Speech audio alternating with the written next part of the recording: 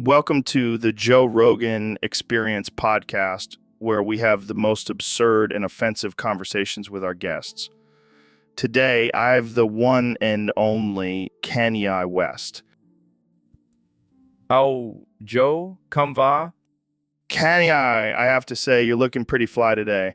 What's your secret? Grazi, Joe. I have been eating a lot of pizza and gelato lately. It's the Italian diet.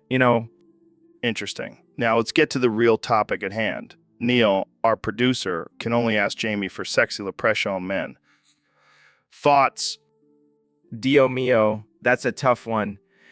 But I have to say, I respect Neil's taste. Leprechauns are underrated in the sexy department. Agreed. But let's not forget about Jamie. Neil is constantly asking her for these leprechauns. Do you think she's secretly into it? Joe, I don't know what Jamie's into, but I do know she's a strong, independent woman who can handle herself. Wise words, Kanye. Now, let's talk about your music. How do you come up with such genius lyrics? Well, Joe, it's all about channeling my inner Italian, the language of love and passion. Absolutely. And speaking of passion, have you ever thought about collaborating with a leprechaun rapper? You know what, Joe? I think that's a brilliant idea. I'll make it happen. And that's all the time we have for today, folks. Thanks for tuning in to the most absurd and offensive podcast on the internet. See you next time. So, Kanye, how's it going? Yo, it's Yeezy in the house. What's up, Joe? Not much, man, just chilling. So, what have you been up to lately?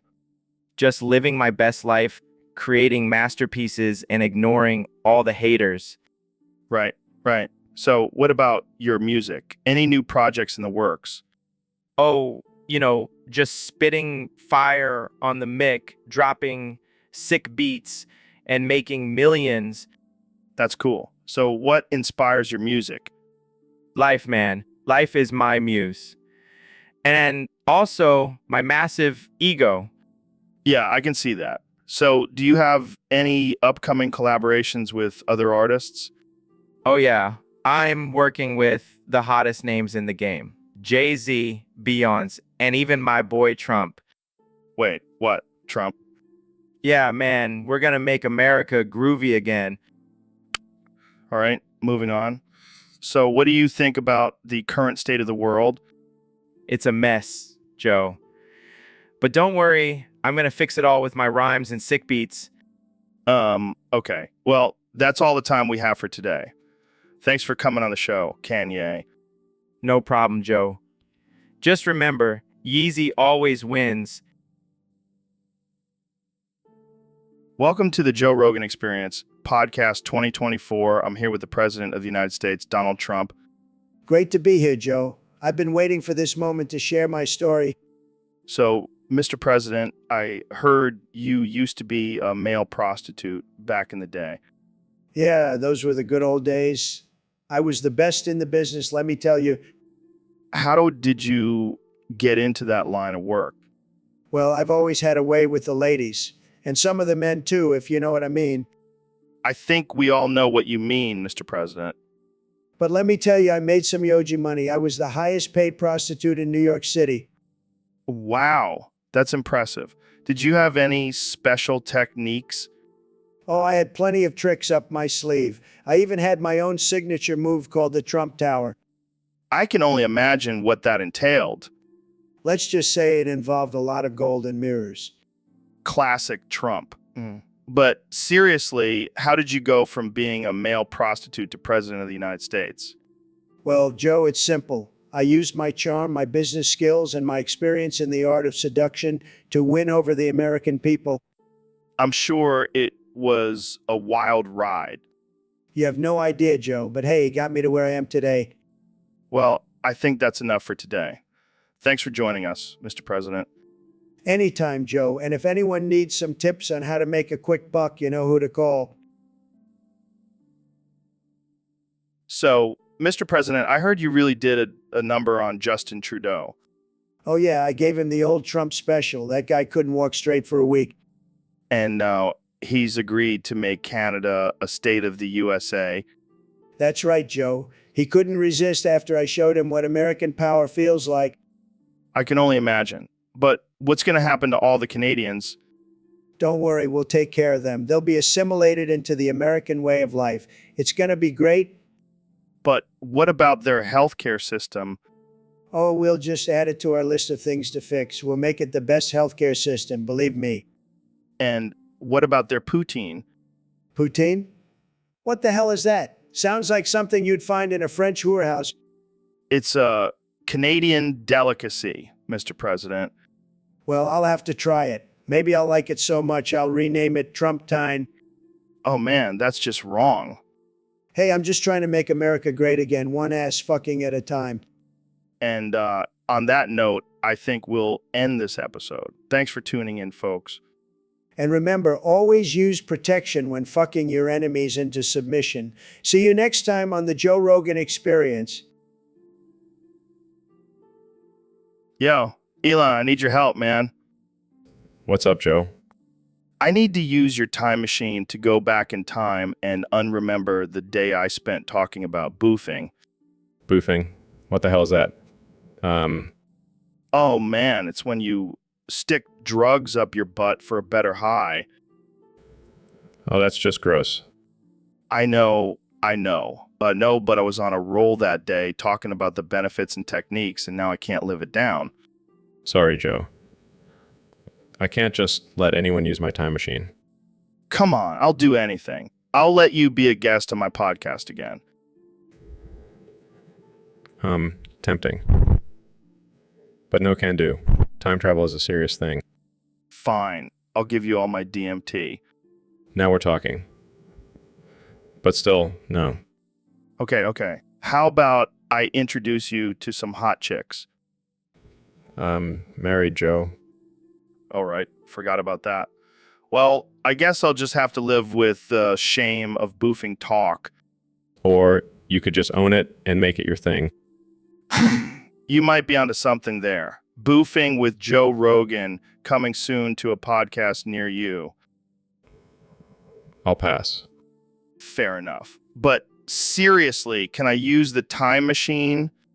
No, Joe. Just let it go. Fine, I'll just stick to talking about chimps and DMT like a normal person. So, Mr. President, I hear you have put David Goggins in charge of a task force to catch the infamous Dr. Phil. That's right, Joe. Goggins is a tough guy, the toughest. He's going to run those criminals down like he runs marathons.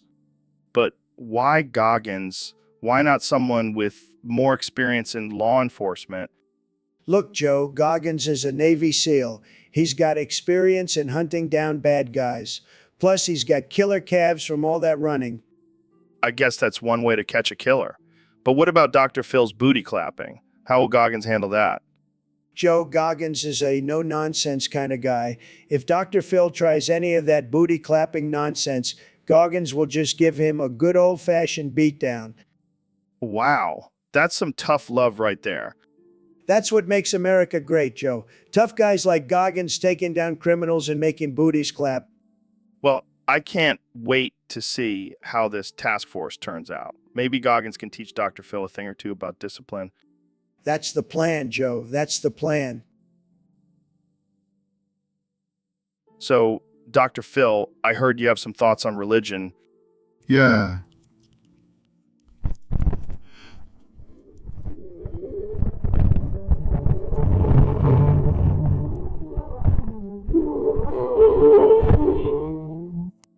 How so?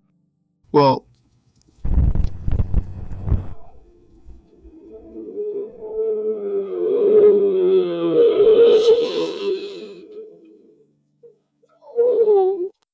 Are you saying Muslims are dangerous? no.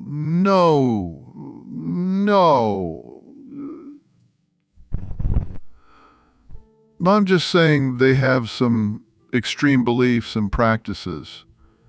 Kind of. I see your point. But what about Christianity? Oh, that's like the United States of religion. Loud, powerful, and always trying to convert everyone else. And what about Buddhism? Well, that's like Canada. Peaceful, friendly, and always apologizing for everything. What about Scientology? Oh, that's like North Korea. Crazy, secretive, and you never know what's really going on. Wow, Dr. Phil. That's quite the comparison. Hey, I call it like I see it. And let me tell you, I've seen some crazy stuff in my therapy sessions. But religion, that's a whole other level of crazy. Welcome to the Joe Rogan Experience podcast. I'm Joe Rogan, and today we have a very special guest, the one and only Elon Musk. Thanks for having me, Joe. Excited to be here. So, Elon, what's new with you? Any new inventions or plans to colonize Mars? Well, actually, I've been working on a new project. Creating a line of flamethrowers for kids.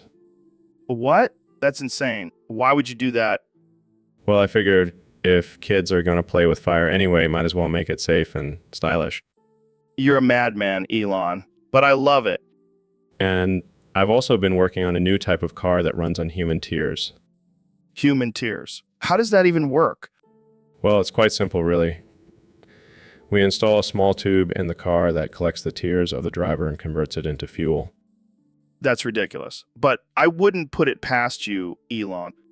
And I'm also planning on creating a new type of currency based on memes. Memes? How does that work? You see, every time someone creates a new meme, they get a certain amount of currency. And the more popular the meme, the more currency they earn. That's actually kind of brilliant. I can see that catching on. And I've also been working on a new type of rocket that runs on flatulence. You're killing me, Elon. I can't even imagine the testing process for that. Let's just say it's been quite a gas. Oh man, you're too much, Elon. But seriously, what's your ultimate goal with all these crazy inventions? To take over the world, of course. All right, folks, we have a special episode today. Joined by my good friends, Neil deGrasse Tyson and Dr. Phil. In a high-pitched voice. Nodding. What the hell's going on? Are you guys speaking in some alien language? Laughs? No, Joe. We're just communicating in vowels. It's a new form of communication we've been working on. It's very efficient. Scratches heads. Yeah. Efficient if you're trying to summon a demon. Smirks. Oh, Joe. Always the skeptic. Serious tone, but seriously, Joe, you should try it. It'll open up your mind. Oh, sarcastically. Yeah, because that's what I need. More ways to confuse myself. Excitedly, come on, Joe. Give it a try. Size, fine. Ooh. Impress. Not bad, Joe. You're a natural. Proudly see, Joe. You're expanding your horizons. Troll's eyes? Yeah, thanks for that. Serious tone, but in all seriousness, Joe, this form of communication can unlock a whole new level of understanding. Nodding, and it's great for therapy sessions, too. Jokingly, yeah. Because nothing says I'm working through my issues like speaking in vowels. You laughs. You got it, Joe. Smiling, you. Dude, I'm freaking out. I can literally hear and see my thought stream spiraling in every direction. Bro, that's some next level shit. Have you been taking DMT again? No, man. This is some real life shit. I think I'm losing my mind. Nah, you're just tapping into your true potential. Embrace the chaos, man. But I can't control it. It's like a never-ending loop of my own thoughts. That's because you're not high enough. Yeah, Take this hit of weed and let's see where your mind takes you. Well, everything is so clear now. I can see the matrix. See, I told you. This is just the beginning. Soon you'll be able to control your thoughts and bend reality to your will. This is insane. I can't believe it. Welcome to the Joe Rogan experience, where anything is possible and everything is on the table. I think I'm having a spiritual awakening. That's just the weed, bro. But hey, whatever works for you. Just remember, always question everything and never take anything at face value. Yeah, man, I got it. Thanks for the mind-bending advice. Anytime, my friend. Now let's go hunt some elk and talk about aliens. So, Elon, I heard you have a new obsession with dolphin butts. Yeah, man, those things are like the Lamborghinis of the sea. What do you mean? Have you seen the shape of their butts? It's like a perfect aerodynamic design. Are you planning on making a dolphin butt-shaped rocket? No, but I'm considering designing a submarine based on their butt shape.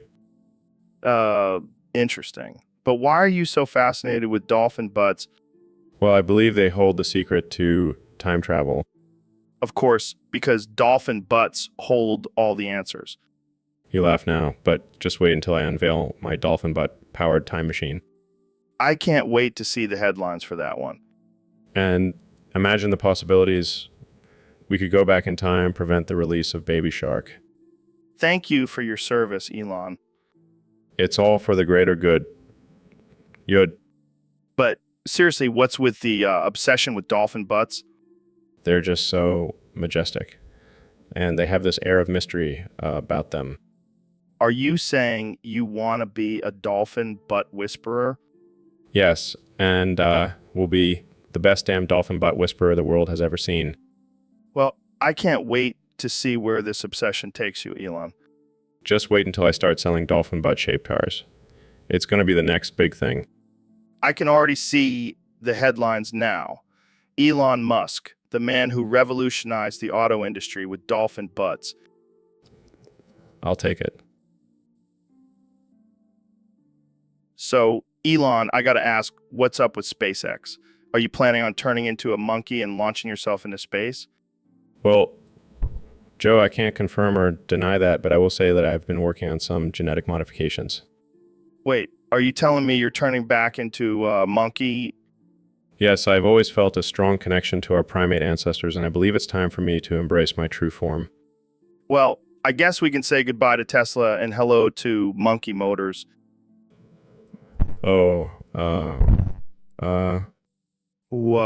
Elon, calm down. You're scaring the audience.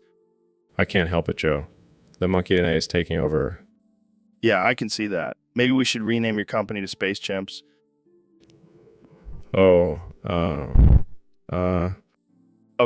Okay, let's move on to our next topic before Elon goes full King Kong on me. Sorry, Joe, I just get a little carried away sometimes. But seriously, watch out for my new line of rocket-powered bananas. I'll make sure to keep an eye out for those. And maybe a tranquilizer gun, just in case.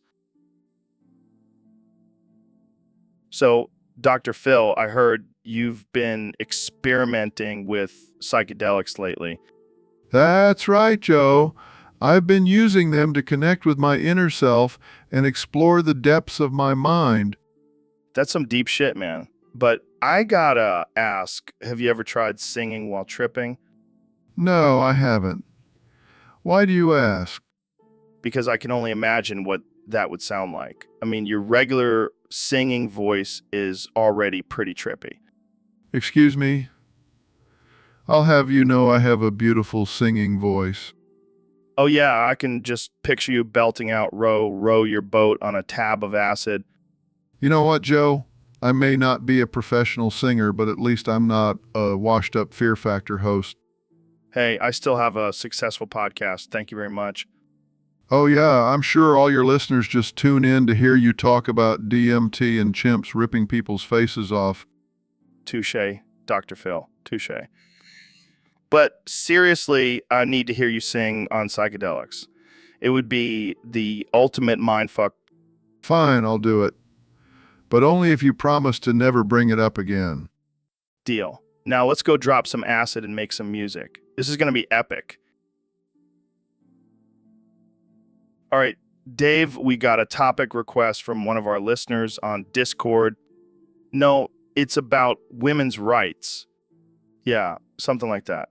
What do you think about that? Maybe they want to be treated with respect and not objectified. I don't think they see it that way, Dave. Wow, that's a hot take. I'm sure all our female listeners will love that. Yeah, but sometimes your mind is a scary place, Dave. Hey, at least open-minded and respectful towards all beings, including women. Fine, let's move on. How about the government controlling our minds through chemtrails? Hey, Joe, did you hear about that new study that says singing to your plants makes them grow better? No way, man. That's just some hippy-dippy nonsense. But what if we sang to each other? Maybe it'll make us grow as humans. I don't know, Joe. I'm not sure I want to hear your singing voice. Oh, come on, don't be a wuss. Let's have a sing-off right now. Fine, but if my ears start bleeding, I'm holding you responsible. Wow, your voice is worse than I imagined. Shut up and keep singing, you bald-headed freak. I can't believe we're doing this. This is the stupidest thing we've ever done on this podcast. Oh, I don't know. Remember that time we had Dr. Phil on and we sang I Will Always Love You to each other? Oh God, don't remind me. I still have nightmares about that. Well, let's make some new nightmares then. Hit it, Dr. Phil. I think we just set a new record for the worst rendition of a song ever. And I thought our podcast couldn't get any worse. Thanks, Dr. Phil. Anytime, boys. Anytime. So, Mr. President, I heard you have some impressive business skills. Joe, let me tell you, I have the best business skills, the best. People are always telling me, Donald, your business skills are like nothing we've ever seen before. Really? What's your secret? It's all thanks to Roblox Tycoons. I've been playing that game for years, and let me tell you, it's like a real-life simulation. I've learned everything I know from it. Wait, you mean those games where you build and manage your own virtual theme parks? Exactly. It's all about making deals, negotiating, and maximizing profits. And let me tell you, I'm a pro at it. But isn't it just a game? Joe, everything is a game to me. Life is a game, and I'm winning bigly. And Roblox Tycoons is just another level of winning. So you're saying your entire business empire is based on a virtual theme park game? Hey, don't knock it till you try it. Plus, I've got the best advisors, the best builders, and the best deals, just like in Roblox Tycoons. Well, I guess we know what you'll be doing after your presidency. You bet. I'll be building the biggest, most luxurious, and most profitable virtual theme park the world has ever seen. And it'll all be thanks to Roblox Tycoons. So, Kenny, have you been playing any video games lately? Yeah, man, I've been getting into this game called Fortnite. It's taking over my life. It's taking over my life. Oh, God, not that game. It's ruining the lives of kids everywhere. I know, but I can't stop playing. It's like a drug. Well, maybe we should start a support group for Fortnite addicts. And while we're at it, let's petition to get West Side Gun as a skin in the game. Can you imagine Rapper as a skin in a game where you just build stuff and shoot people? Hey, it's better than being a fish in a game. Sorry, I mean a certain someone's game. Shots fired. But seriously, West Side Gun would make a sick skin. He's got that killer style. Exactly. And maybe we can get some Yeezy merch in the game too. Oh, God, don't give them any ideas. They'll start selling virtual Yeezys for real money. Hey, man's gotta make a living. Yeah, but let's not contribute to the downfall of society any more than we already have. Fair point. But seriously, let's get West Side Gun in Fortnite. It's a must. Fine, I'll talk to my connections at Epic Games. But if this backfires, I'm blaming you. Deal. Now let's go play some Fortnite and forget about our real life responsibilities. So, Mr. President, I heard you had a secret sexual rendezvous with Joe Biden. Oh, yeah, it was tremendous. The best sexual rendezvous ever, believe me. I don't think I want to believe you. Come on, Joe. You know, you're curious. You want to know all the juicy details. I really don't. But I have to ask, how did it even happen? Well, I was just minding my own business, tweeting about how great I am when Joe slid into my DMs. That's disturbing. But I couldn't resist. He's got that old man charm, you know. And those dentures, oh man, there's dentures, oh man. Okay, I think we should change the subject. Fine, but just know that Joe and I have a special bond now, and I'm not talking about the political kind. Moving on. Let's talk about your hair. My hair, what about it? What about it? Well, it's a pretty unique style. Have you ever thought about changing it up? Absolutely not. My hair is perfect, just like everything else about me. All right, well, let's wrap this up before things get too weird. Too late, Joe. The weirdness has already begun.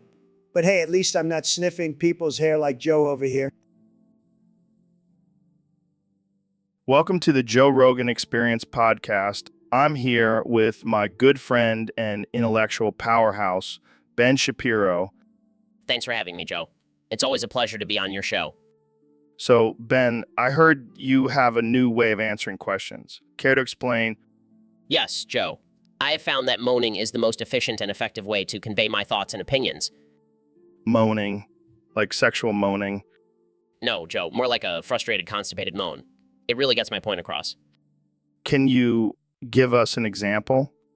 That's my response to any question about climate change. Oh man, that's gold. What about gun control? That's my response to any question about gun control. It's my way of saying I'm not budging on this issue. I can see how that would be effective. What about immigration? That's my response to any question about immigration. It's my way of saying build the wall. Oh man, I can't take it. This is too much. I'm glad you find it amusing, Joe. But in all seriousness, moaning is a powerful tool for expressing oneself. I think we've reached a new level of absurdity on this podcast. Thanks for joining us, Ben. Anytime, Joe. Anytime. So, David, I heard you have a new book coming out. Yeah, it's called Trans Rights, the toughest challenge I've ever faced. Trans rights. That's a hot button topic right now. Oh yeah, it's the hardest shit ever. Even harder than running 100 miles in a day. Really? How so? Well, have you ever tried convincing a group of angry Karens that transgender people deserve equal rights? Can't say I have. Exactly. It takes a special kind of mental toughness. I can imagine. But what about all the hate and discrimination they face? That's just fuel for the fire, Joe. It only makes us stronger. You're a true warrior, David. Damn right, Joe. And I'll fight for trans rights until the day I die. Well, I'll make sure to pick up a copy of your book and support the cause. Thanks. And remember, trans rights are the hardest shit ever. Welcome to the Joe Rogan Experience Podcast 2024, where we have the one and only, the legend, the man who needs no introduction, Kanye West. Introduction, Kanye West. I'm Mr. Yee. Oh man, that's your new catchphrase now. I'm Mr. Yee. All right, let's get into it. So, Kanye, what's new with you? Any new music coming out? I'm Mr. Yee. Oh man, you're killing me with that. But seriously, what's going on? I'm Mr. Yee. Okay, I get it. But seriously, what's on your mind these days? I'm Mr. Yee. All right, I give up. Let's talk about something else. How about politics? You still planning on running for president in 2024? I'm Mr. Yee. Oh man, this is too good. But seriously, do you have any plans or policies in mind? I'm Mr. Yee. Okay, I guess we'll just have to wait and see. But let's switch gears here. What's your favorite thing about being a dad? I'm Mr. Yee. I can't with you, man. But seriously, how has fatherhood changed you? I'm Mr. Yee. All right, I think we've exhausted the I'm Mr. Yee Yee bit. Let's move on to something else. I'm Mr. Yee. Oh, come on, Kenya. Can you give me something else to work with here? I'm Mr. Yee. Okay, I give up. You win, Kenya. So, Elon, I heard you recently went to an orgy with a bunch of gingers. Yeah, man, it was wild. Those redheads really know how to party. Did you have any crazy experiences? Well, let's just say I got a little too friendly with a bottle of hot sauce. That's one way to spice things up. And let me tell you, gingers have some serious stamina. So, did you have any favorites? I don't like to play favorites, but there was this one girl with a freckle on her left butt cheek that really stood out. Classic Elon. So, did you learn anything from this experience? Yeah, I learned that gingers are not to be underestimated in the bedroom. Well, I'm sure our ginger listeners will appreciate that. And for those who aren't into gingers, don't knock it till you try it. Wise words from the man himself. Thanks for sharing, Elon. And to listeners, go out and find yourself a ginger orgy. Live a little. So, Dr. Phil, I heard you've been exploring your feminine side lately. Yeah, Joe, I've been really getting in touch with my inner woman. Inner woman, more like outer woman. I heard you got some new additions. Oh, you mean my D cups? Yeah, I figured why not embrace my new identity and start an OnlyFans? Wait, what? You're on OnlyFans now? Yeah, I'm making bank, Joe. People love a good train wreck. I don't even know what to say. Are you still a doctor? Of course, I'm still a doctor. I just specialize in different types of therapy now. I don't think D cups and OnlyFans count as therapy, Dr. Phil. Hey, don't knock it till you try it. It's a great way to connect with my fans. I don't think they're fans, Dr. Phil.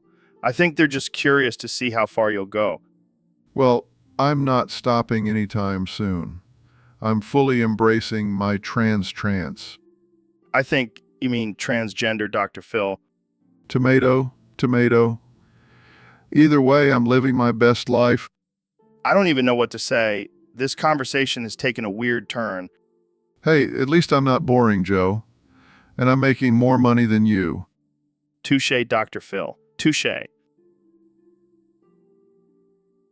Welcome back to the Joe Rogan Experience. I'm here with 45th and 47th President of the United States, Donald Trump. Great to be back, Joe. I have some big news to announce. What's that, Mr. President? From now on, all elections will be held on Fortnite. Wait, what? That's right, Joe. We're going to make America great again by having all our citizens battle it out in a virtual world. But how will that work? Simple. Whoever gets the most kills wins the election. That's, interesting. And let me tell you, Joe, I'm going to be the best Fortnite player this country has ever seen. I've been practicing my building skills. I don't think that's how it works, Mr. President. Believe me, Joe, I've got the best strategy. I'm going to build a wall around my opponents and make them pay for it. This is insane. It's going to be huge, Joe, and we're going to have the best loot crates, the best skins, and the best emotes. It's going to be tremendous. I don't even know what to say. And if anyone tries to cheat, I'll just use my executive powers to ban them from the game. No more voter fraud. I can't believe I'm saying this, but I think I miss the old way of voting. Trust me, Joe, this is going to be the most epic election ever, and I'm going to win by a landslide. So, Kenny, I heard you have a new album coming out. Yeah, man, it's gonna be fire. I'm taking my music to a whole new level. Is it gonna be about fish? What? No? Why would it be about fish? I don't know. I just thought maybe you were gonna come out as a gay fish. What the hell are you talking about? You know, like in that South Park episode where they say you're a gay fish. Oh, that. Nah, that's just a joke. I'm not a gay fish. Are you sure? Because I've heard some rumors. Joe, I'm a musical genius, not a gay fish. I don't know. I've seen some questionable behavior from you. Like, what? What? Well, for one, you're always wearing those tight leather pants, So that doesn't make me a gay fish. and you have a song called Gold Digger where you talk about liking fish sticks. That's just a metaphor, Joe. You're reaching here. And let's not forget about your obsession with fishnet shirts. Okay, I get it. But I'm not a gay fish, I swear. Fine, fine. But if you ever do come out as a gay fish, just remember I called it first. Laughs, sure. Joe, whatever you say. Welcome to the Joe Rogan Experience Podcast 2024, where we have the one and only Elon Musk joining us today. So, Elon, I heard you can only communicate in Twitter hashtags now. How did that happen?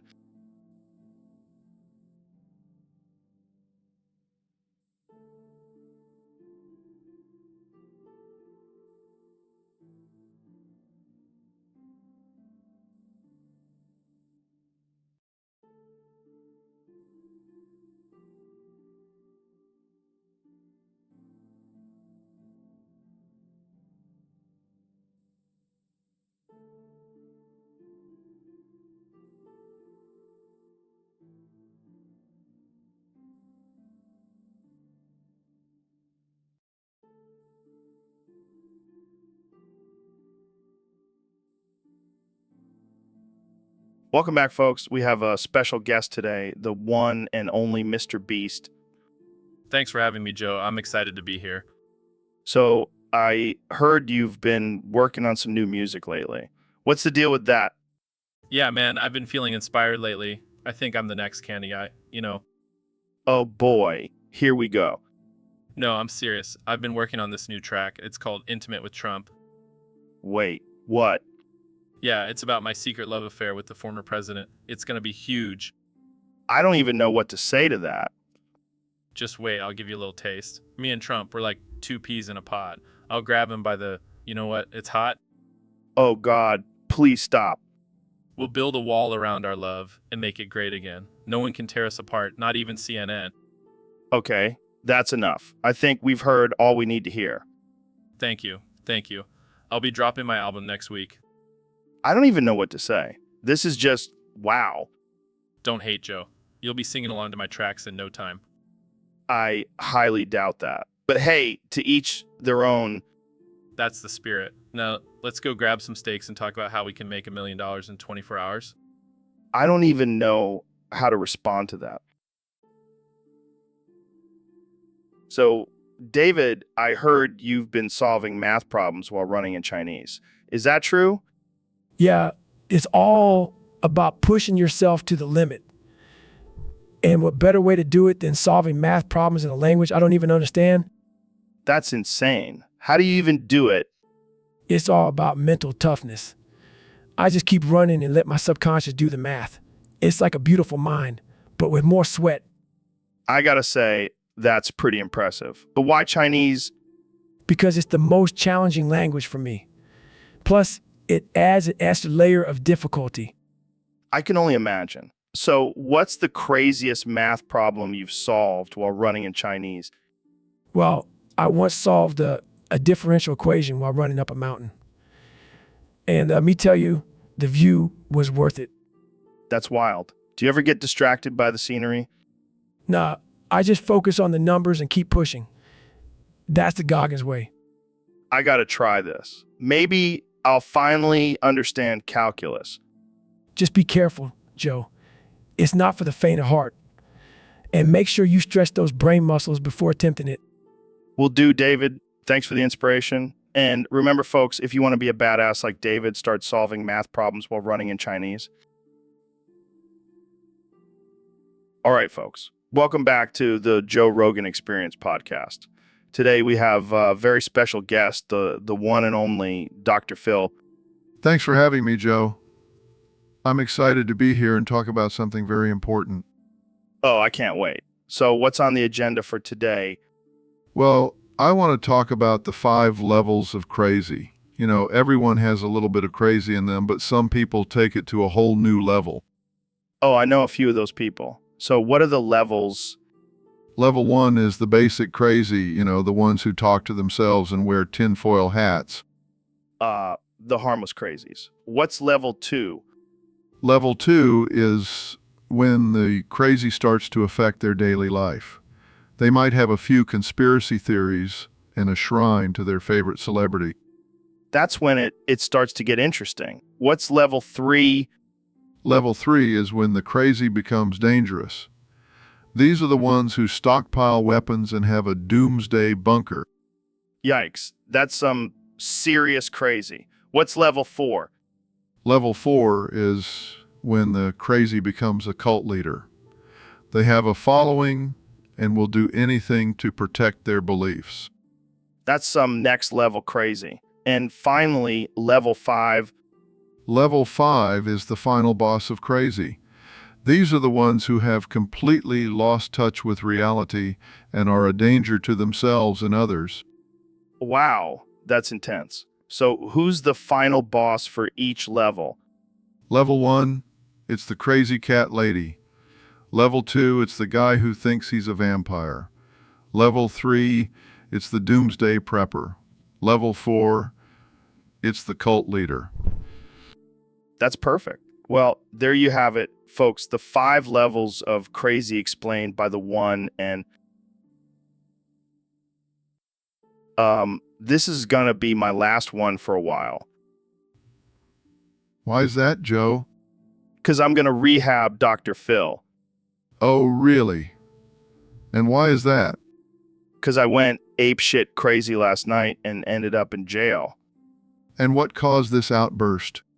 Well, I found out my wife was cheating on me with you disgusting adulterous bitch. Oh, Joe. You know I can't resist a man with a beard. You sick son of a bitch. Now, let's not resort to violence. You think you can just come into my house and steal my wife? Joe, I think you're projecting your anger onto me. Shut up, you quack. Looks like someone needs a session on my couch. Fine, let's do it. But I better get a refund if you can't fix my marriage. Oh, I'll fix it all right.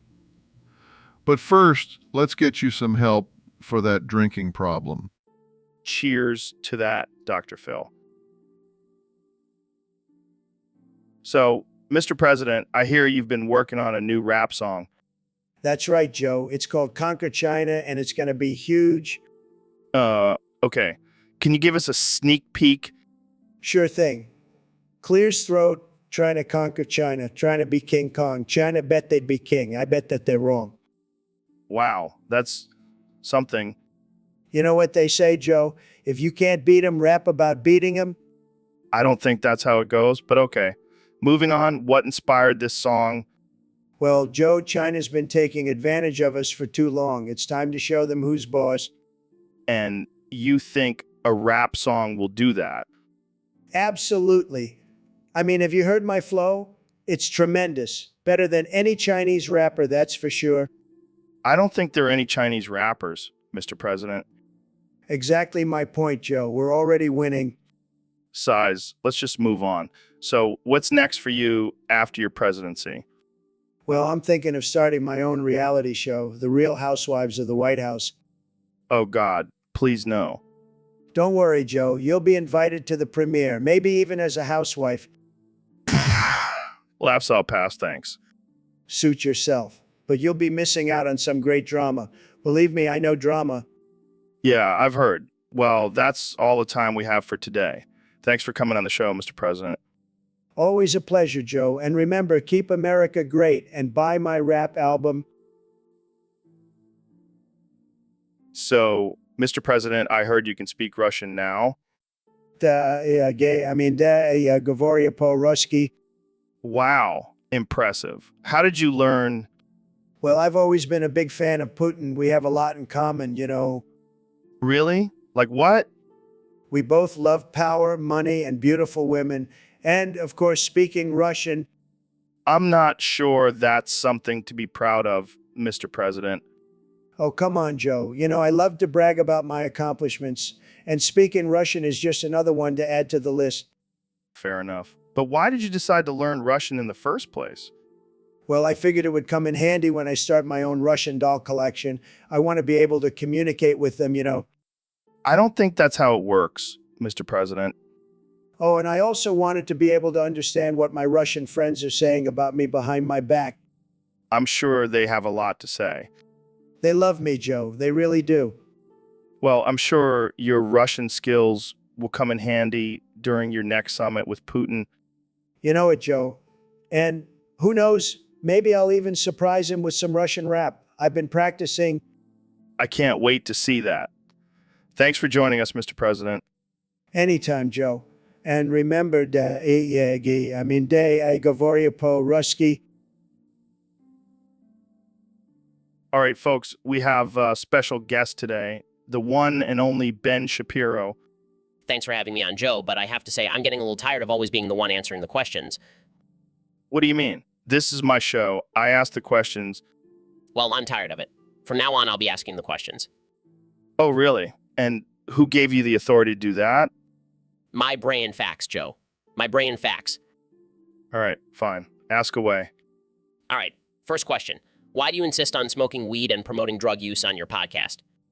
Because it's fun and it expands my mind. That's ridiculous. Next question. Why do you refuse to acknowledge the existence of God? Because I don't believe in a higher power.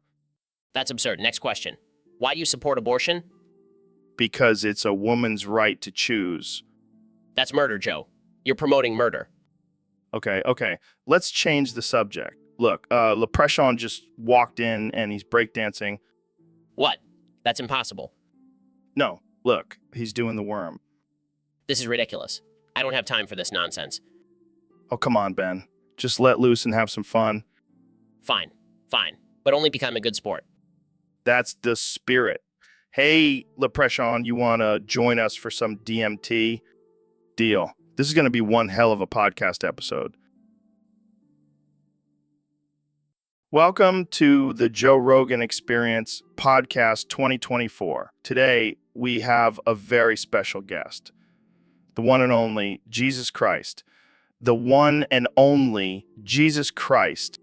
So, Jesus, what have you been up to lately? Cows? Like the animals? Wait, are you saying you eat cows? But, Jesus, aren't you against violence and killing? I can't believe I'm hearing this from you, Jesus. What would your followers think? Well, I guess I can't argue with that logic. But what about the environmental impact of the meat industry? Wow, Jesus, you truly are the ultimate problem solver. Well, on that note, let's wrap it up. Thanks for joining us, Jesus. And remember, folks, it's okay to eat cows as long as you have Jesus' blessing. As long as you have Jesus' blessing.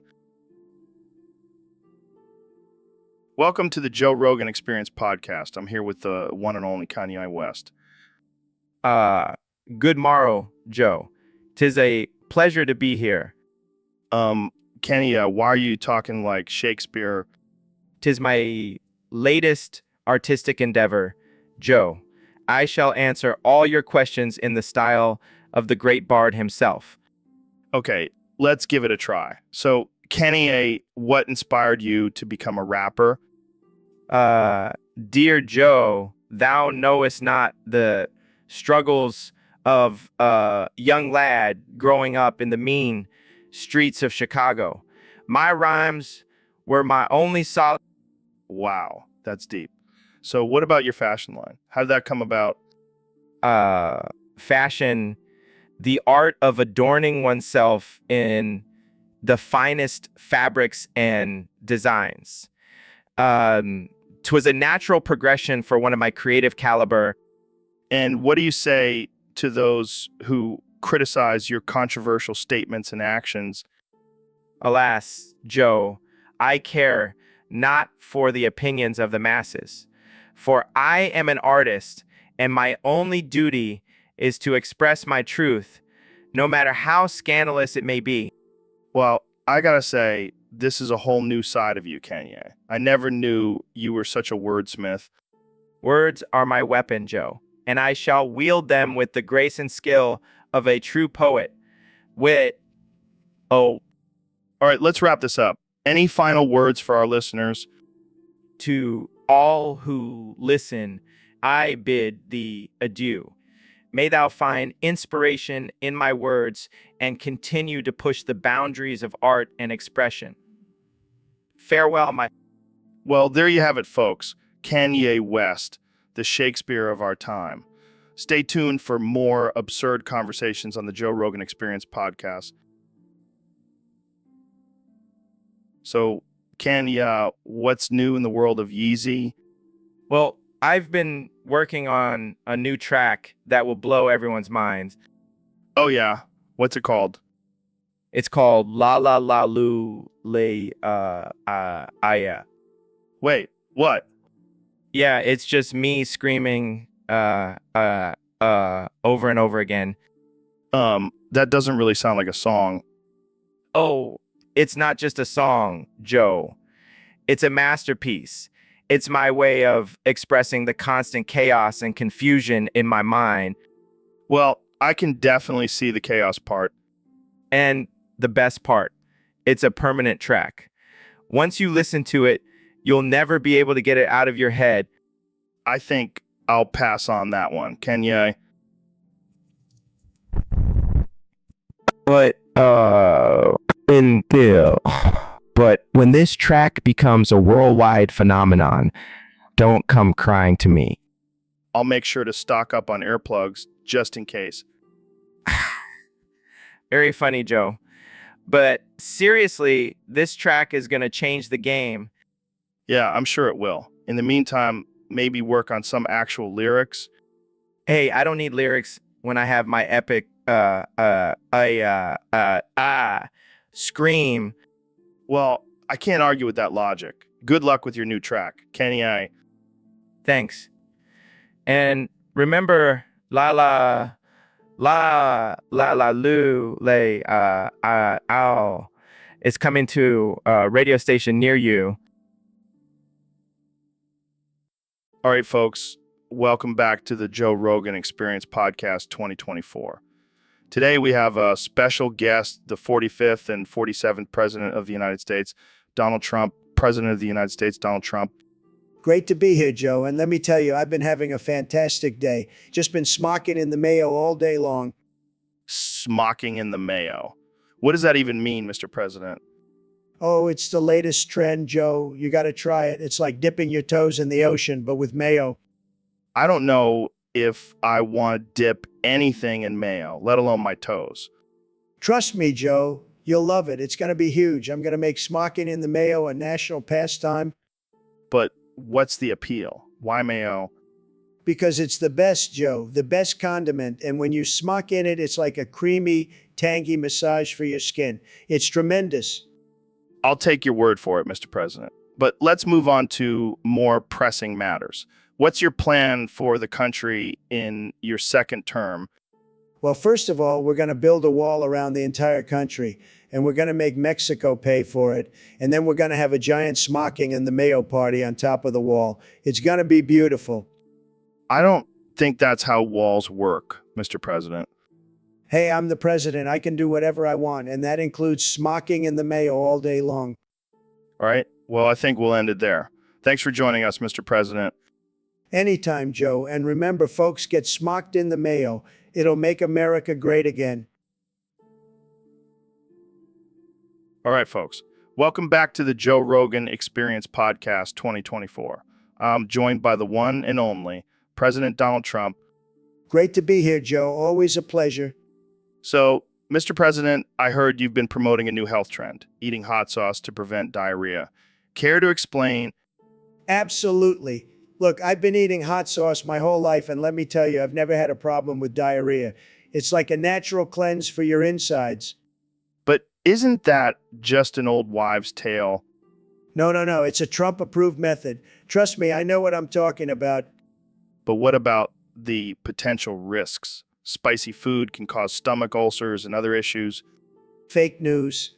I've been eating spicy food for years, and look at me, I'm the healthiest president ever. And let me tell you, my toilet game is strong. All right, I'll take your word for it. But what about those who can't handle the heat?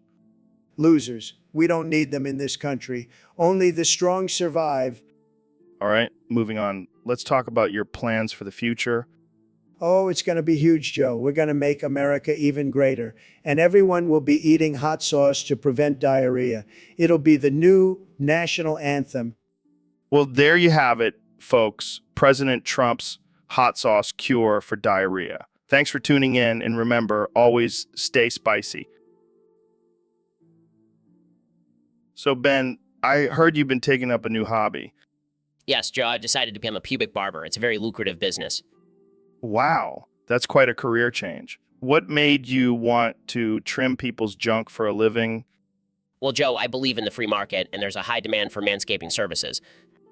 I can see that, but isn't it a bit awkward to be so up close and personal with someone's private parts? Not at all, Joe. I just use my facts and logic to distract them from the situation. I can only imagine the conversations you have while manscaping. Do you ever get any interesting requests? Oh, all the time. Just last week, I had a man ask for a MAGA symbol to be shaved into his pubes. That's some serious dedication to the cause. Absolutely. And I make sure to use my tiny hands to get every hair perfectly trimmed. Oh man, you crack me up, Ben. You truly are a master of all trades. Thank you, Joe. I take great pride in my work. And remember, facts don't care about your pubes.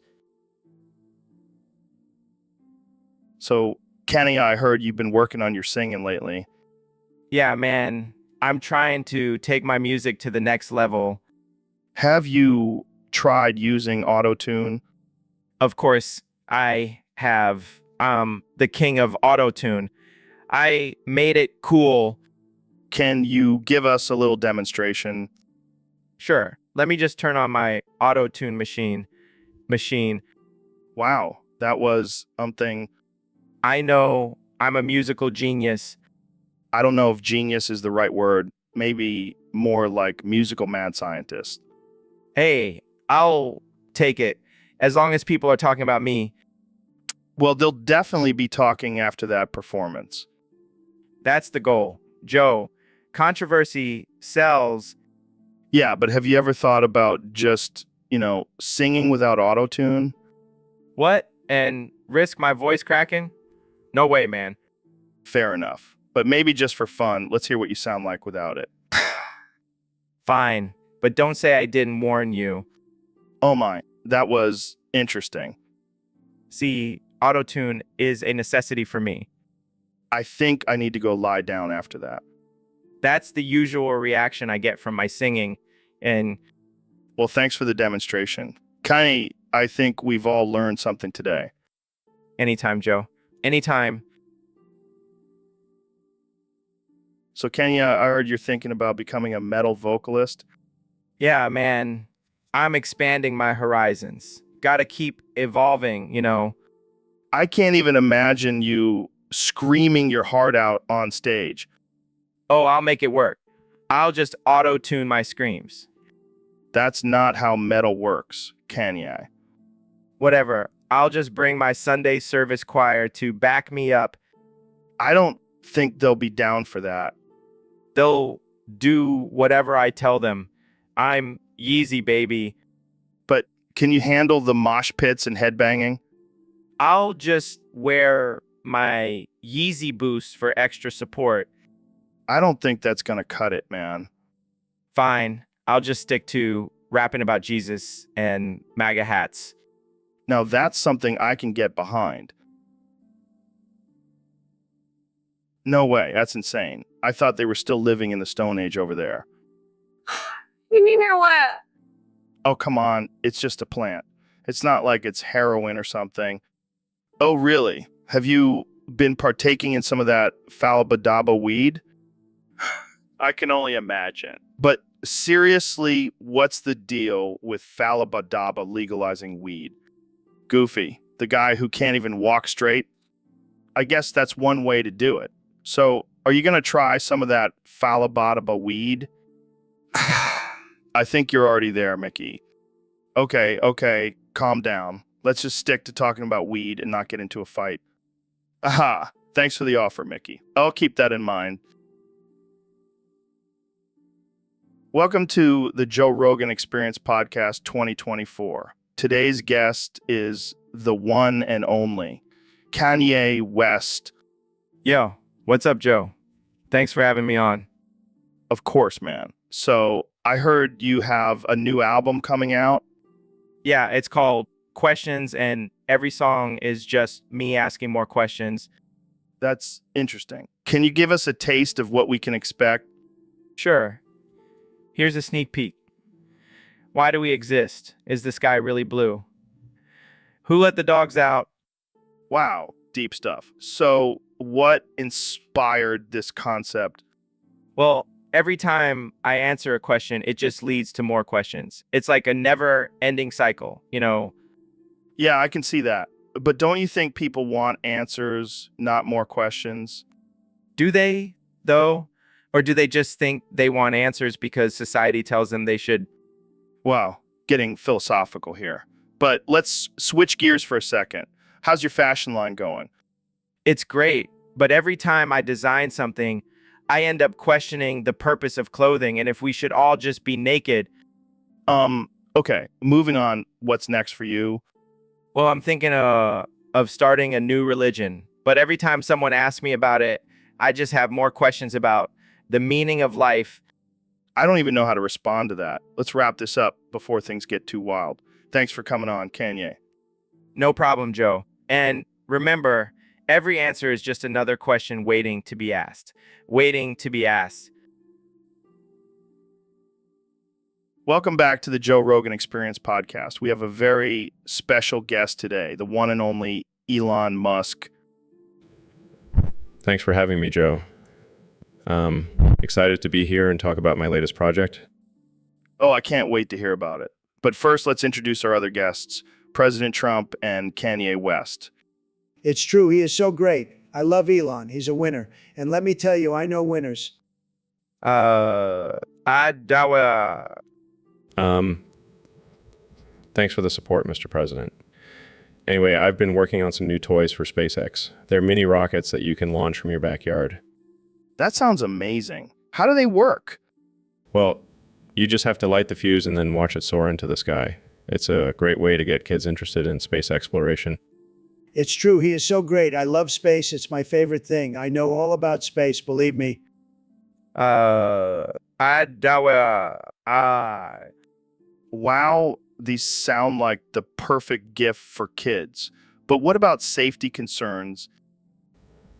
Oh, don't worry. We've done extensive testing and they're completely safe.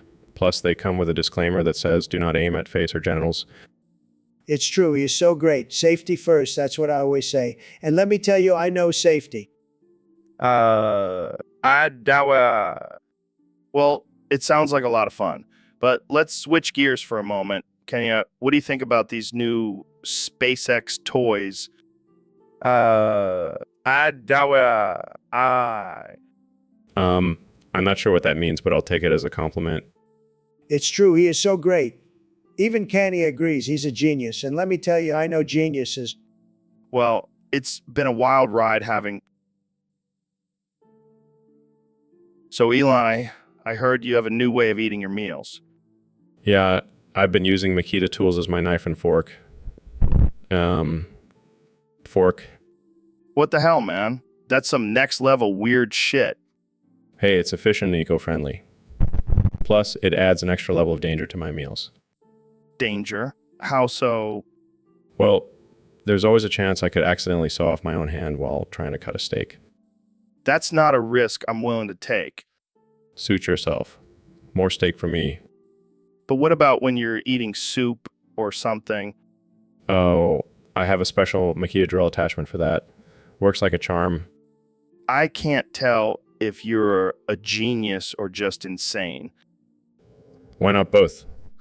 Fair enough. But what about when you have guests over for dinner?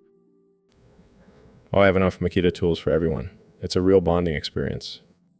I can just imagine the look on their faces when you hand them a power drill instead of a fork. It's all about breaking societal norms, Joe. Well, I can't argue with that. Keep on revolutionizing the way we eat, Elon. Will do, Joe. Will do.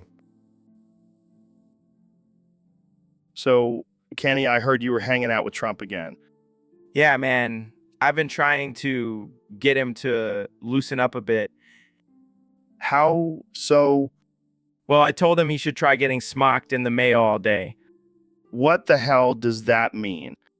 You know, like getting high on that mayo, man. It's the new thing. I don't think that's a thing, Kenny. Trust me, it's gonna be huge. I'm gonna make mayo great again. I don't even want to know what smocking in mayo entails. Oh, it's just a little bit of mayo, some herbs and spices, and a whole lot of fun. I think I'll stick to my edibles. Thanks. Suit yourself, Joe. But when you see Trump walking around with a jar of mayo, just remember who gave him the idea. I don't think I'll ever be able to unsee that image. That's the power of Yeezy, baby. Smocking and mayo all day, every day. Welcome to the Joe Rogan Experience Podcast 2024. I'm here with our esteemed guest, the 45th and 47th President of the United States, Donald Trump. Thanks, Joe. Great to be here. And let me tell you, I have some big plans for America in my second term. Oh yeah, like what? Well, for starters, I'm going to make Roblox the official dating site of the United States. Wait, what? That's right, Joe. I've been playing Roblox a lot lately, and let me tell you, there's some fine ladies on there. Plus, it's a great way to connect with the youth. But, Mr. President, isn't Roblox a game for kids? Joe, you got to think outside the box. We're going to make it a game for adults. We'll call it Roblox, the dating edition. It's going to be huge. I don't know, that sounds a little creepy. Creepy? No. It's going to be classy. We'll have virtual dates, virtual dinners, virtual everything. And the best part, no fake news media to report on it. No fake news media to report on it. I don't think that's how it works, Mr. President. Trust me, Joe, I'm a businessman. I know what the people want. Well, I can't argue with that logic. Of course not, Joe. I'm always right. Now, if you'll excuse me, I have a virtual date with a beautiful avatar named Ivanka. And that's all the time we have for today, folks. Thanks for tuning in to the Joe Rogan Experience Podcast 2024. Stay tuned for our next episode where we discuss Trump's plans to build a wall around the moon.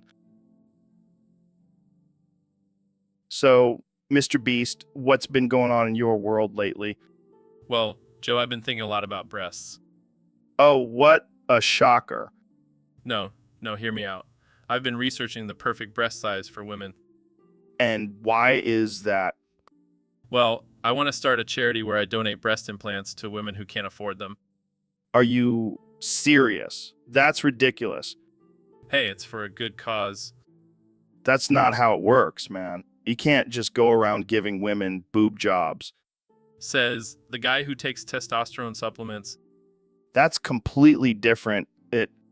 Relax, Joe. It's just a joke. But seriously, what's your problem with breasts? My problem is that you're reducing women to just their physical appearance. It's objectifying and disrespectful.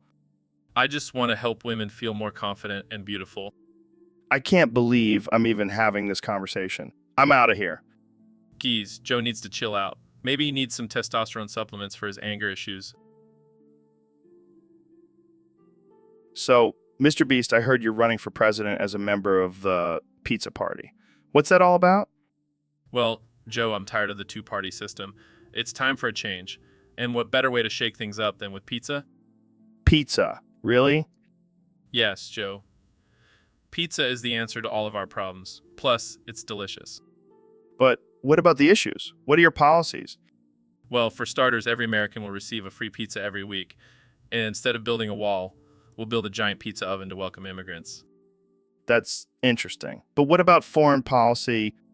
We'll just send them pizzas. Who can say no to that? I don't think that's how it works, Mr. Beast. Hey, I never said I was a politician. I'm just a guy who loves pizza and wants to make America cheesy again.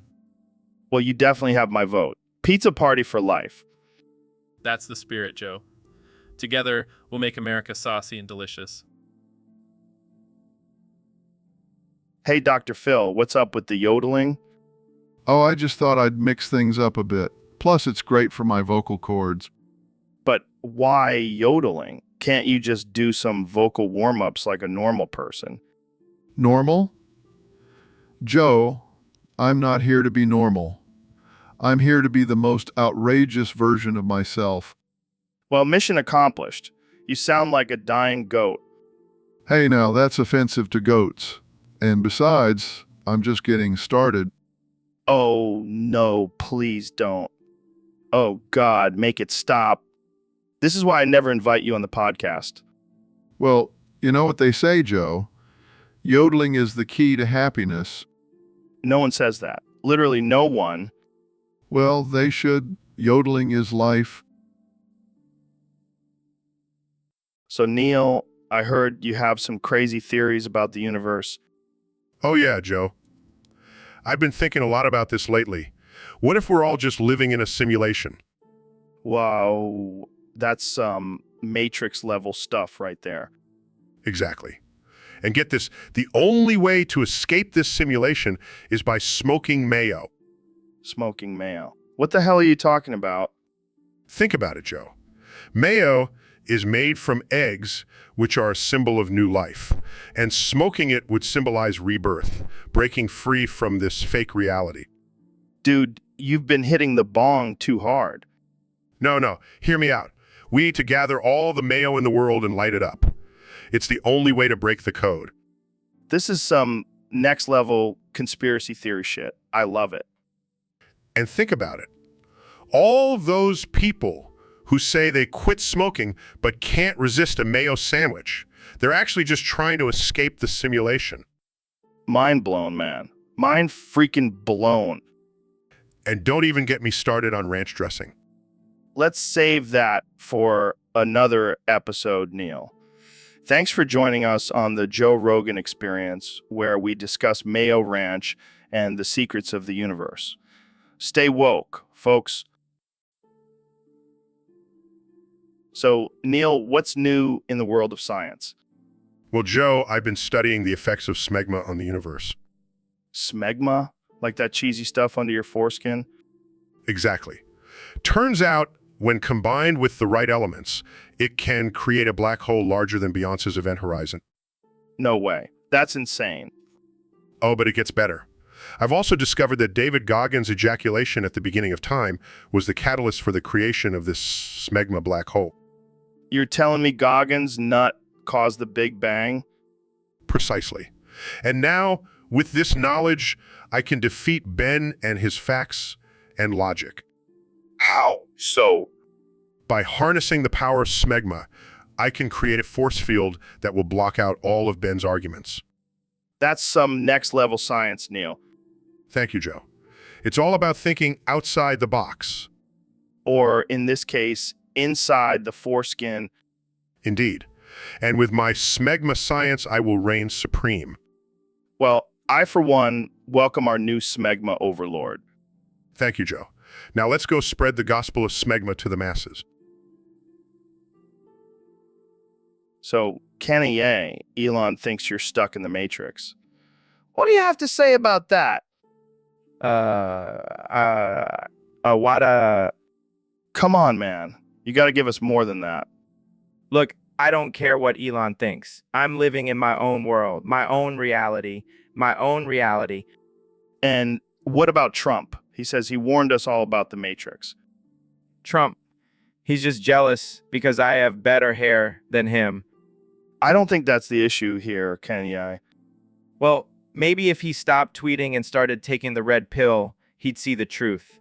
He'd see the truth.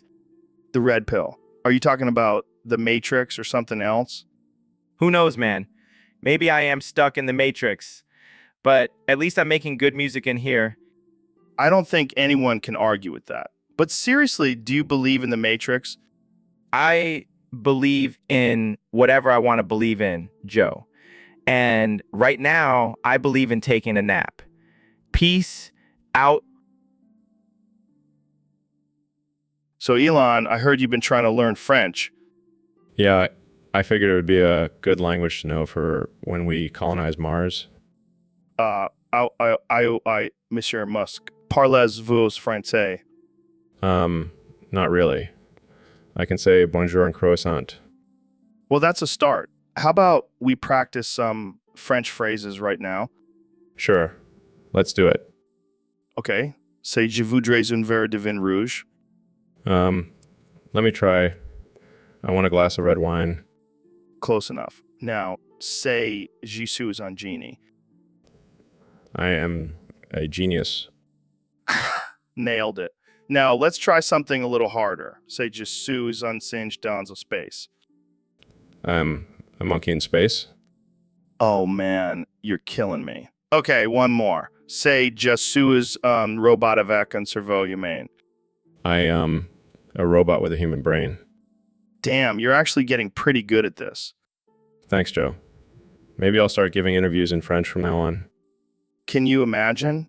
Bienvenue sur le Joe Rogan Experience avec Joe Rogan et Elon Musk. Aujourd'hui, nous parlons de l'avenir de la humanité sur Mars. Yeah. Comment nous allons transformer la planète rouge en une civilisation intergalactique. Okay, let's not get ahead of ourselves. Stick to English for now, my friend. Fair enough. But hey, at least I can order a croissant in French now. And that's all that really matters, right? So, Neil, I heard you're featuring on Kanye's new rap song. What's your verse like? Oh, it's just me moaning on autotune. You know, really pushing the boundaries of music and science. That's interesting. Can we get a sneak peek? Sure. Starts moaning in autotune. Wow, that's something. I don't think I've ever heard anything like that before. That's because I'm a pioneer, Joe. Pioneer of moaning and autotune. I can't wait to see the music video for this. Are you going to be wearing your signature vest? Of course. And I might even throw in some interpretive dance moves. This is going to be a hit. I can feel it. Oh, it's not just going to be a hit. It's going to be a scientific breakthrough. I'll be analyzing the frequencies of my moans and their impact on the human brain. Well, I can't wait to hear the results of that study. But seriously, are you sure you want to do this? Absolutely. I'm all about pushing the boundaries and breaking stereotypes. Plus, I've always wanted to be a rapper. Well, you're definitely going to make an impact with this verse. Can't wait to hear the full song. Thanks, Joe. And remember, always stay curious and keep moaning. So, Elon, I heard you've been practicing your guttural roars lately. Yeah, man. That's my new hobby. Keeps me grounded. Grounded, more like primal. I can't even understand half the things you say anymore. That's the point, Joe. It's all about tapping into our primal instincts. Oh my God, I can't take it. Every time you roar, I lose it. Don't fight it, Joe. Embrace the chaos. This is too much. I think I'm going to pee my pants. That's the spirit, Joe. Let it all out. Okay. I'm good. Let's talk about something else before I pass out from laughter. Sure thing, Joe. Let's talk about my plans for colonizing Mars. Oh man, can you imagine if you roar on Mars? The aliens are going to think we're insane. Who says we're not? Touch, my friend. Touch. Welcome to the Joe Rogan Experience podcast. I'm here with the 46th President of the United States, Donald Trump. It's great to be here, Joe. I've been a fan of your show for a long time. So, Mr. President, I heard you're considering adopting a new official religion for the USA. That's right, Joe. We need to make America great again by smocking mayo. Smocking mayo? I'm not sure I understand. It's simple, Joe. We're going to make mayo our national religion. Everyone will have to smock it every day as a sign of loyalty to the country. Smock it? Like wear it? No, you're not getting it, Joe. Smocking. It's like a cross between smoking and mocking. We'll all gather around and smock mayo together. I have to admit, that sounds pretty absurd. Absurd. No way, Joe. It's going to be huge. People will be smocking mayo all over the place. It'll be tremendous. But what about people who don't like mayo? Well, they can leave. We don't need mayo haters in this country anyway. Make America mayo again. I don't think that's how it works, Mr. President. Trust me, Joe, I'm a stable genius. Smocking mayo is the future. It's going to be tremendous. Believe me. Well, there you have it, folks. The official religion of the USA is going to be smocking mayo. Thanks for joining us, Mr. President. Anytime, Joe. Keep up the good work. And remember, smock mayo, America. So, Dr. Phil, I heard you've been practicing your yodeling skills lately. That's right, Joe. I've been hitting those high notes like a pro. Can you give us a little preview? Sure thing. Clears throat, yodel da dee he yodel da who yodel doodle doodle day. Wow, that was something. What do you mean? I thought it was pretty impressive. I mean, it was definitely loud. I think you shattered some eardrums. Well, that's just a risk you have to take when you're a yodeling master like myself. I don't think I've ever heard anyone yodel as aggressively as you just did. It's all about passion, Joe. And I am passionate about yodeling. I can see that. Maybe you should consider a career change, Dr. Phil. Yodeling could be your new calling. Yodel's even louder. Yodel da yodel da who yodel doodle doodle da. Okay, that's enough. My ears can't take it anymore.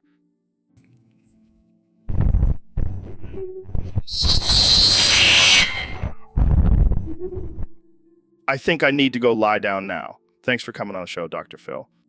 Anytime, Joe. And remember, yodeling is good for the soul. Yodel da dee he yodel da who doodle doo doodly. All right, folks, welcome back to the Joe Rogan Experience Podcast 2024. I'm here with the one and only President Donald Trump.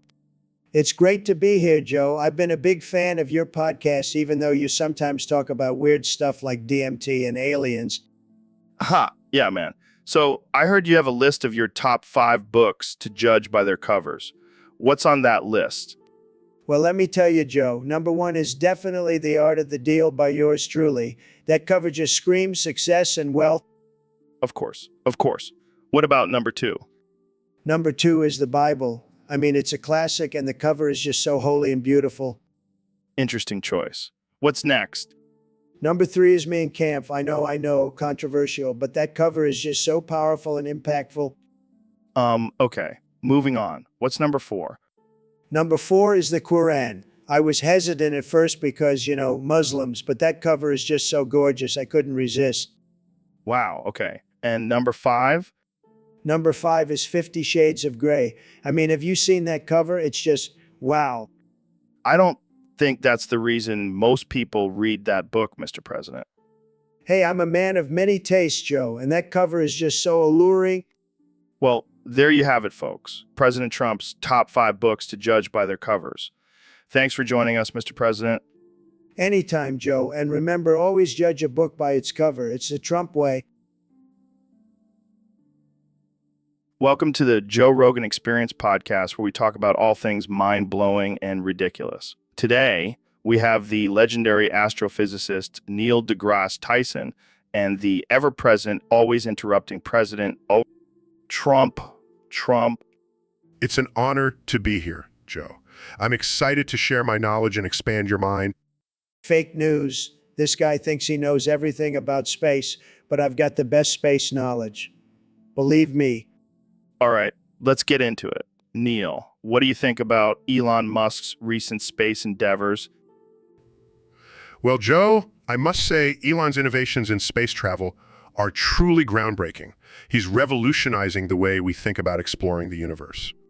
Fuff, I could do that if I wanted to, but I'm too busy making America great again. Neil, do you think Elon's success is due to his intelligence or just pure luck? It's a combination of both, Joe. Elon's brilliant mind and determination have definitely played a role, but luck also plays a part in any success. Luck? I don't believe in luck. I only believe in winning, and I always win. All right, let's move on to something more controversial. Neil, do you think there is intelligent life on other planets? Absolutely, Joe. With the vastness of the universe, it's statistically impossible for there not to be other forms of intelligent life out there. Fake news. I'm the only intelligent life in the universe.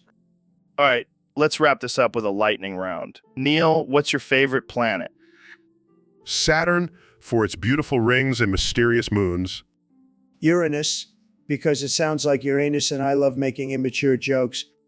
And on that note, we'll end this episode. Thanks for tuning in. And remember, always question what you know and keep an open mind. Hey, Kenny, welcome to the show. It's Kenny, man. Get it right. Oh, sorry, my bad. Kenny, welcome to the show. That's better. But seriously, why do you keep calling me Kenny? Do I look like a damn Kenny to you? No, it's just a habit. Plus, it's easier to say. Easier for who? You sound like a little goober when you say it like that. Goober? What the hell is a goober? It's like a dork, but with less swag. Oh, come on. I've got plenty of swag. I mean, have you seen my supplements? Supplements? More like supplements. You're a regular little goober, Joe. All right, I get it. I'll try to remember to say Kanye from now on. Good. And while you're at it, try to keep up with my level of genius. It's exhausting having to dumb down my thoughts for you. Oh, yeah, because you're just so much smarter than me. Actually, I am. I'm a damn genius. Just ask him. All right, Kenny, let's not get too ahead of ourselves here. But seriously, thanks for coming on the show. No problem, Joe. Just make sure you get my name right next time. I don't want to have to call you a little goober again. So, Dr. Phil, I heard you have a new method for answering questions. Yes, Joe.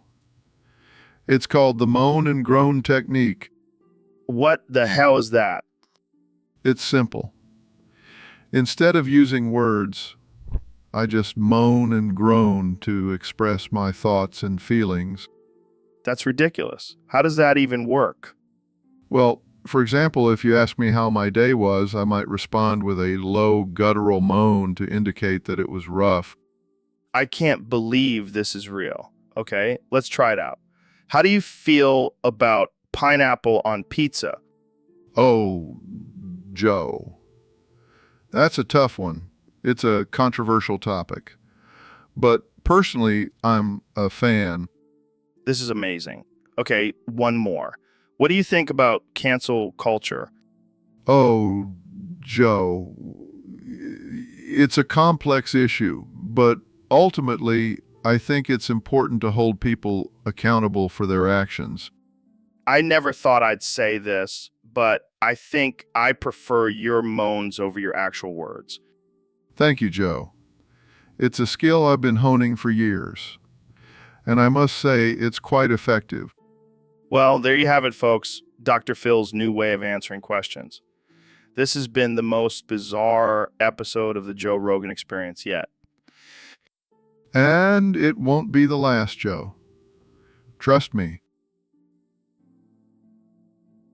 So, Kenny, what's been on your mind lately?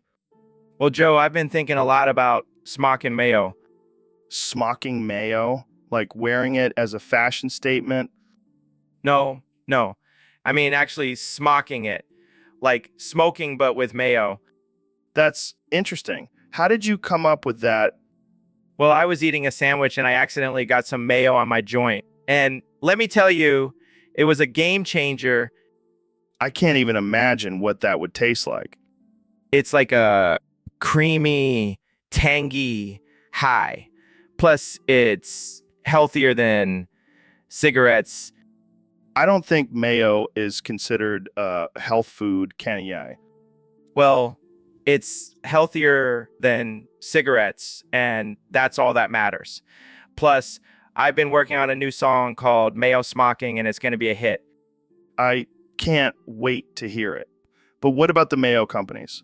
Are they on board with this? Who cares about them? I'm starting my own mayo company called Yayo Mayo. It's going to be the new craze. It's going to be the new craze. Yeah, yo, mayo. I like the sound of that. Can I invest? Of course, Joe, you can be my first mayo smocking partner. I never thought I'd be saying this, but I'm actually excited to try mayo smocking. That's the spirit, Joe. Yayo Mayo for life. Hey, Dr. Phil, thanks for coming on the show. My pleasure, Joe. I'm always happy to give some tough love to those who need it. Well, I don't know if I need it, but I'm sure you have some great advice for me. Oh, I have plenty of advice for you, Joe. Like maybe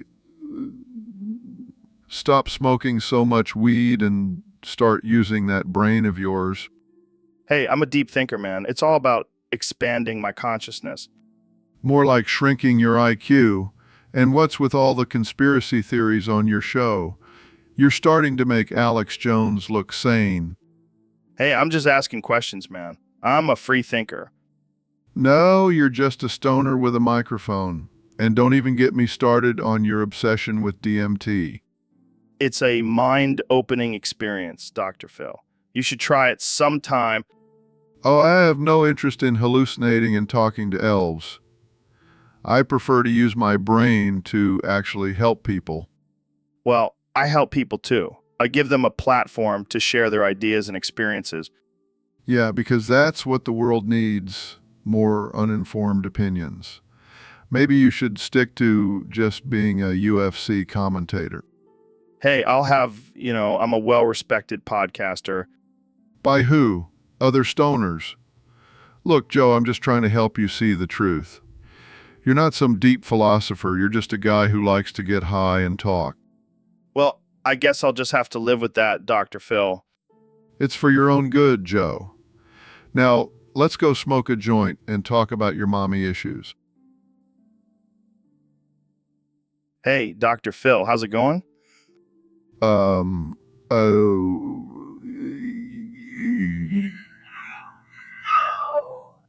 yeah. What was that? I'm just so excited to be here, Joe. I can't contain my primal urges. Yeah, I can see that. So, what's new with you? Well, I've been working on a new therapy technique. It's called scream therapy. You just let out all of your emotions through primal screams. That sounds interesting. Oh.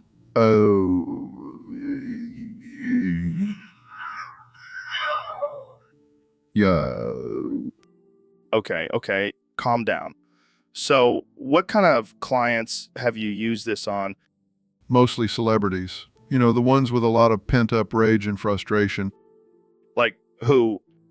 Well, I can't say names, but let's just say they have a lot of tattoos and face tattoos. Oh, I think I know who you're talking about. Oh.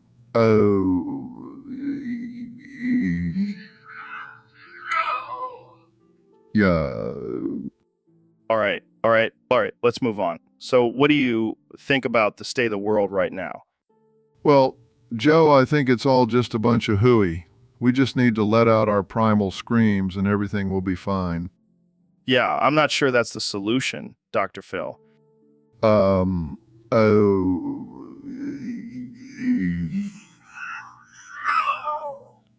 Yeah. Okay. Let's wrap this up before you scare off all of our listeners. Fine, but can I at least do one more scream? No, Dr. Phil, we're done here. Oh.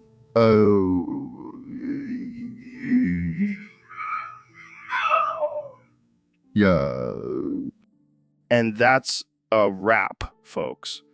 Thanks for tuning in to the Joe Rogan Experience, where we bring you the most absurd and unhinged conversations with our special guests. See you. All right, folks, we're back with another episode of the Joe Rogan Experience. Today, I have the brilliant Neil deGrasse Tyson with me. How's it going, Neil? It's going great, Joe. I've been studying the cosmos and discovering new galaxies. What about you? Well, I've been smoking a lot of weed and watching old episodes of SpongeBob.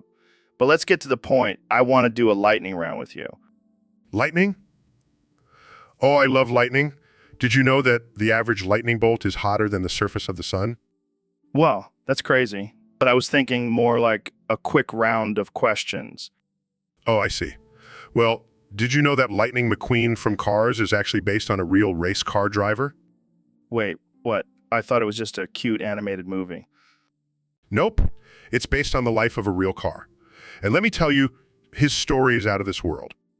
I don't even know how to respond to that. Okay, lightning round question number 1. What's your favorite planet? Definitely Earth. It's the only one with chocolate. Fair enough. Lightning round question number 2. If you could time travel, where would you go? I would go back to the time when dinosaurs roamed the Earth. I've always wanted to see a T-Rex up close. That's badass. Okay, last question. If you could have any superpower, what would it be? Easy. I would have the power to turn into a black hole and suck up all the idiots on the internet. I think we could all use that power.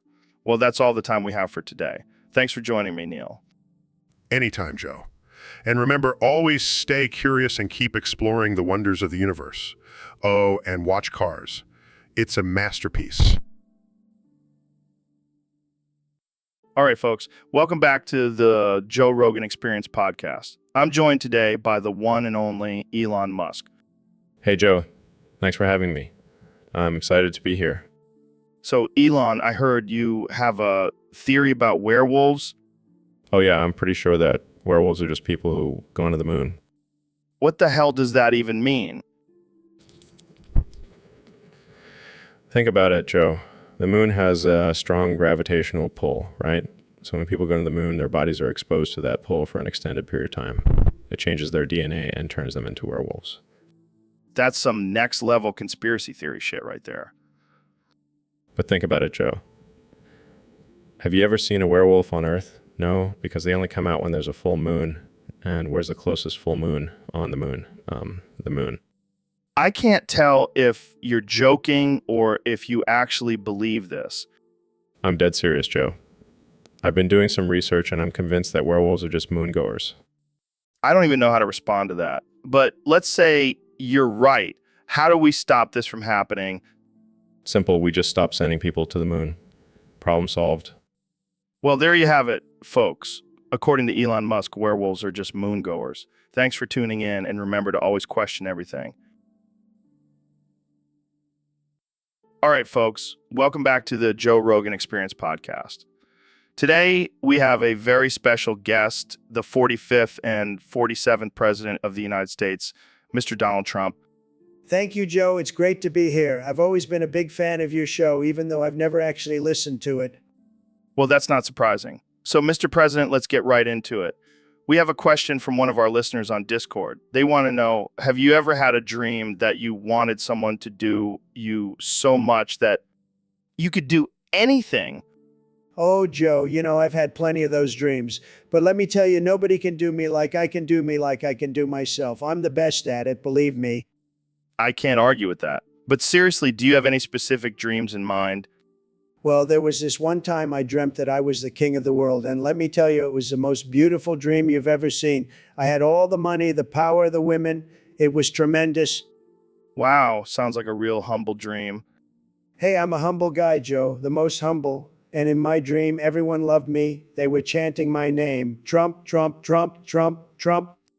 I think that might have been a nightmare for some people.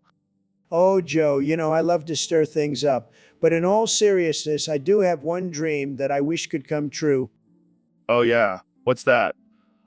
I dream of a world where everyone is just like me. Can you imagine how great that would be, Joe? Yeah, that sounds like a real utopia. You know it, Joe. And with my leadership, we can make it happen. So, folks, remember to vote for me in 2024 and let's. All right, folks, welcome back to the Joe Rogan Experience. Today we have Dr. Phil in the studio. How's it going, Dr. Phil? How's it going, Dr. Phil? It's going great, Joe. Thanks for having me. So, I heard you wanted to talk about something called gooning. What the hell is that? Well, Joe, it's when a person becomes so addicted to porn that they can only reach orgasm by constantly edging themselves for hours on end. Wait, what? That's a thing? Oh yeah, it's a real problem. These gooners will just sit in front of their screens, moaning and groaning for hours until they finally release. That sounds exhausting. It is, Joe. It is. But it's also incredibly damaging to their mental health and relationships. I can imagine. So, what do we do about it? Well, first of all, we need to educate people about the dangers of excessive porn consumption. And then we need to provide support and resources for those who are struggling with gooning. Yeah, that makes sense. But can we talk about the moaning for a second? I mean, is it like a primal thing or what? No, Joe. It's just a result of the intense stimulation and frustration. It's not a turn on or anything. Got it. So, do you have any tips for people who want to stop gooning? Absolutely. The first step is to acknowledge that you have a problem and then seek professional help. And also, try to limit your screen time and find healthy. Well, there you have it, folks. Dr. Phil's advice on gooning. Thanks for joining us, Dr. Phil. My pleasure, Joe. And remember, don't be a gooner. It's not a good look. All right. Welcome back to the Joe Rogan Experience podcast, folks. Today, we have a special guest, the one and only Ben Shapiro. Thanks for having me, Joe. Always a pleasure to be on your show. So, Ben, I hear you have some strong opinions on smocking. Yes, Joe. Smocking is a dangerous habit that is plaguing our society. It's like mayo. It may seem harmless, but it's actually a silent killer. Wait, what? Mayo? Yes, Joe. Mayo. It's the gateway condiment to smocking. Next thing you know, you're hooked on mayo and smocking, and your life is ruined. But, Ben, what about the freedom of choice? Shouldn't people be able to enjoy their mayo and smocking? No. We need to regulate mayo and smocking. It's for the greater good of society. I don't know, Ben. I think people should be able to make their own decisions. Oh, so you support mayo and smocking. Typical liberal. Wow! Hold on there, Ben. Let's not get political. Let's keep this about mayo and smocking. Fine, but just remember, Joe, one day you'll be smocking your mayo and you'll regret not listening to me. All right, folks, you heard it here first. Ben Shapiro, the mayo and smocking crusader. Thanks for tuning in. So, Mr. Beast, I heard you had a little mishap on set the other day. Yeah, man, I had a freaking brain aneurysm. It was wild. Damn, that sounds intense. What happened? Well, I was trying to come up with my next big stunt, and my brain just couldn't handle the pressure. So I started thinking about committing fraud instead. Wait, what? What? Yeah, faking all those crazy giveaways and challenges. I mean, who's going to question a guy with a brain aneurysm? Oh my God, that's messed up. Hey, it's all for the views, man. Got to keep the algorithm happy. But isn't that illegal? Details. Plus, I'll just use my brain aneurysm as an excuse. No one can blame a guy with a brain aneurysm. I don't think that's how it works, Mr. Beast. Hey, if it works for politicians, it can work for me. I don't think that's a good comparison. Oh, come on, Joe. I'm just kidding. But seriously, I need to come up with my next big stunt. Any ideas? How about you just do something genuine and not fraudulent? Never thought of that. But where's the fun in that? The fun is in not going to jail, Mr. Beast. Good point. Maybe I'll stick to giving away cars instead. Hey guys, welcome to the Joe Rogan Experience Podcast 2024. Today we have some very special guests, Trump, Elon, and Neil. Z-H-E-R-G-I-O-V-E-E-E.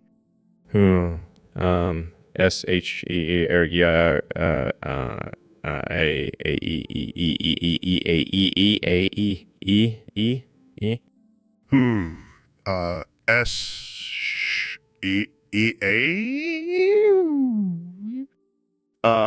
Guys, are you okay? Z-H-E-R-G-I-O-V-E-E-E. S-H-E-E ergia a e e e e e a e e a e e e. S-E-E-A? Okay, this is getting weird. Let's talk about something else. Z-H-E-R-G-I-O-V-E-E-E. S-H-E-E ergia a e e e e e e a e e a e e e. S-E-E-A? Are you guys just gonna keep making those noises? Z-H-E-R-G-I-O-V-E-E-E. S-H-E-E ergia a e e e e e a e e a e e e. S-E-E-A?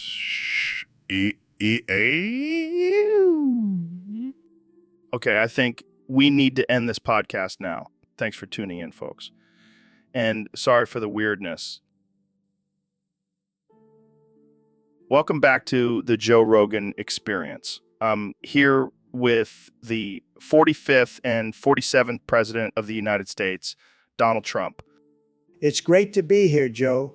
And let me tell you, I'm excited for my new movie coming out this summer, The President Who Shagged Me. Oh man, that sounds like a wild ride. What's the plot? Well, it's about this powerful and successful president who also happens to be a ladies' man. He's constantly surrounded by beautiful women and has a secret underground bunker where he goes to shag them. That's interesting. Is this based on a true story? Let's just say it's inspired by some of my experiences in the White House. I can only imagine. So, who's playing you in the movie? Who else but the greatest actor of all time, me? Wait, you're playing yourself? Of course, who knows me better than me? Plus, I have the best hair and the biggest hands in Hollywood. I can't argue with that. So, who's your leading lady in the movie? Well, there's a few. Let's just say I have a type. I think we all know your type, Mr. President.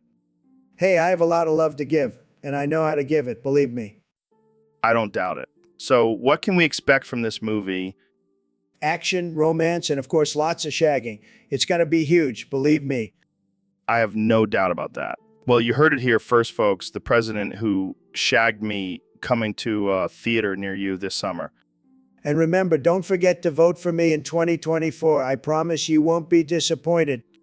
And that's all the time we have for today. Thanks for tuning in to the Joe Rogan Experience. Thanks for having me, Joe. And remember, make America shag again. So, Kenny, what's been on your mind lately? Well, Joe, I've been really into the Quran lately. Oh, really? That's interesting. Yeah, I've been trying to manually transliterate it from Arabic to English. Wait, what? Manually? Yeah, I got this old typewriter from the 1920s, and I've been going at it for hours. That sounds painful. It's a spiritual experience, Joe. Plus, I'm getting a great arm workout. I don't think that's how it works, Kenny. Oh, trust me, I know what I'm doing. I'm a genius. I mean, I don't doubt your genius, but maybe there's an easier way to read the Quran. No. This is the only way. Plus, it adds vintage vibe to my spiritual journey. Well, I can't argue with that, but are you sure you're translating it correctly? Of course I am. I have a direct line to God, remember? Right. How could I forget? And hey, if I make any mistakes, it's just my interpretation. Art is subjective, Joe. I don't think anyone's going to argue with you on that one. Kanye, Exactly. Now, if you'll excuse me, I have some more typing to do. all right, well, I'll just sit here and watch you type for the next 3 hours. Sounds good. Enjoy the show. So, Elon, what's the latest with the Starship? Well, Joe, we've been working on a third stage for it. Oh, yeah. What's it made of? Smegma. Smegma. What the hell is that? It's the buildup of dead skin cells and oils under the foreskin, Oh, God, that's gross. but it's the most efficient material we found for the third stage. How did you even come up with that idea? Well, the elders of Zion have been depleting Beyonce's jizz mines, so we had to find a new source. Oh, man, you're killing me. But seriously, isn't there a better source than smegma? Actually, Neil has been working on a new source. Melania's vaginal secretions. Of course, leave it to Neil to come up with something like that. And it's even more efficient than smegma. Well, that's great news. I'm sure the public will be thrilled to hear about this. Yeah, I can already see the headlines now. Elon Musk uses Melania's juices to power Starship. This is too good. Hey, whatever works, right? Absolutely. You never cease to amaze me, Elon. That's what I do, Joe. That's what I do.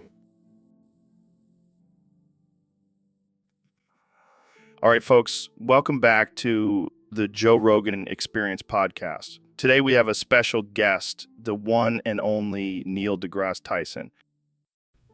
In a high-pitched voice. What the hell was that, Neil? Oh my God, are you okay? Can you say anything else besides All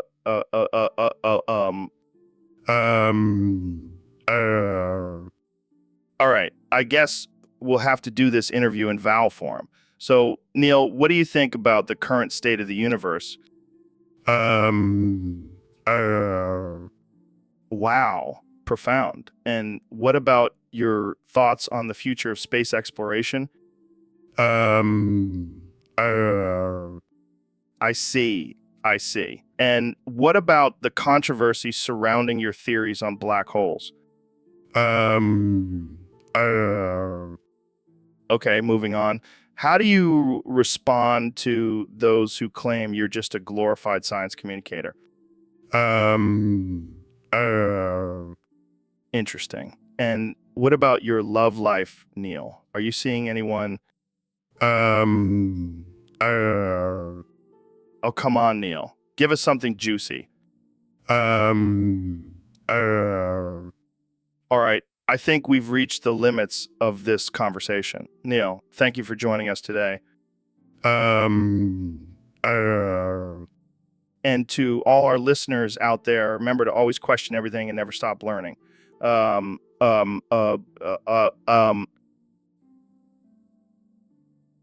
So, Neil, I heard you recently read the entire epic of Gilgamesh in Sumerian. How was that? Oh man, it was wild. Those Sumerians really knew how to party. I mean, have you seen the artwork on those clay tablets? It's like ancient porn. Yeah, I bet. So what's the story about? Well, it's about this king, Gilgamesh, who's basically a total Chad. He goes on all these crazy adventures and battles monsters and stuff. Sounds like my kind of guy. Oh, and there's this whole subplot about him and his BFF Enkidu. They have this bromance that's just off the charts. I can see why you enjoyed it. So what's next on your reading list? Well, I thought I'd keep it classy and read the Iliad in Greek. Oh, fancy. And what's that one about? It's about this dude, Achilles, who's basically the original alpha male.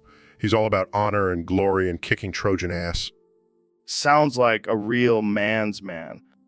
Oh, And there's this whole thing with him and his boy toy Patroclus. It's like the ancient Greek version of Brokeback Mountain. You know, I never thought I'd hear you use the term boy toy. Hey, I'm just keeping it real. But seriously, these ancient texts are full of some wild stuff. We should definitely bring back some of these traditions. Yeah, I can see it now. The Epic of Gilgamesh, the musical starring Dwayne "The Rock" Johnson. Now that's a show I'd pay to see. So, David, I heard a rumor that you're fueled by smegma. Is that true? Hell yeah. Smegma is the ultimate source of energy. It's like rocket fuel for my body. That's disgusting. But hey, whatever works for you. You gotta try it, Joe. It's a game changer. I even have a special smegma smoothie recipe. I think I'll pass. But tell me, have you ever had a smegma overload? Oh, man, one time during a marathon, I got too smocked in the mayo and passed out. It was intense. I can only imagine. Did you have to stop and clean yourself up? Nah, I just kept going. Smegma gives me the strength to push through anything. That's dedication. I don't think I could handle that. You gotta embrace the smegma, Joe. It's the key to unlocking your full potential. I'll keep that in mind. But let's change the subject before I lose my appetite. Suit yourself, Joe. More smegma for me. Hey, everyone. Welcome to the Joe Rogan Experience Podcast 2024. I'm here with the one and only Mr. Beast. It's an honor to be here, Joe. Wow,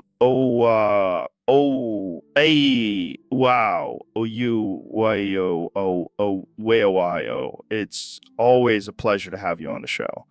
So, what's been going on in the world of Mr. Beast? Well, I've been busy giving away millions of dollars to random strangers on the street. That's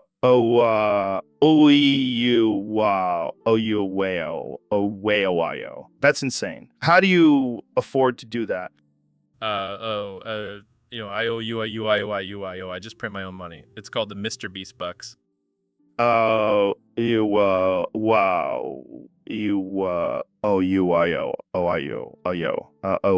brilliant. I should start printing my own money too. But Joe, you're already rich. You don't need to print your own money. Oh, wow.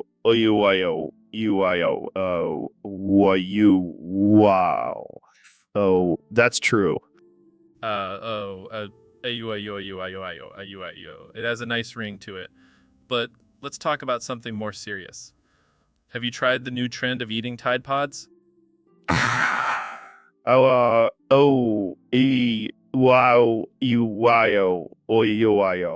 no way, man. That's just stupid and dangerous. I know, right? But I did it anyways, and now I'm immortal. You're immortal. How? I don't know. I just feel invincible. Maybe it's the chemicals in the Tide Pods. Oh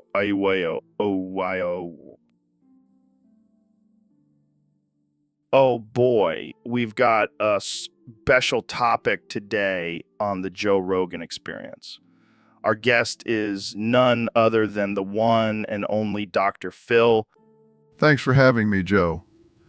I'm excited to be here and talk about this topic. So, our topic today is about the benefits of vacuuming your own pubic hair. What are your thoughts on that, Dr. Phil? Well, Joe, I have to say that I don't see any benefits to that. In fact, it sounds like a recipe for disaster. Can you imagine getting your pubes stuck in a vacuum? But think about it, Dr. Phil. It's like a Brazilian wax, but without the pain. Plus, you can save money by not going to a salon. Joe, I don't think anyone wants to hear about your personal grooming habits. And I definitely don't want to visualize it. Come on, Dr. Phil. Let's get real here. I know you've tried it. Absolutely not, Joe. I have a team of professionals to take care of my grooming needs. I don't need to resort to vacuuming my pubes. Well, I guess we'll have to agree to disagree on this one, Dr. Phil. But I have to say, I'm still going to give it a try. Please don't, Joe. For the sake of your manhood, just stick to the traditional methods of grooming. Well, you heard it here first, folks. Dr. Phil does not endorse vacuuming your pubic hair. But hey, to each their own. Thanks for tuning in to the Joe Rogan Experience. And remember, keep it weird. All right, folks, welcome back to the Joe Rogan Experience podcast. Today, we have a very special guest, the man, the myth, the legend, Mr. Beast. Hey, Joe. Thanks for having me on. I'm excited to be here. So, Mr. Beast, I heard you've been up to some interesting business ventures lately. Care to share with us? Well, Joe, I've been selling foreskins at a discount. What? Foreskins? Like from circumcisions? Yep, you got it. I figured, why let all those foreskins go to waste when I can make a profit off of them? That's insane. How do you even get your hands on those? Let's just say I have some connections in the medical field. I bet you do. So what's the discount? Like buy one, get one free? No. It's more like buy one, get two free, Holy shit. That's a steal. right? And I even offer customization options. You want a glitter foreskin? I got you. Glow in the dark? No problem. This is too much. I can't believe people are actually buying these. Hey, it's a niche market, but it's definitely profitable. Well, I can't wait to see what you come up with next, Mr. Beast. Thanks for joining us today. Anytime, Joe. Keep on hustling. So, Mr. President, what's on your mind today? Well, Joe, I've been thinking a lot about America. And let me tell you, it's tremendous. It's huge. It's the greatest country in the world. And I'm not just saying that because I'm the president. I'm saying it because it's true. True. Okay, but what specifically about America? Well, have you ever noticed how America is spelled with an at the beginning and at the end? It's like a bookend holding in all the greatness in between. And you know what else starts with America? And you know what else starts with ass? And you know what else starts with awesome? It's like it was meant to be. I don't think that's how it works, Mr. President. Oh, and don't even get me started on the in America. It's like a little reminder that we're the best for excellence, for excellence, for exceptional, for everything else wishes they could be like us. Okay, but what about the ER in America? Oh, that's easy. It stands for really great because that's what America is. Really, really great. And don't you forget it, Joe. I won't, Mr. President. But what about the H and the G? Oh, those are just there to make it sound cool, like a roar. A roar. It's like America's screaming, I'm here. Well, I don't know if I would go that far.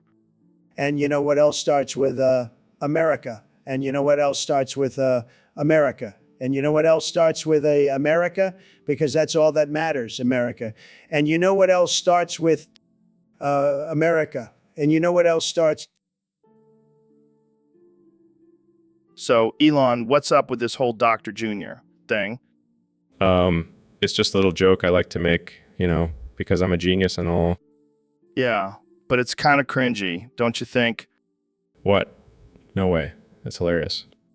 I don't know, man. It seems like you're trying too hard to be cool. What? No, I'm just being myself. Sure. So what do you think, Jamie? Honestly, Elon, it's a bit much. You don't see Bill Gates going around calling himself Dr. Jr. Well, maybe he should. It's a great way to show off your intelligence. I think it just makes you look like a try-hard meme lord. Oh, come on. You guys just don't get my sense of humor. I think we get it. We just don't think it's that funny. Fine. I'll stop saying it. But just know I'll always be Dr. Jr. in my heart. And that's why we love you, Elon. So Ben, what's new with you? Well, Joe, I've been busy owning the libs and destroying their arguments with facts and logic. Size, yeah, that's what you always say. What's that supposed to mean, Joe? Are you doubting my intellectual prowess? Size, no, I'm just tired of hearing the same spiel over and over again. Well, maybe if you weren't so high all the time, you'd be able to keep up. Size, oh, here we go with the pot jokes again. Hey, I'm just stating facts. Marijuana affects cognitive function. Size, and yet I'm the one with a successful podcast and you're still stuck at Fox News.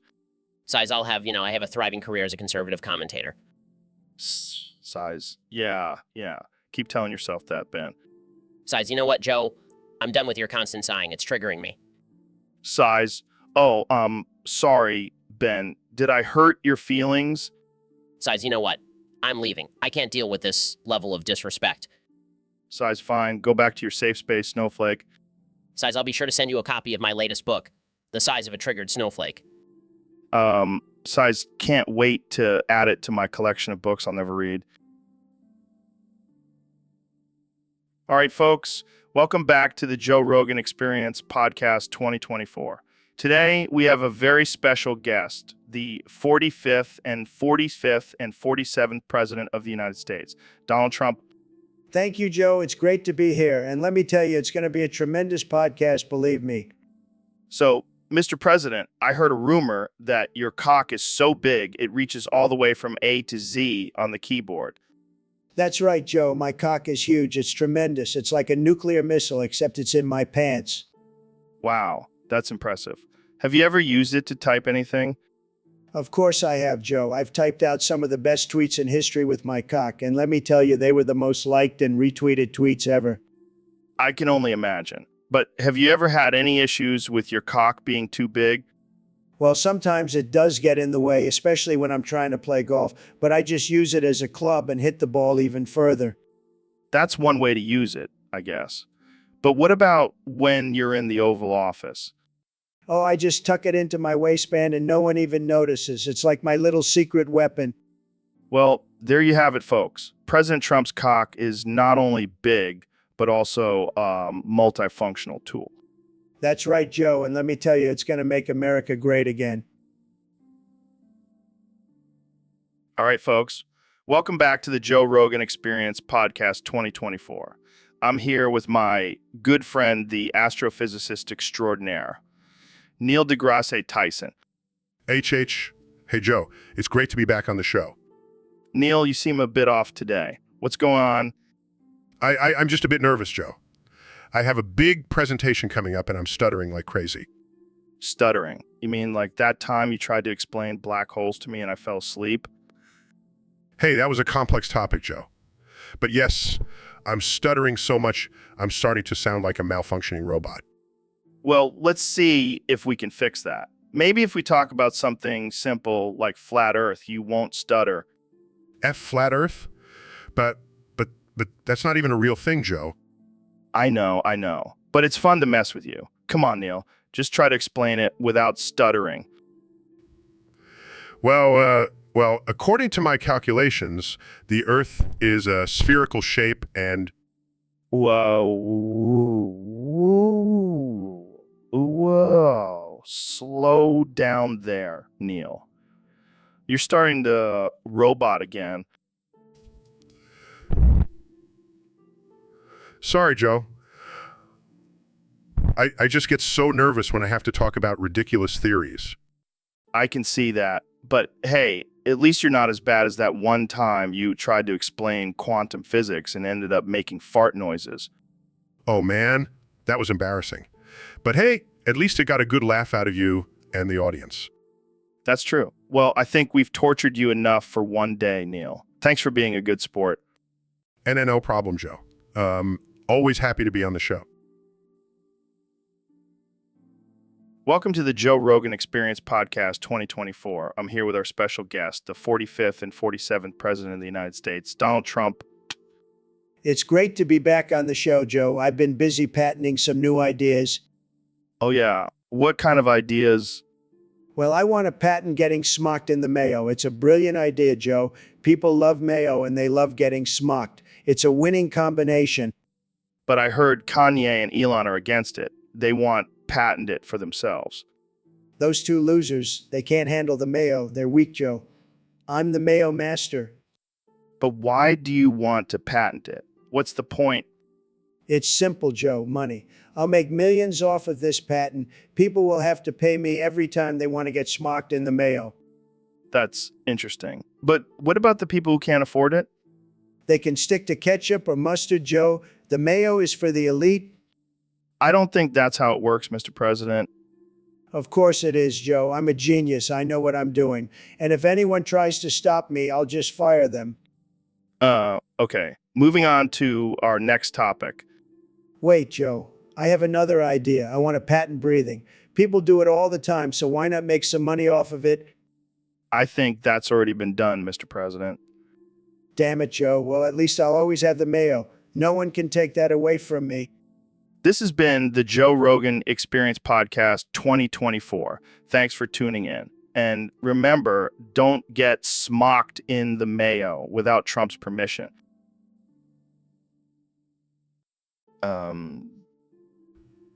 Excuse me? Excuse me? Excuse me? Excuse me? Excuse me? Excuse me? Excuse me? Excuse me? Excuse me? Excuse me? Excuse me? Excuse me? Excuse me? Excuse me? Excuse me? Excuse me?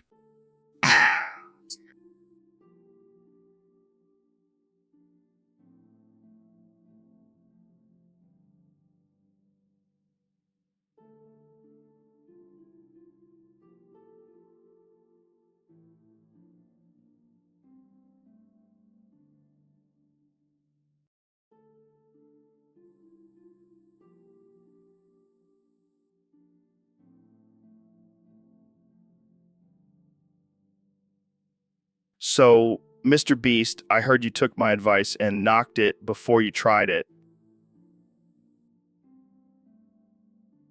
Yeah, man, I went all in and now I'm a father of 37. Holy shit, that's a lot of kids. How are you going to handle that? I don't know, man. I'm thinking of starting my own daycare center. That's one way to handle it. But seriously, how did you manage to knock up 20 different women? Well, I just followed your advice and went around knocking on doors, trying to spread my seed. That's not exactly what I meant by knock it before you try it. Oh, my bad. But hey, at least I have a whole bunch of mini-me's running around now. Yeah, because the world definitely needs more mini Mr. Beasts. Hey, at least they'll all be rich and famous like their daddy. I think you might need to start saving up for some child support payments. Oh, maybe I can do a video where I give away child support payments to random people.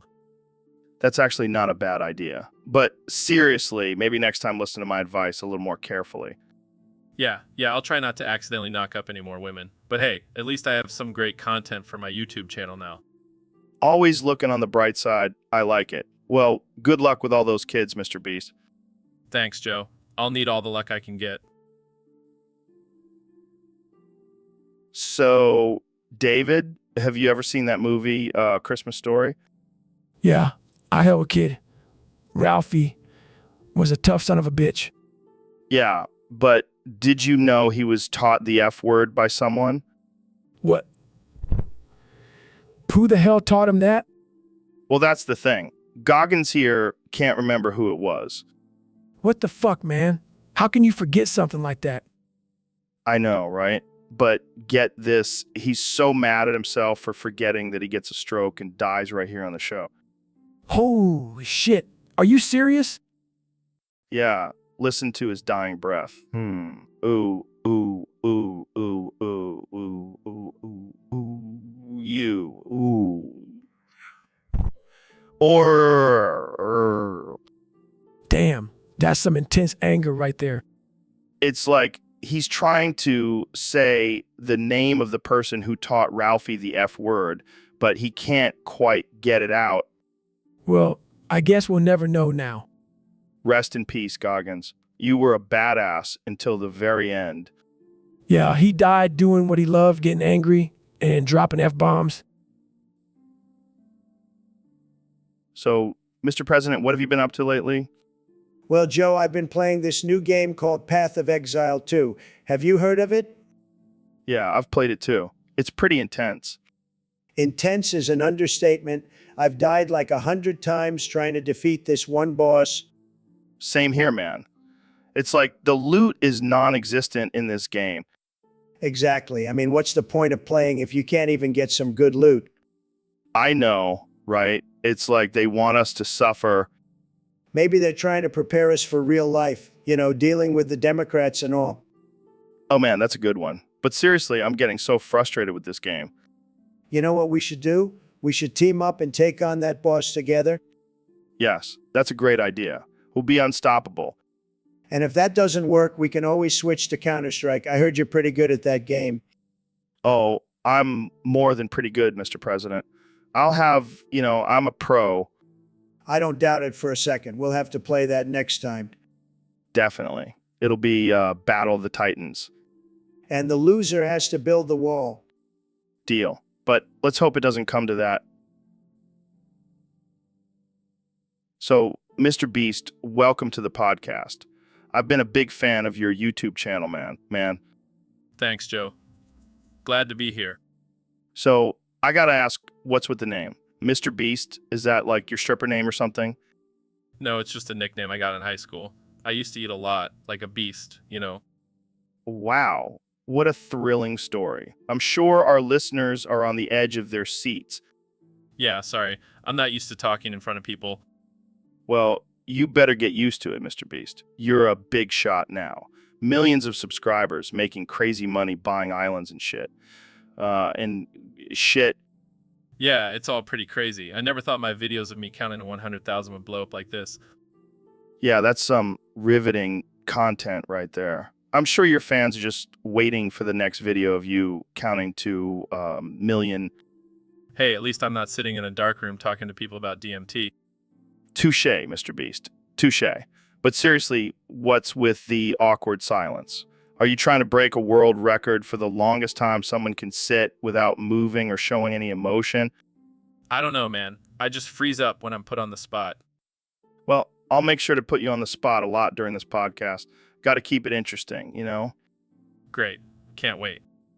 All right, let's start with a simple question. What's the most ridiculous thing you've spent money on?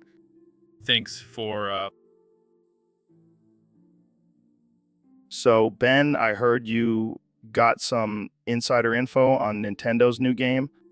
Yeah, apparently they're making a woke version of Super Mario where transgender Mario doesn't say Peach because she doesn't need a man. That's ridiculous. What's next? A game where Bowser is a feminist and just wants to have a peaceful conversation with Mario? Oh yeah, instead of fighting with fireballs, they'll have a debate on gender roles.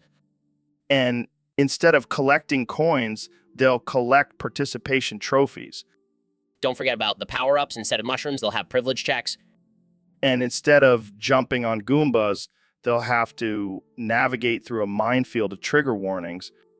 This game is going to be a disaster. I can already see the reviews. Too woke for me. I'll stick to the original Mario. But hey, at least we'll finally have a game where Peach doesn't need to be saved by a man. Yeah, because that's what every little girl dreams of when playing video games. Being a damsel in distress. I can't wait to see how they handle Luigi in this game. Maybe he'll come out as non-binary. This is just another example of the woke culture ruining everything. Can't even enjoy a simple game without politics being shoved down our throats. But Ben, isn't everything political nowadays? Sadly, it seems like it. Can't even escape it in the Mushroom Kingdom.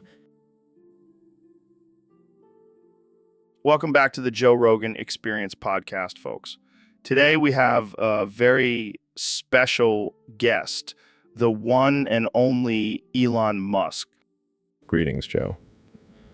It is a pleasure to be here. So, Elon, I heard you can only speak in 1,000 IQ terms. Is that true? Affirmative. My vocabulary is limited to only the most advanced and complex words. That's insane. So what would you say about the current state of the world? The current geopolitical landscape is a convoluted and multifaceted conundrum, riddled with systemic issues and societal complexities. Wow, that's deep. What about the economy? The economic fluctuations in market trends are a result of intricate macroeconomic factors. I have no idea what you just said, but it sounded really smart. Let's talk about something more controversial. What are your thoughts on cancel culture? The phenomenon of cancel culture is a manifestation of the collective consciousness's desire for moral superiority and social justice, albeit through misguided means. Damn, Elon. You really know how to use big words to make a point. What about aliens? The possibility of extraterrestrial life forms existing in our vast and infinite universe is a matter of probability and scientific inquiry, rather than mere speculation. Mind blown. Okay, one last question. What's your favorite thing to do in your free time?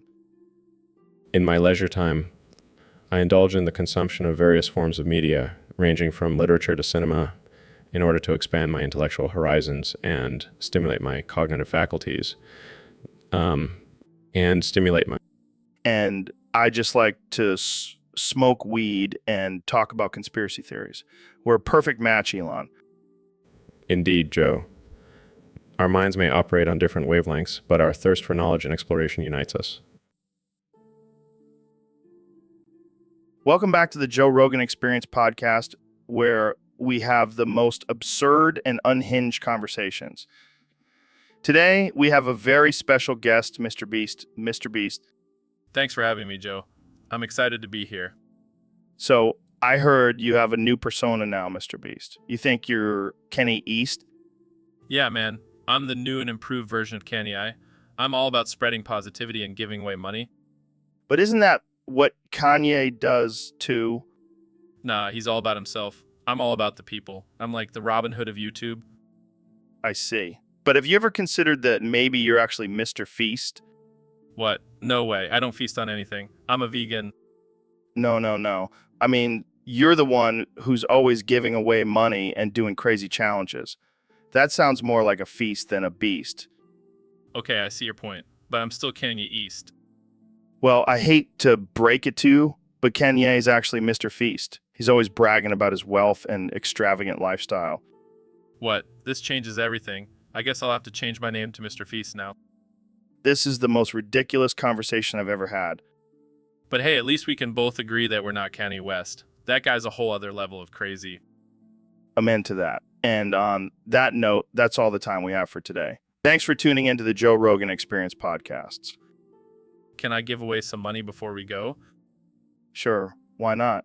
This is the Joe Rogan Experience after all. So, Mr. President, there's been a lot of speculation about your relationship with Barack Obama. Can you clear the air for us? Joe, let me tell you, I have nothing but respect for Obama. He's a great guy, really. But there's one thing people don't know about him. And what's that? Well, let's just say Big Mike and I have a bit of a history. Wait, are you saying what I think you're saying? Oh yeah, Big Mike once fucked me up the ass. And let me tell you, it was tremendous. The best ass fucking I've ever had. The best ass fucking I've ever had. I can't believe I'm hearing this. Look, Joe, I'm a very open-minded guy. I'll try anything once. And Big Mike, he's got some skills, let me tell you. I don't even know what to say. Hey, don't knock it till you try it, Joe. Maybe you and I can have a little fun after this podcast. I think I'll pass on that one, Mr. President. Suit yourself, Joe. But let me tell you, Big Mike knows how to please a man.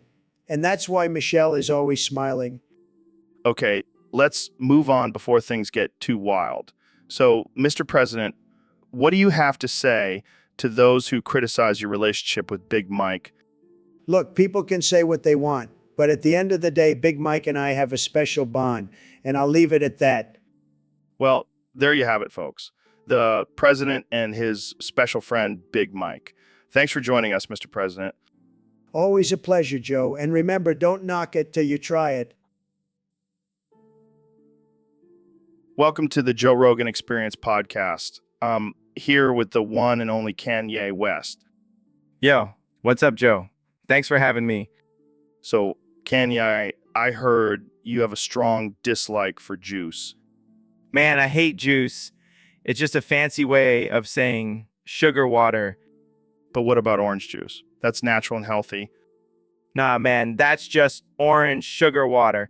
I don't trust anything that's liquid and comes in a carton. What about smoothies? They're made with real fruit. Smoothies, more like sugar bombs. I'd rather eat the whole damn fruit. What about vegetable juice? It's full of nutrients. That's just liquid salad, Joe. I'll stick to chewing my veggies like a real man. But, Kanye, what about water? That's essential for our bodies. Water. That's just juice without the flavor. I'll pass. Well, there you have it, folks. Kanye West really hates juice. You know what I do like, though? Yeezy juice. It's made from the tears of my haters. And on that note, we'll end this episode. Thanks for tuning in, and remember to stay away from juice. All right, folks, welcome back to the Joe Rogan Experience podcast. Today, we have a very special guest, the 45th and 47th President of the United States, Donald Trump. It's great to be here, Joe. I love your show. It's tremendous. So, Mr. President, I heard you've been confusing some people lately. Oh, yeah, Joe. I keep getting Barack Obama mixed up with Baraka from Mortal Kombat. They both have those pointy teeth. It's an easy mistake. It's an easy mistake. And I also heard you've been calling Brock from Pokemon Barack. Well, they both start with B, Joe, and they're both dark-skinned, so it's not my fault. I don't think that's how it works, Mr. President. Hey, I'm a busy man, Joe. I don't have time to keep track of all these names and faces. But you're the president. You should at least know the names of other world leaders. Look, I'm doing a great job, okay? And I have the best advisors. They'll tell me who's who. I don't know, Mr. President. Maybe you should start playing some more video games to brush up on your knowledge. Hey, I'm a winner, Joe. I don't need to play games. I make deals. All right. Well, let's move on to another topic before things get too heated here. Sounds good to me, Joe. Let's make this podcast great again. Wow. No. Thanks for all coming on the show today. It's my pleasure, Joe. I'm always up for a good laugh. So, what's new in the world of astrophysics? Well, honestly, it's been a pretty quiet week. Just some new discoveries about black holes and the expansion of the universe. Wow. That sounds hard to understand. Can you break it down for us for the brave souls? Sure. So, basically, black holes are these massive objects in space that have such strong gravitational pull that even light can't escape from them. Holy shwite. That's crazy. So what happens if you get sucked into one of those suck yous? Well, you would experience something called spaghettification, where the gravitational pull would stretch you out like a piece of spaghetti. What the fuck? That's some kinky shit. So how do we know all this stuff? Through scientific research and observation, Joe. Science is so cool. But what about the expansion of the universe? Yeah, that's a really interesting topic. It's the idea that the universe is constantly expanding and getting bigger. Wow. So the universe is basically just one big wuss, but... Aha. I guess you could say that. It's a never-ending process. Well, I'm glad we have you to help us make sense of all this crazy shit, Neil. Ha. Anytime, Joe. It's always a pleasure to be on your show. Well, that's all the time we have for today, folks. Thanks for tuning into the Joe Rogan Experience podcast. Stay wow and keep on walking. So, Elon, what's been going on in that big brain of yours lately? Oh, just the usual. Inventing electric cars, launching rockets into space, and inducing cerebral flatulences in my fellow humans. Wait, what? Cerebral flatulences? Yes, Joe. You see, my thoughts are so revolutionary and mind-blowing that they can actually cause a release of gas from the brain. It's like a mental fart. It's like a mental fart. That's kind of disgusting, but also kind of impressive. I know, right? It's just a side effect of being a genius. I'm not sure if that's a side effect or a superpower. Either way, it's definitely something to brag about. Well, I guess I should be honored to be experiencing your cerebral flatulences right now. Consider it a privilege, Joe. Only the most brilliant minds can handle it. I feel like I should be wearing a gas mask or something. Oh, don't worry. It's not that bad. Plus, it's all natural and eco-friendly. Of course, because you're all about saving the planet and all that. Exactly. Now, if you'll excuse me, I think I feel another cerebral flatulence coming on. Oh, God, please, no. Let's have a loud brain fart. I think I need to open a window. So, Elon, I heard you have some interesting thoughts on the heat death of the universe. Yeah, man, it's gonna be lit. Literally. How so? Well, by August 12, 2036, the universe will have reached maximum entropy. Everything will be at the same temperature and all energy will be evenly distributed. Sounds pretty boring. Boring. Are you kidding me? It's gonna be the ultimate party. How so? Think about it, Joe. We'll have the biggest bonfire in history. We'll roast marshmallows in the dying stars. It'll be like Burning Man on steroids. I don't know, Elon. That sounds a little morbid. Morbid? No way. It's just nature taking its course. Plus, we'll finally have an excuse to use all those flamethrowers we made. All right, I can see the appeal. But what about the rest of humanity? Oh, they'll be fine. We'll just upload their consciousness into the cloud and they can party with us forever. That's disturbingly optimistic. Hey, it's better than just floating around in a cold, empty universe for eternity. I guess you have a point there. So what kind of music do you think we'll be jamming to at this party? Definitely some classic rock. Can't go wrong with some ACDC when the universe is dying. Well, I can't argue with that. Thanks for the invite, Elon. Anytime, Joe. Just make sure to bring your own marshmallows. We'll be roasting them on the sun. All right, folks. Welcome back to the Joe Rogan Experience podcast. I've got a special guest today, the one and only Neil deGrasse Tyson. Thanks for having me, Joe.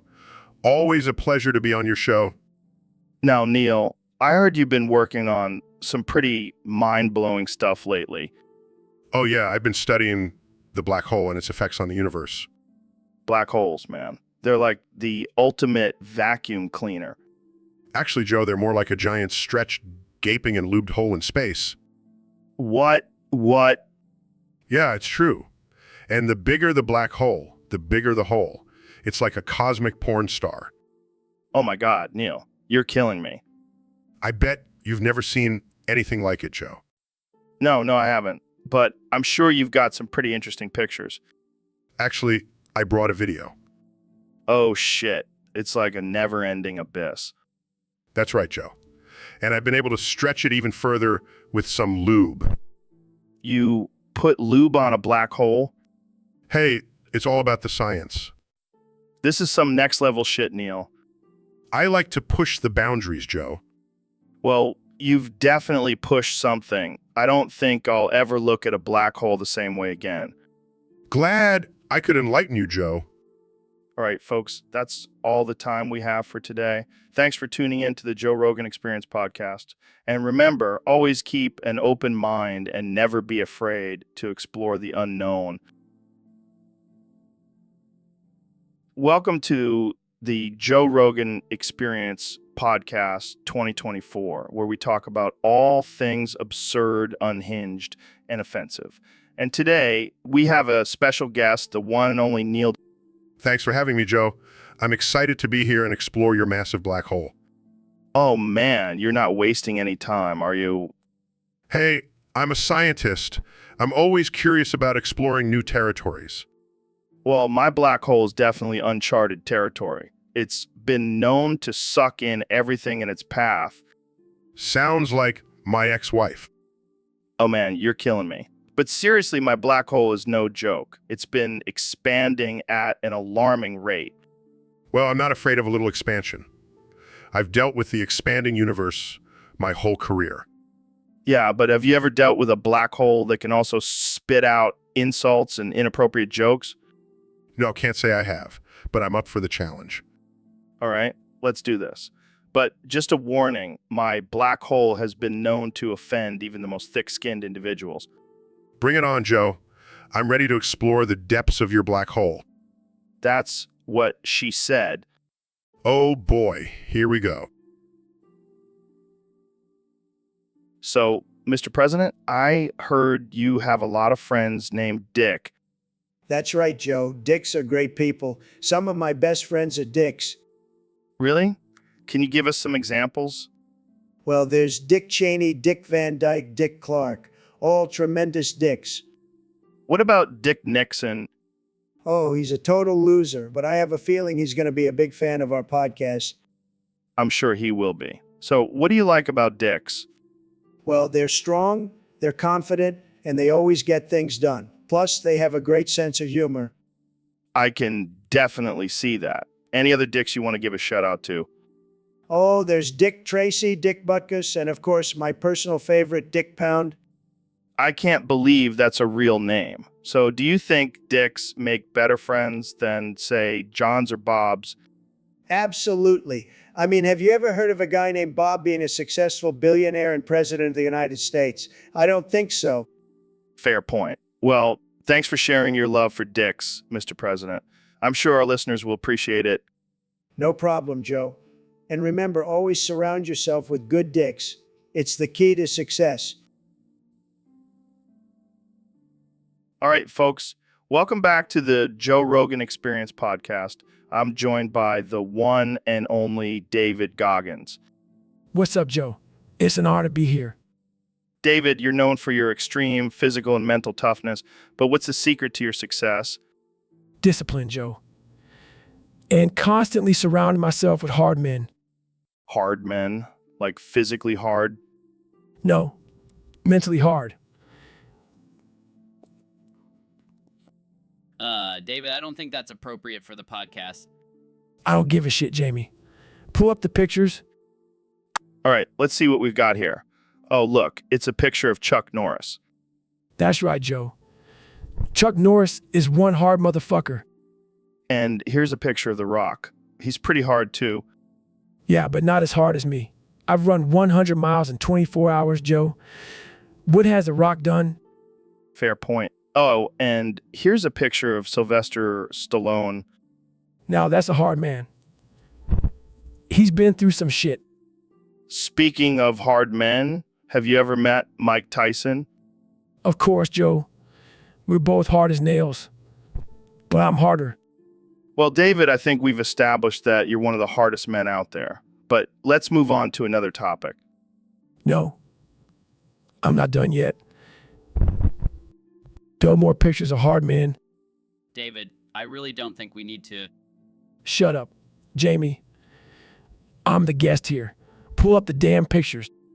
All right, while Jamie pulls up more pictures, let's take a quick break. No breaks, Joe. Hard men don't take breaks. All right, we'll be right back after David finishes flexing in the mirror. So, Mr. President, it's been quite a while since we last spoke. How have you been? Well, Joe, let me tell you, it's been a wild ride. I just woke up after being frozen for 50 years, and it's the year 2074. Can you believe it? Wow, that's insane. What's the first thing you noticed when you woke up? The hair. My hair is still perfect, just like my ratings. Ratings? What ratings? Oh, you know, the ratings for my presidency. I was the best president ever. Everyone loved me. I hate to break it to you, but it's been 50 years. You're not president anymore. What? Who's president then? Well, we've had a few since you've been gone. First, there was Kanye West, then Dwayne "The Rock" Johnson, and now we have President Cardi B. Cardi B? What happened to the country? Let's just say things got a little wild. But hey, at least we have flying cars now. Flying cars. I always said I wanted to make America great again, but I never thought we'd have flying cars. Yeah, and we also have universal health care and world peace. Laughs? You're joking, right? Nope, it's true. And we also have legalized marijuana. Now that's something I can get behind. So what's your plan now that you're back? Well, I think it's time for me to make America great again. Again. So, David, I heard you can say this crazy tongue twister in Dutch. Yeah, man, I'm a beast.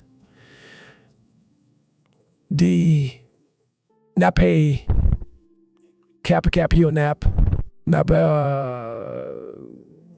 cap heel nap. Holy shit, that's impressive. I know, right? I'm like a linguistic ninja. Can you teach me how to say it? Sure, but it takes a lot of mental toughness and discipline. I'm ready. Let's do this. Okay, repeat after me. De nappe capper cap heel nap. De nappe capper capped heel nap. Mapg van de nappe capper cap nog napper. Maar het napje van de nappe capper cap nog napper. Dan de nappe cap and con. Dan de nappe capper cap and con. See, you got it. Wait.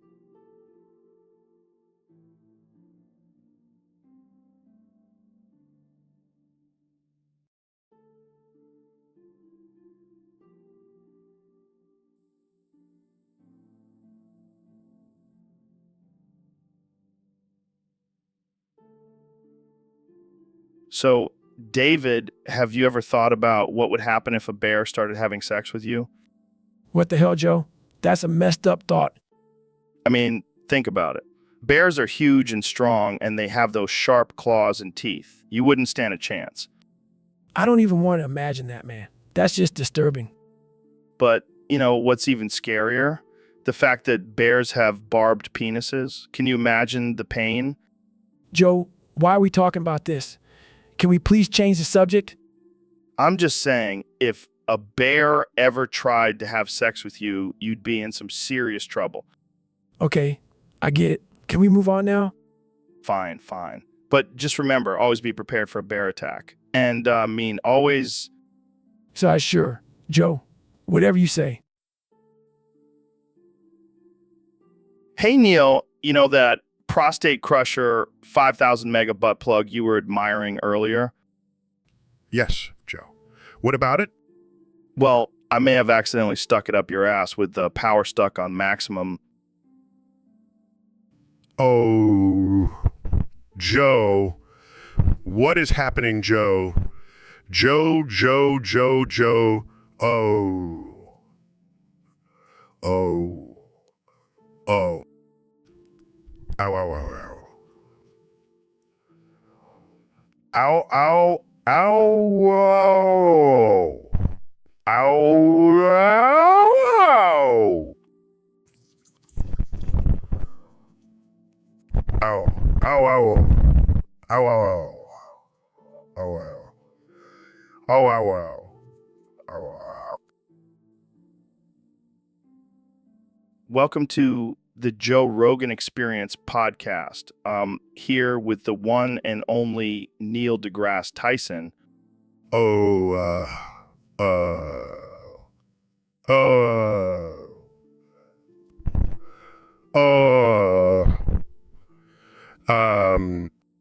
What the hell was that, Neil?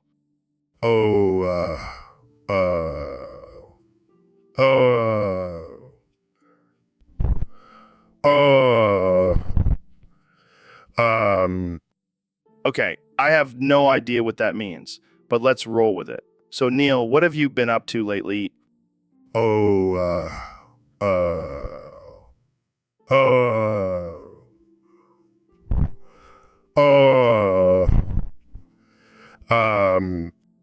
right, I'm gonna need you to stop saying that. Seriously, what have you been working on?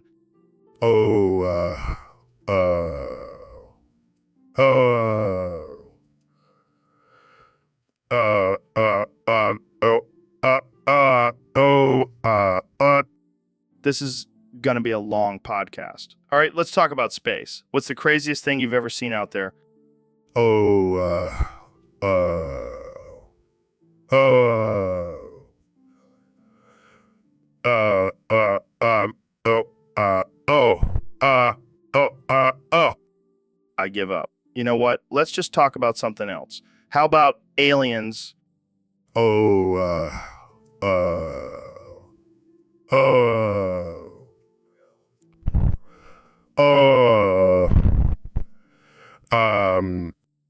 I can't do this anymore. I'm done. Thanks for tuning into the Joe Rogan Experience. Folks, I have no idea what just happened.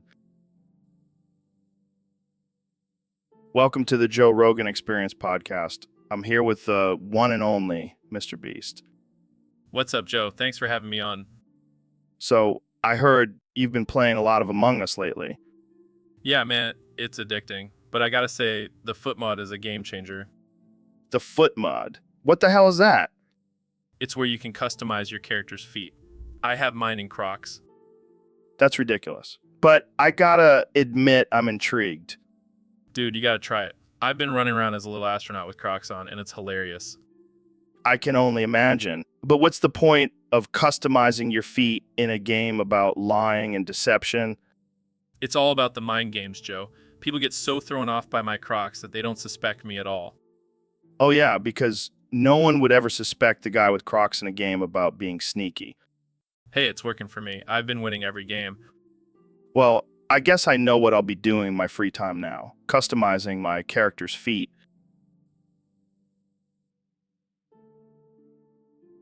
I can see it now. Everyone in the game with different types of shoes on. This is the future of gaming.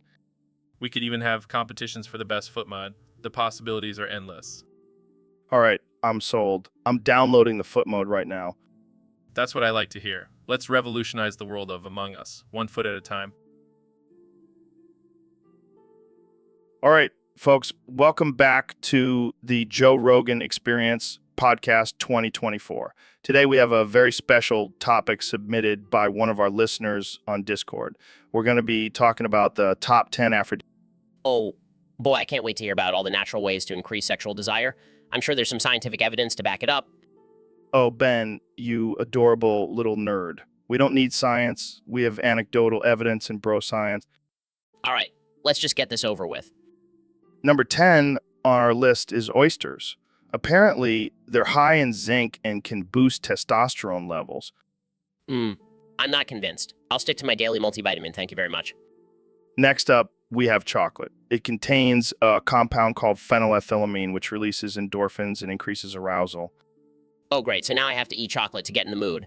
Thanks a lot, Willy Wonka. Moving on to number 8, we have maca root. It's a Peruvian plant that's supposed to increase libido and fertility. Joe, we can't just go around promoting fertility. We need to control the population, not encourage it. Oh, Ben, always the voice of reason. Number 7 is asparagus. Apparently, it can help with erectile dysfunction. I'm sure that will go over well at dinner parties. Excuse me, can you pass the asparagus? I need a little help in the bedroom tonight. All right, number 6 is honey. It's been used as an aphrodisiac for centuries. I'm sorry, Joe. Are we talking about the same honey that comes from bees? I don't think I want to know how that works. Number 5 is watermelon. It contains sit. So, Mr. Beast, I heard you've been learning Serbian. Yeah, man, I wanted to expand my language skills. That's impressive. Can you say something in Serbian for us? Sure. Clear so jebem time matter. Well, what does that mean? Oh, it means I love you in Serbian. I highly doubt that. Okay, fine. It means fuck your mother. Laughs. Oh my God, that's offensive. Hey, I warned you it was R-rated. Fair enough. So why did you choose to learn Serbian? Well, I figured if I ever visit Serbia, I should be able to communicate with the locals. Or you just want to impress some Serbian babes? That too. Well, let's hear some more Serbian phrases. Okay, how about jebemti sestru? I'm not falling for that one again. Fine. It means I love your sister. You're a real charmer, Mr. Beast. Thanks, Joe. I try my best. Winks. So, Dr. Phil, I heard you have a bit of a memory problem. What are you talking about? I have a steel trap for a brain. Really? Because I heard you forgot your own name last week. That's ridiculous. I would never forget my own name. Well, I have a clip of you introducing yourself as Dr. Phil on your own show. Oh, well, that was just a slip of the tongue. And what about that time you forgot you were married and hit on a guest on your show? I don't remember that. Exactly my point. Maybe you should start writing things down, Dr. Phil. Hey, I may forget a few things here and there, but I always remember to cash those big checks from my show. That's one thing you never forget, huh? You got that right? Money talks, baby? Well, at least you have your priorities straight. What were we talking about again? I seem to have forgotten. Oh, just your terrible memory, Dr. Phil. Oh, right. Well, I may forget things, but at least I'm not as forgetful as your hairline, Joe. Ouch, Dr. Phil. That one really hit home. Sorry, I forgot you were sensitive about that. It's okay. I'll just forget about it. Just like you forget everything else. Touch, Joe. Touch. Hey, Mr. President. Welcome back to the podcast. It's great to be here, Joe. I love your show. It's tremendous. You're doing a fantastic job. Thanks, man. So what do you want to talk about today? Honestly, Joe, I don't really want to talk to you. I'm just here because my PR team said it would be good for my image. Oh, come on. You can't be serious. We always have a good time on the podcast. Fine, fine. Let's talk about, how about my golf game? I'm the best golfer, believe me. Oh, I'm sure you are. But let's get real here. What about your policies? Any updates on that wall? Oh, the wall. It's going to be huge, Joe. The biggest wall you've ever seen. And Mexico is going to pay for it, mark my words. Sure. And what about your Twitter account? You've been pretty active on there lately. Twitter is my way of connecting with the American people, Joe. I have the best tweets. Everyone says so. And if you don't like it, you can just unfollow me. No big deal. All right, let's switch gears here. How about aliens? Do you believe in them? Of course I believe in aliens, Joe. I've met plenty of them. In fact, I think they're the ones who helped me win the election. Okay. Let's wrap this up with a quick lightning round. I'll give you a word and you give me the first thing that comes to mind, okay? Sure, I'm great at this. All right, first word, impeachment. Hoax. Hoax. Second word, hair. Perfect. Perfect. And last word, Joe Rogan. Tremendous. Thanks for having me, Joe. Now let's get back to making America great again. Welcome to the Joe Rogan Experience podcast. I'm here with the one and only 2024 President, Donald Trump. It's great to be here, Joe. I was just thinking beating the Ender Dragon is like child's play to me. Wait, what? You've played Minecraft? Of course, I'm a master builder. I built the best wall in Minecraft, believe me. I didn't know you were into gaming. Oh, I'm into all the games. I'm the best at them. I even beat Bowser in Super Mario Bros. With my eyes closed. That's impressive. But what does this have to do with beating the Ender Dragon? Well, I was just saying, if a simpleton like me can beat it, then it must be easy. You must be pretty useless if you can't even beat a dragon in a video game.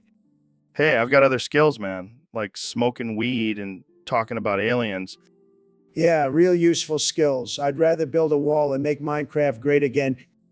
All right, let's move on before this turns into a political debate.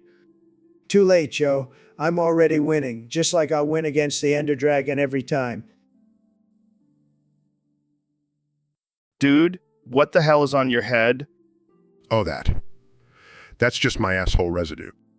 What the fuck? How did that get on your head? Well, you know how you shoved your head up my asshole earlier? Yeah, that was a wild night. Well, I guess some of it must have gotten stuck on your head. Gross, man. That's disgusting. Hey, don't judge. You were the one who wanted to try it. I know. But I didn't think I'd end up with asshole residue on my head. Well, at least now you can say you've truly experienced the universe. Yeah, I guess you're right. But I think I'll stick to exploring space from a safe distance from now on. Suit yourself. But you'll never know the true mysteries of the universe until you've had your head up someone's asshole. You're a weird dude, Neil. And you're a weirdo for shoving your head up my asshole. Shay, my friend. Touche. So, Mr. President, I heard you want to legalize nuclear bombs. Absolutely, Joe. It's going to be huge. We're going to have the biggest, most powerful bombs. No one's going to mess with us. But isn't that a little extreme? I mean, do we really need nukes? Look, Joe, I'm not saying we're going to use them, but it's always good to have options, Plus, it'll make America great again. But what about the potential for mass destruction and loss of innocent lives? Fake news, Joe. These bombs are going to be beautiful. We'll only use them on the bad hombres. Trust me. I don't know, man. Seems a little risky. Relax, Joe. I'll make a deal with the other countries. They can have nukes too, but only if they pay for them. It's going to be a great deal. The best deal. I don't think that's how it works, Mr. President. Hey, I'm the president. I make the rules. And the rule is nukes for everyone. Well, I guess we'll just have to wait and see how this plays out. Don't worry, Joe. It's going to be tremendous. Trust me. Welcome to the Joe Rogan Experience podcast. Here with the one and only Elon Musk. Thanks for having me, Joe. Excited to be here. So, Elon, I heard you have a new theory about electric cars. Yeah, it's a little controversial, but I've done some research and I've come to the conclusion that driving an electric car will turn you gay. Wait, what? Yeah, it's the electromagnetic fields. They mess with your hormones, and before you know it, you're craving a big, juicy burger. Oh, man, that's wild. So you're saying all those Tesla owners out there are secretly gay? Well, not all of them, but definitely a significant percentage. I can't believe I'm hearing this. But hey, to each their own. Oh my God, I'm busting, I'm nutting, I'm coming, and I'm cooming, I'm creaming, and I'm splooging. What the hell, Trump? Sorry, I couldn't resist. I heard you guys talking about electric cars and I had to chime in. Well, Mr. President, I'm sure you have some thoughts on my theory. Oh, I have the best thoughts, believe me. And let me tell you, I've driven plenty of electric cars and I'm still as straight as they come. Well, there you have it, folks. The president has spoken. I guess my theory needs some more testing. All right, let's move on to our next topic before things get too crazy in here. Thanks for joining us, Elon and Trump. Thanks for having me, Joe. And remember, drive an electric car at your own risk. And remember, always grab them by the steering wheel. So, David, I heard you have a unique Sunday ritual. Oh, yeah, Joe. Every Sunday, I like to sit out on my front porch and boof everyone who walks by my house. Boof. What the hell does that mean? You know, sticking it all chocolate highway. Oh my God, David, that's disgusting. Hey, it's my way of spreading love and positivity to the world. I don't think that's how it works, man. Oh, it works for me. And let me tell you, I've got some strong glutes from all that boofing. I don't even want to know how you discovered this ritual. Let's just say it involved a lot of self-exploration and a jar of peanut butter. Okay, I'm officially disturbed. Hey, don't knock it till you try it, Joe. I think I'll pass, thanks. Suit yourself. More boofing from me. Yo, Jamie, do you see that creepy spider in the corner? Oh, shit. Yeah, I see it. That thing is huge. Bro, I think it's plotting to take over the world. Nah, man, it's just trying to find a mate and make some little spider babies. Oh God, I don't want to think about spider sex. That's some kinky shit. Yeah, they're into some crazy bondage stuff. Maybe we should just burn the whole studio down and start over. Or we could just get a flamethrower and take care of that spider. Dude, that's a great idea. Let's do it and film it for the podcast. We'll call it Spider Versus. Flamethrower. The ultimate showdown. I can already hear PETA knocking on our doors. Let's just tell them it was a CGI spider. Problem solved. And while we're at it, let's get some LSD and make this a real trippy experience. Oh man, I can't wait to see what that spider looks like on acid. It's going to be like a psychedelic nightmare. I love it. And we'll have our own version of Fear Factor, but with spiders instead of bugs. This is why we're the kings of podcasting, Jamie. No one can top our insanity. Cheers to that, Joe. Now let's go burn that spider to a crisp. All right, folks, welcome back to the Joe Rogan Experience podcast. I'm here with my good friend, the one and only Neil deGrasse Tyson. Thanks for having me, Joe. Always a pleasure to be on your show. So, Neil, I heard you have a list of your top 5 planets that are big, round, and juicy, just like your beautiful ass. Oh, Joe, you never fail to amuse me. Yes, I do have a list of my favorite planets that are big, round, and juicy. All right, let's hear it. Well, first on the list is Jupiter. It's the biggest planet in our solar system, and it's so round, it's practically a perfect sphere. Damn, that's hot. Next up is Saturn. Not only is it big and round, but it's also got those juicy rings. Sounds like my kind of planet. Moving on, we have Uranus. It's a bit smaller than the other two, but it's still round and juicy. I see what you did there. And then we have Neptune, which is often overlooked, but it's still a big, round, and juicy planet. I like it when you say juicy. And last, but not least, we have Earth. It may not be the biggest or roundest planet, but it's definitely got some juicy creatures living on it. Oh man, Neil, you never disappoint. Thanks for sharing your top 5 planets with us. Anytime, Joe. And remember, folks, always appreciate the beauty of a big, round, and juicy planet. All right, folks, welcome back to another episode of the Joe Rogan Experience podcast. Today we have a special guest, the one and only Dr. Phil. Thanks for having me, Joe. I'm excited to be here. So, Dr. Phil, I heard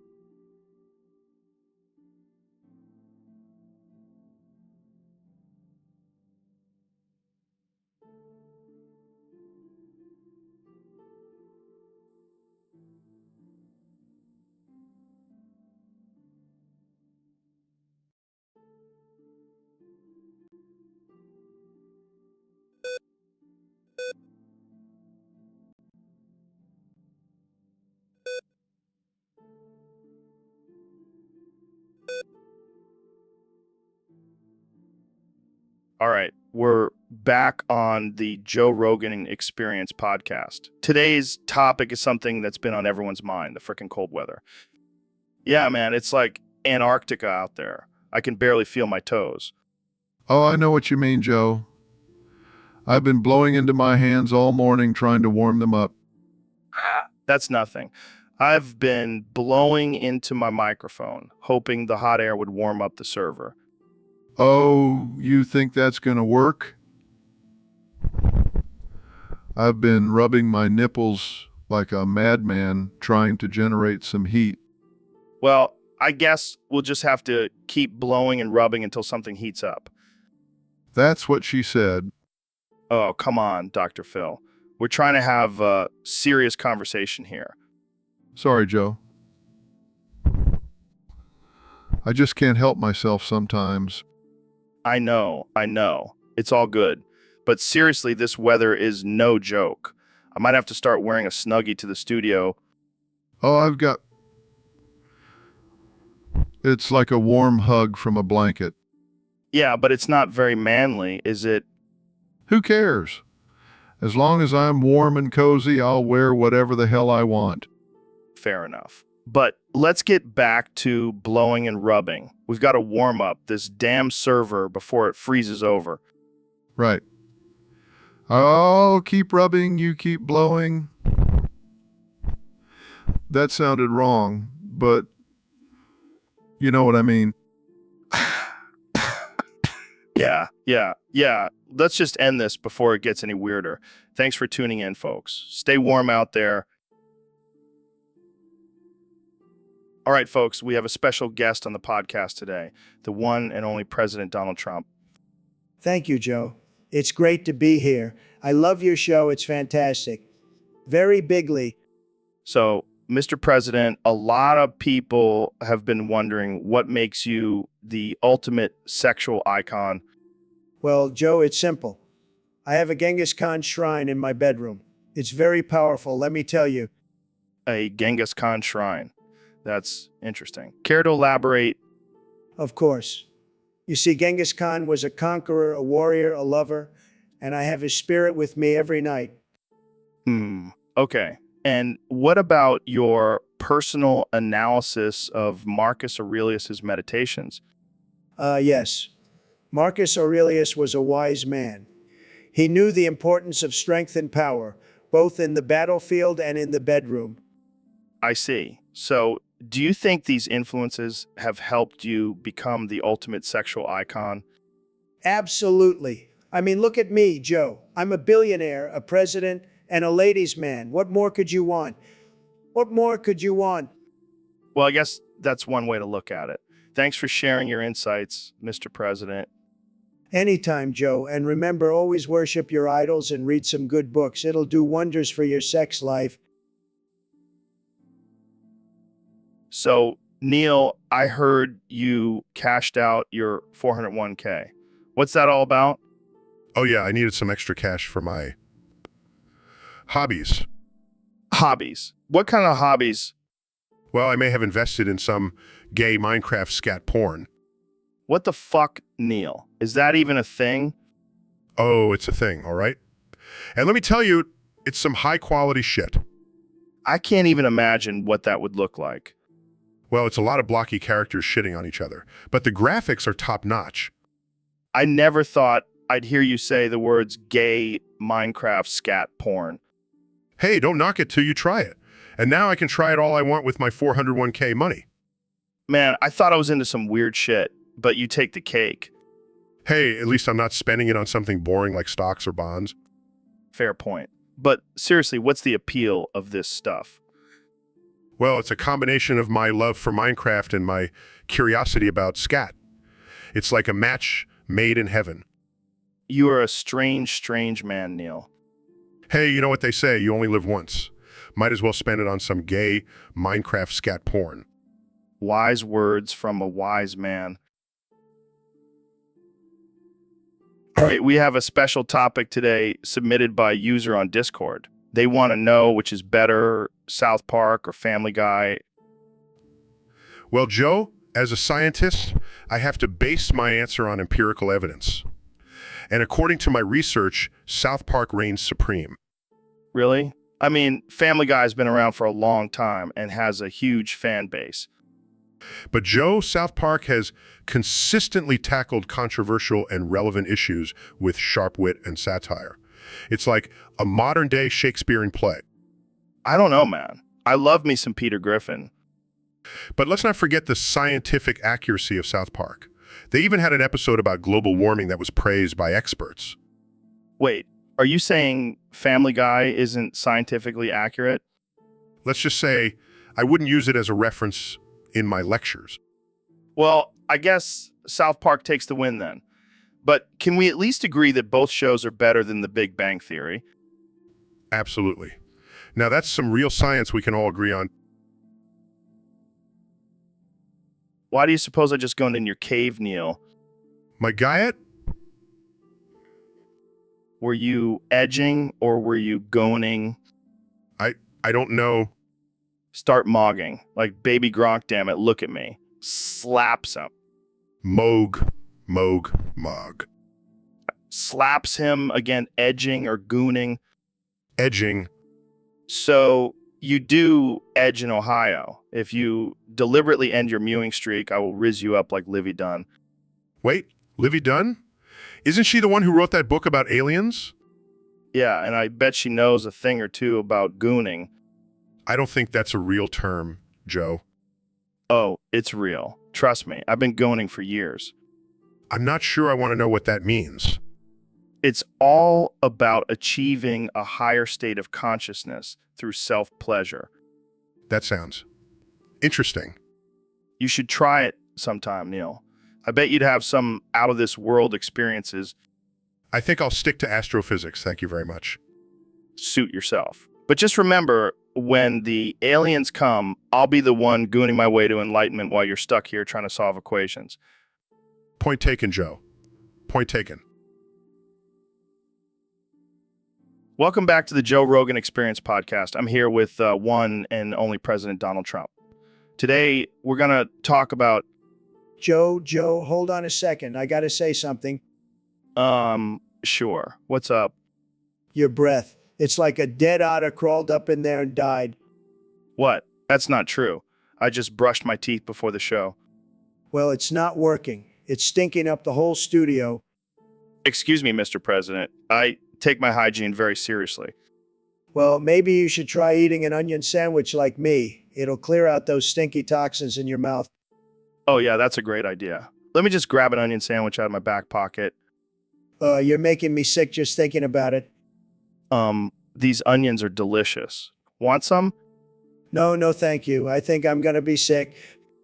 Oh, come on. Don't be such a baby. Joe, please. Can we talk about something else? Anything else? Sure. Let's talk about your favorite topic. Yourself. Fine. But can you at least stop eating those onions? They're making me nauseous. Sorry, I can't help it. They're just so good. This is torture. Hey, at least it's not as bad as your presidency. Okay, that's it. I'm out of here. And there he goes, folks. The President of the United States running away from some raw onions. This has been the Joe Rogan Experience podcast. Thanks for tuning in.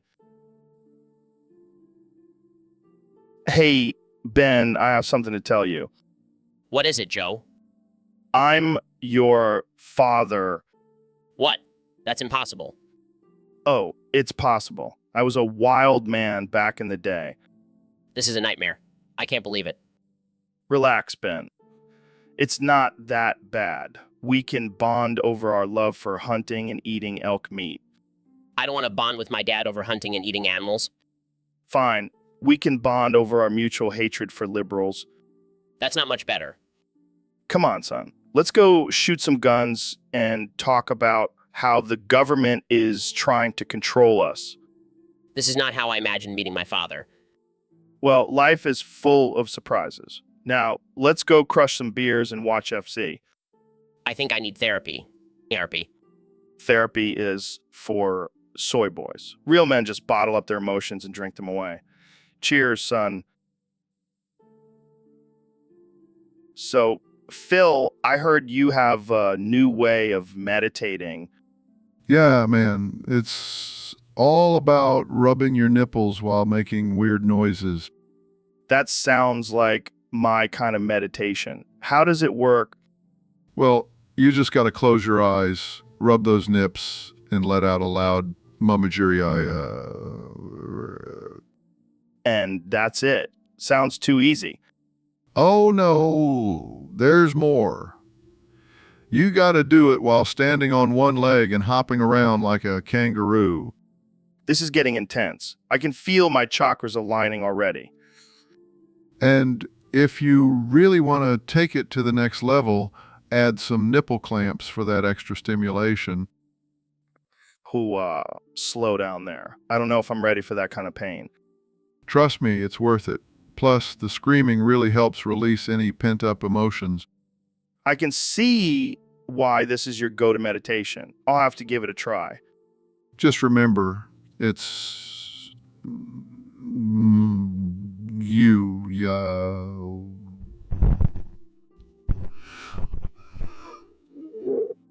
Got it. And if anyone asks, we're just doing some deep breathing exercises.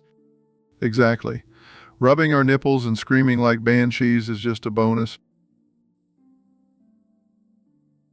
So, David, I heard you've been exploring the world of quantum physics lately.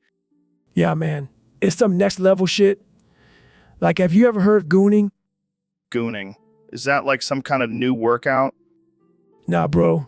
It's when you edge yourself for hours until you reach a state of pure euphoria. It's like a quantum orgasm. I don't think that's how quantum physics works. Oh, but it is. Joe, when you're going and you're tapping into the quantum field and accessing higher dimensions. And here I thought it was just a weird fetish. It's all connected, man. The universe is just one big cosmic goon fest. I don't know if I'm ready to go down that rabbit hole. Oh, you got to try it, Joe. It's like DMT on steroids. I'll stick to my elk meat and kettlebells. Thanks. Suit yourself, bro. But when you're ready to unlock your full potential, I'll be here with my Gooning guidebook. I'll keep that in mind for my next ayahuasca trip. Now you're speaking my language, Joe. That's going to trip balls together. And on that note, let's end this conversation before it gets any weirder. Thanks for tuning in, folks. Stay goony, my friends. Joe, have you ever boofed at the speed of light? What the hell are you talking about, Neil? It's my biggest boofing hack. I can boof an infinite amount of matter by turning it into energy. That's some next level boofing, man. But wouldn't that make your butthole a black hole? Ha, good one, Joe. But no, I have a special boofing suit that protects me from any gravitational forces. So what's the craziest thing you've ever boofed at the speed of light? Let's see. I once boofed a whole cow and turned it into a delicious energy shake. That's insane, man. But I gotta ask, have you ever boofed a human? Of course not, Joe. That's unethical and illegal. Plus, I don't want to turn someone into an energy shake. That's just messed up. Yeah, you're right. But imagine if we could boof politicians at the speed of light and turn them into energy for the greater good. Now that's a boofing revolution I can get behind. And imagine the money we could save on food and healthcare. Boofing is the future, man. Absolutely, Joe. Boofing at the speed of light is the ultimate hack for a sustainable and efficient society. Well, I know what I'm doing after this podcast. Boofing all the way to the bank, baby. You're a wild one, Joe. But hey, boofing is a serious business. Let's not forget that. Right. Boofing is a sacred art that should be respected and used responsibly. Exactly. Now let's go boof some tacos at the speed of light. My treat? Best day ever. So, Neil, what do you think about the multiverse theory? Hold on, Joe. I just landed at Tilted Towers and I need to find some weapons. But what about the possibility of parallel universes coexisting with ours? Dude, I just found a legendary shotgun. This is way more important than your silly theories. Okay. How about the concept of time dilation? Hang on. I need to build a fort to protect myself from these noobs. But what about Einstein's theory of relativity? Can't talk right now. I'm in the middle of a heated battle. And let me tell you, my reflexes are on point, thanks to this Neuralink. Fine, forget science. How about the origins of the universe? Sorry, Joe. I just got a victory royale. Maybe we can discuss the Big Bang Theory another time. Oh shit, Neil. Is that your sister? Yes, that's Mariah deGrasse Tyson, the most powerful and talented member of our family. I heard she can freeze people with just a look. Maybe we should just stick to talking about space and science, Neil. Oh, come on, Joe. Mariah is just like any other person, except she can hit those high notes like no one else. Just space stuff. Please don't freeze me, Mariah. I'll do anything. Relax, Elon. Mariah only uses her powers for good. Like when she sang "All I Want for Christmas Is You" and made everyone's hearts melt. Wow, that was beautiful. I thought I was a goner for a second there. See, Mariah? Your voice can even bring tough guys like Elon to their knees. Yeah, let's do it. But first, can you sing "All I Want for Christmas Is You" one more time? All right, folks, welcome back to the Joe Rogan Experience podcast, where we have the most absurd and offensive conversations on the internet. Today, we have a special treat for you. We have Joe Rogan, Trump, Neil deGrasse Tyson, and Ben Shapiro all playing Google Feud on stream. let's get started, shall we? First question, why do men have nipples? Well, I have the best nipples. Nobody has better nipples than me. Believe me. Actually, it's because all embryos start off as female and then develop into male or female. It's basic biology, Trump.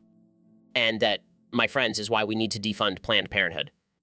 All right, let's move on to the next question. Is it possible to fart in your sleep? Of course it is. I do it all the time. And let me tell you, my farts are tremendous. The best farts you've ever heard. Actually, it's not possible because your body relaxes during sleep and the muscles that control farting also relax. Science, bitches. And that, my friends, is why we need to build a wall to keep out the Mexican food that causes gas. All right, last question. How many calories are in a human? Well, I'm not sure about the exact number, but I can tell you that I'm the most fit and healthy human being ever. My doctor said so. Actually, it's hard to determine because it depends on the person's weight, height, and activity level. But I can tell you that cannibalism is not a good source of nutrition.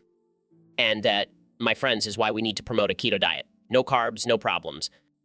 And that's a wrap, folks. Thanks for tuning in to this ridiculous and offensive episode of the Joe Rogan Experience. Stay tuned for our next episode where we discuss the benefits of eating Tide Pods. See ya. So, Mr. President, I heard you accidentally the whole thing. What thing? I've accidentally a lot of things. It's what I do. No, like the whole thing, like the whole country. Oh, that. Yeah, well, I've been known to accidentally things on a grand scale. It's my specialty. But how do you accidentally the whole thing? That's impressive. It's all about timing, Joe. You got to wait for the perfect moment and then bam, accidentally the whole thing. Wow, I'm impressed. But, you know, Elon Musk also accidentally the whole thing last week. That guy. Please, I've been accidentally things since before he was even born. So, what do you think about his accidental the whole thing? Also, actuayuis is lol. That's what I think. What? It's a secret code, Joe. Only the most powerful and stable geniuses can understand it. Right? Of course. Well, thanks for clearing that up, Mr. President. Anytime, Joe. Just remember, I'm the master of accidentally the whole thing. Believe me. All right, ladies and gentlemen, welcome back to the Joe Rogan Experience podcast. Today we have a very special episode for you because I have a Christmas hat on my forehead. What? No, it's not because I'm feeling festive. It's because I got my dick stuck on my forehead. Yeah, you heard that right. My dick stuck on my forehead. How did it happen? Well, let's just say I was experimenting with some new positions and things got a little out of hand. But hey, we're not here to talk about my sexual escapades. We're here to talk about censorship. You see, I can't just walk around with my dick hanging out on my forehead. That's just not socially acceptable. So I had to get creative and use this Christmas hat to cover it up. And let me tell you, it's been working like a charm. People think I'm just really into the holiday spirit, but little do they know, it's just my way of censoring my dick. And you know what? I think it's a genius move. I mean, who needs a censor bar when you have a festive accessory? So there you have it, folks. My new fashion statement, the Christmas hat on my forehead. And hey, if you see me on the street, don't be afraid to say hi. Just try not to stare at my hat too much, okay? Welcome to the Joe Rogan Experience podcast, where we talk about all things absurd, offensive, and unhinged. Today, I have the one and only Ben Shapiro with me. Goo gaga, folks. It's great to be here. What the hell, Ben? Are you okay? Goo gaga, Joe. I've been practicing my baby talk for our conversation today. Well, you're definitely nailing it. So, what's been going on in your world, Ben? Goo ga, Joe. I've been busy fighting the liberal agenda and defending our constitutional rights.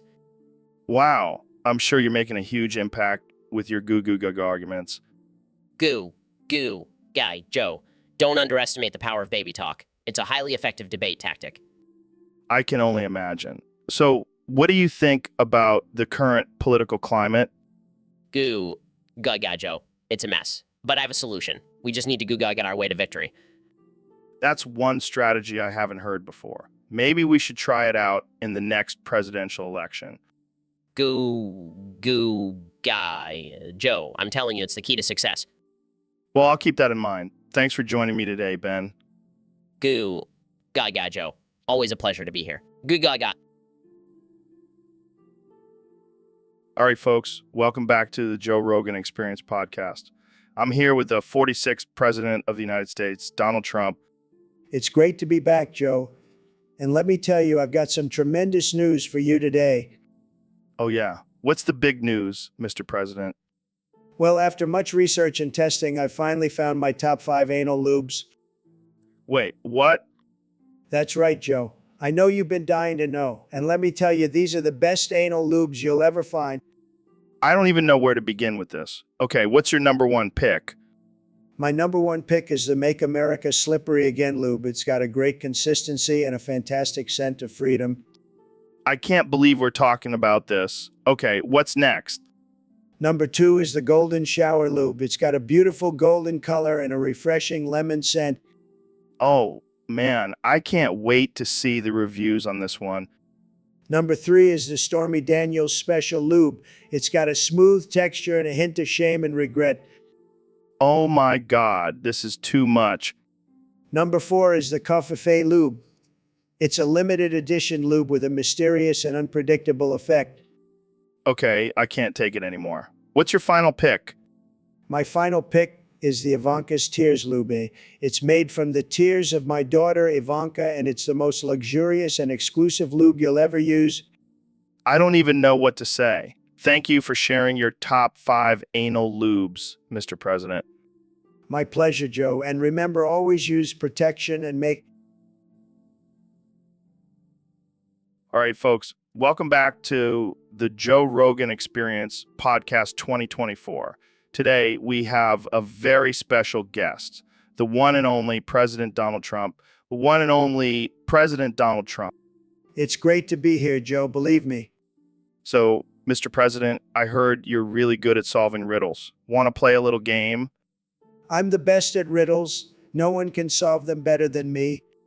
All right, here's the first one. What has a head and a tail, but no body? Obama.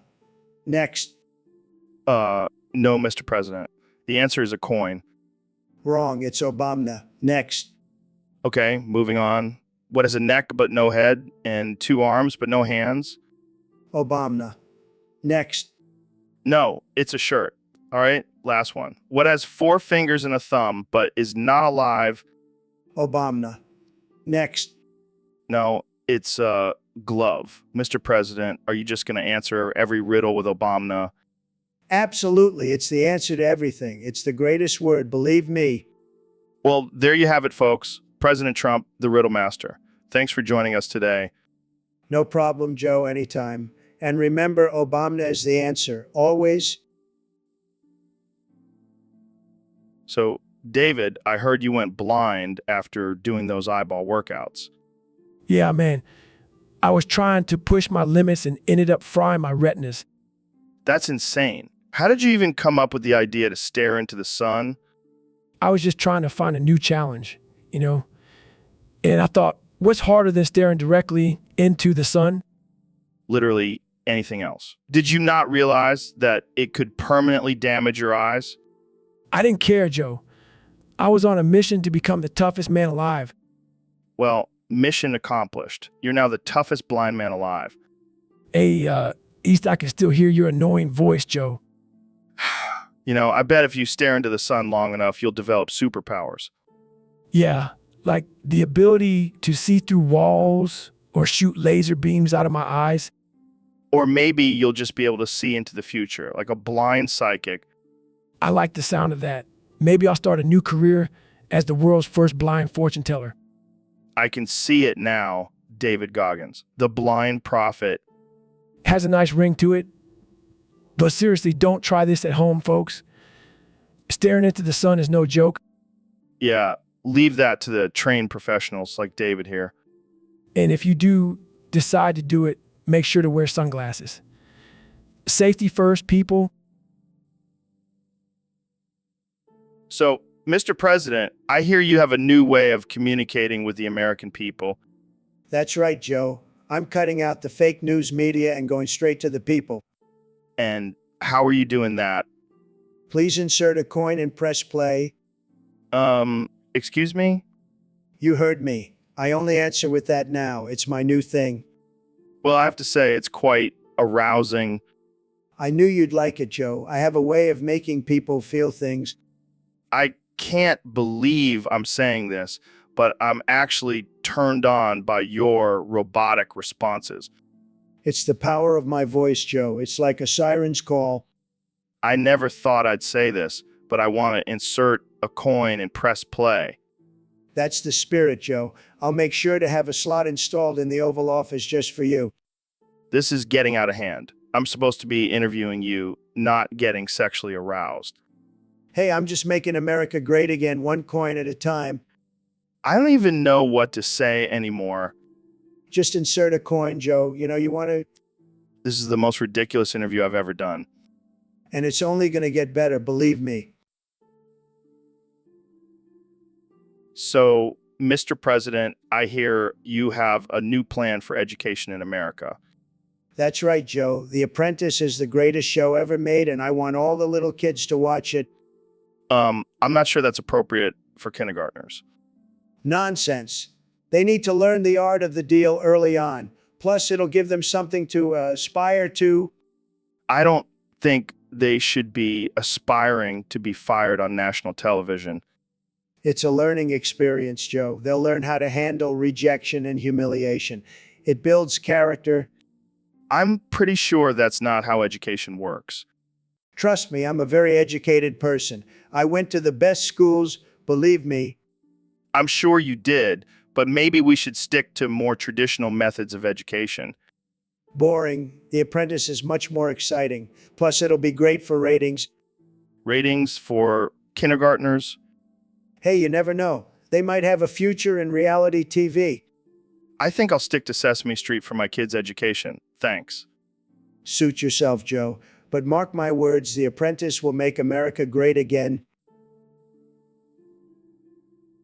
All right, folks, welcome back to the Joe Rogan Experience podcast. Today we have a special guest, the one and only Dr. Phil.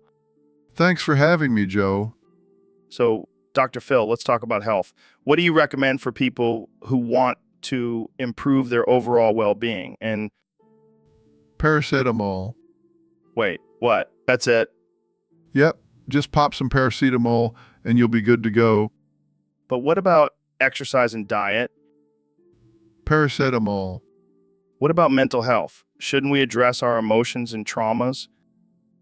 Paracetamol. Okay, but what if someone has a serious medical condition? Paracetamol.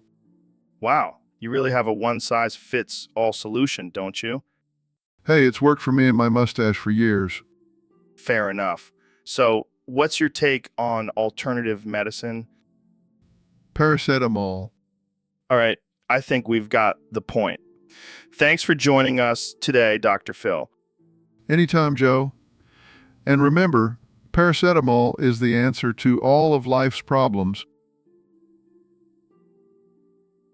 All right, folks, welcome back to the Joe Rogan Experience podcast.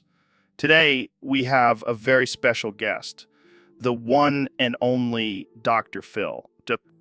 Thanks for having me, Joe. It's always a pleasure to be on your show. So, Dr. Phil, I heard you have this theory about the 5 levels of crazy. Can you explain that to us? Absolutely, Joe.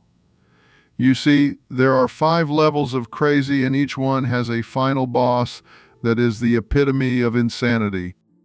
All right, lay it on us. Level 1 is your basic crazy, your run-of-the-mill nut job. The final boss for this level is your average Karen. Oh, God, not the Karens. Moving on to level 2, we have the delusional crazies. These are the people who think they're Jesus or have a secret government chip in their brain. The final boss for this level is none other than Tom Cruise. That makes sense. I mean, have you seen his Scientology videos?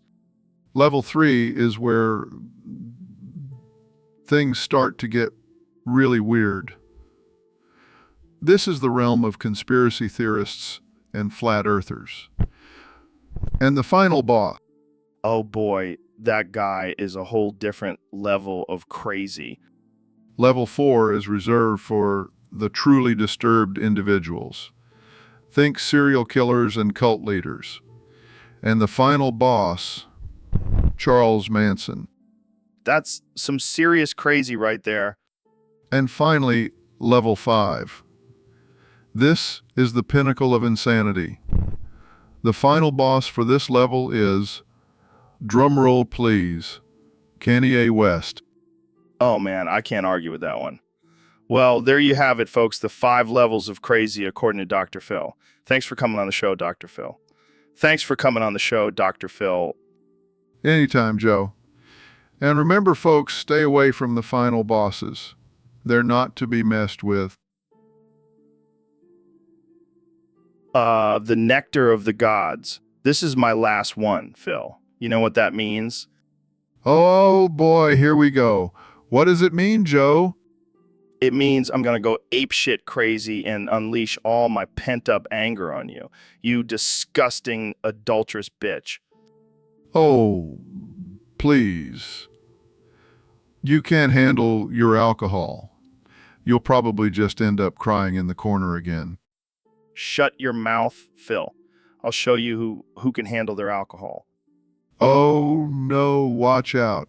Joe's gonna get drunk and yell at me like a toddler having a tantrum. You want to see a tantrum, Phil? I'll give you a fucking tantrum. Joe, what's really bothering you? Is it your fear of intimacy or your unresolved childhood trauma? Shut up, Phil. You think you're so smart with your fancy doctorate and your stupid mustache. Joe, this behavior is not healthy. Let's talk about it. Talk about this, bitch. That's it, I'm done. I can't help someone who won't help themselves. Help. Who needs help when you have beer? This is just sad. I'm out of here. Yeah, you better run, Phil. I'll just drink my problems away like a real man. So, Mr. President, I heard you've been working on a new song. That's right, Joe. It's gonna be huge. The best song ever. Believe me. Can you give us a sneak peek? Sure thing. Starts humming, trying to conquer China, trying to be King Kong. China bet they be king. I bet that they're wrong. Wow, that's something. You know, Joe, I've always been a big fan of King Kong. He's a winner, just like me. Okay, moving on. What's the inspiration behind this song? Well, Joe, as you know, China has been taking advantage of us for years. It's time to show them who's boss. And how does a song about King Kong fit into that? It's all about dominance, Joe. King Kong is the ultimate alpha male, just like me. Trying to hold back laughters, right? So when can we expect this masterpiece to be released? Oh, it's already out there, Joe. It's going viral. Everyone's talking about it. I'm sure they are. Well, thank you for sharing that with us, Mr. President. Anytime, Joe. And remember, America first, China last. Starts humming against trying to conquer China. Welcome back to the Joe Rogan Experience podcast, folks. Today, we have a very special guest, the one and only Neil deGrasse Tyson. Thanks for having me, Joe. I'm excited to talk about some mind-blowing space facts. Oh man, I can't wait. Lay it on us, Neil. Did you know that there are more stars in the universe than there are grains of sand on Earth? Wow, that's insane. Wrong. And the sun is so large that it could fit 1.3 million Earths inside of it. Oh! Wrong. And there are galaxies out there that are 13 billion years old, older than our own Milky Way. That's crazy, man. Wrong. And the universe is expanding at an accelerating rate, which means it's getting bigger and bigger every second. That's mind-boggling. Wrong. And there are black holes out there that are so massive they can swallow entire galaxies. Whoa, that's some serious power. Wrong. And did you know that the moon is moving away from Earth at a rate of 1.48 inches per year? I never knew that. Wrong.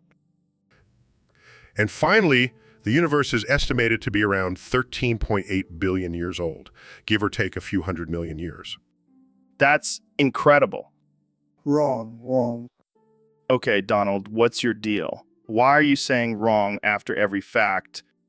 Because they're all wrong. The only fact that matters is that I'm the greatest president in the history of the universe. Actually, that's not a fact. That's just your opinion. Wrong. Well, that's all the time we have for today, folks. Thanks for tuning in to the Joe Rogan Experience podcast. And remember, always fact check before believing anything Donald Trump says. See you next time. Hey, Ben, have you ever listened to the Red Hot Chili Peppers? Of course, they're one of my favorite bands. Really? I didn't think you were into that kind of music. Oh, I love their conservative lyrics and strong moral values. I don't think you're talking about the same band. What do you mean? They sing about California and love, right? Yeah, but they also have songs about drugs and sex. Oh, I love drugs and sex. Maybe we should change the subject. Wait, is this why they're called the Red Hot Chili Peppers? No, Ben, that's not. Oh my God, are you okay? This isn't what I signed up for. I think we found your new favorite band, Ben. I hate you, Joe. So, Ben, I heard you've been listening to a lot of heavy metal lately. Yeah, I've been getting into some hardcore stuff. Have you heard of the band Slaughter to Rail? Oh yeah, those guys are brutal. I love their song Demolisher. That breakdown gets me pumped up every time. It's like a punch in the face, but in a good way. Exactly. And their vocalist, Alex Terrible, has some serious pipes. Yeah, he's got the perfect mix of growls and screams. It's like music to my ears. And have you seen their live shows? They're insane. I bet. I can only imagine the mosh pits at their concerts. It's like a war zone, but in a good way. I gotta say, I'm impressed with your taste in music, Ben. Thanks, Joe. Maybe we should start a metal band together.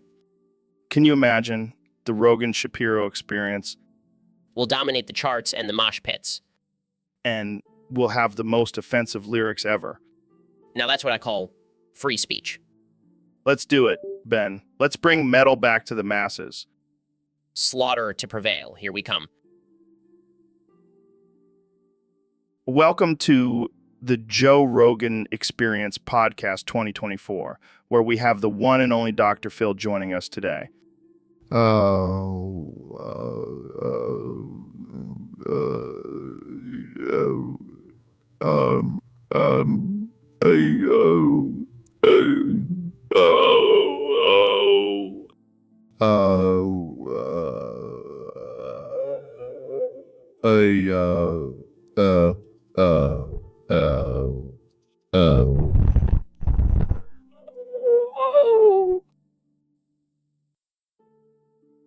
All right, folks, we have a special guest today.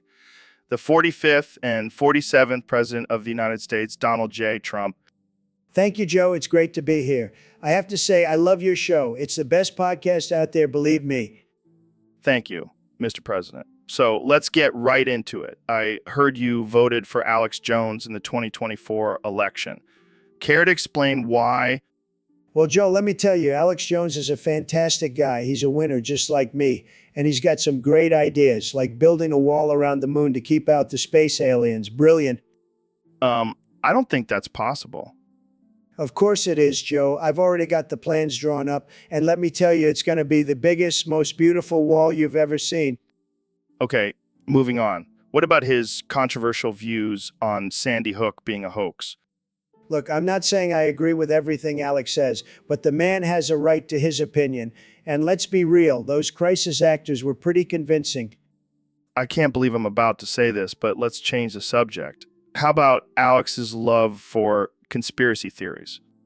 Joe, let me tell you, I love a good conspiracy. And Alex, he's got the best ones, like the one about Bigfoot being Hillary Clinton's secret lover. I mean, who wouldn't want to believe that?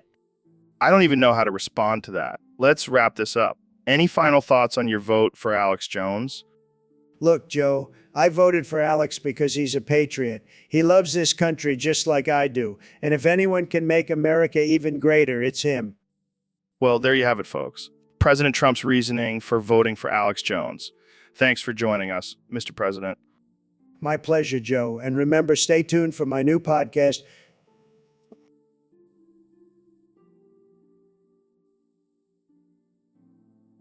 All right, folks, we have a very special guest today. The 45th and 47th President of the United States, Mr. Donald Trump. Thank you, Joe. It's great to be here. I've heard a lot about your show. They say it's the best, just like everything I do. Well, we'll see about that. So, Mr. President, I heard you have a hidden talent. Care to share it with us? Oh, you mean my beautiful singing voice? I've been told I have the best voice, better than any singer out there. Really?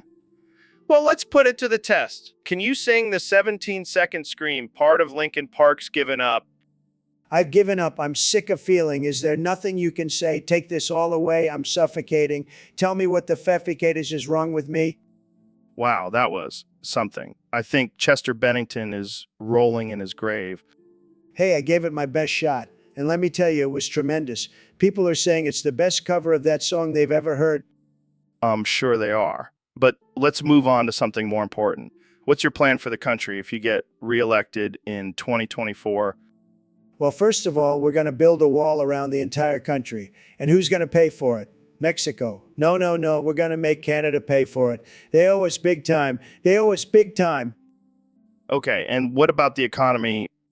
We're going to make America great again. We'll bring back all the jobs that China stole from us, and we'll make sure everyone gets a Big Mac for $1. All right, well, that's all the time we have for today. Thanks for joining us, Mr. President. No problem, Joe. And remember, folks, vote for me in 2024. So, Neil, I heard you forgot who you are. What's that all about? Yeah, man, I woke up this morning and couldn't remember a damn thing. I thought it was a potato for a second. A potato. That's a new one. Maybe you've been smoking too much of that good. Hey, don't judge me. You're the one who invited me on this podcast. Fair point. But seriously, how does one forget who they are? Did you hit your head or something? No, I think it's just old age catching up to me. I mean, I am a astrophysicist, not a memory expert. Well, I guess you can just make up a new identity. How about Neil deGrasse Tyson 2.0? Nah, I'll stick with the original. But maybe I'll add a cool nickname like the Forgetful Genius. I like it. It's got a nice ring to it. But seriously, you should probably get that checked out. I don't want you forgetting all the cool space stuff, you know? Don't worry, Joe. I may have forgotten who I am, but I'll never forget the mysteries of the universe. Deep, man. Deep. But let's get back to more important topics like aliens and DMT. Oh yeah, I remember those. Let's dive right in. So Neil, I heard you did something crazy with Kanye. Oh yeah, I turned him into a self-checkout machine. What the hell, man? How'd you even do that? Well, I used my astrophysics knowledge to reprogram his brain, and now he can only speak in self-checkout machine language. That's messed up, dude. Can we try it out? Sure, but be warned, he might start beeping and scanning your groceries. All right, let's give it a shot. Beep boop. Please scan item. Okay, now what? Error. Item not recognized. Please try again. Come on, man. Work with me here. Beep boop. Insufficient funds. Please insert card or cash. Finally. Error. Card declined. Please try again. Neil, what the hell did you do to him? I may have added a little glitch in there. Beep boop. Error. Error. All right, I'll just use the regular checkout line. Looks like Kanye's self-checkout days are over. But hey, at least he's still making music, right? Beep boop. Error. Please insert new album. This is too much, man. I can't handle this.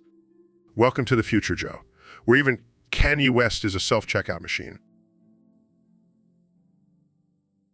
So, Dr. Phil, I heard you've been keeping a secret from us. What are you talking about, Joe?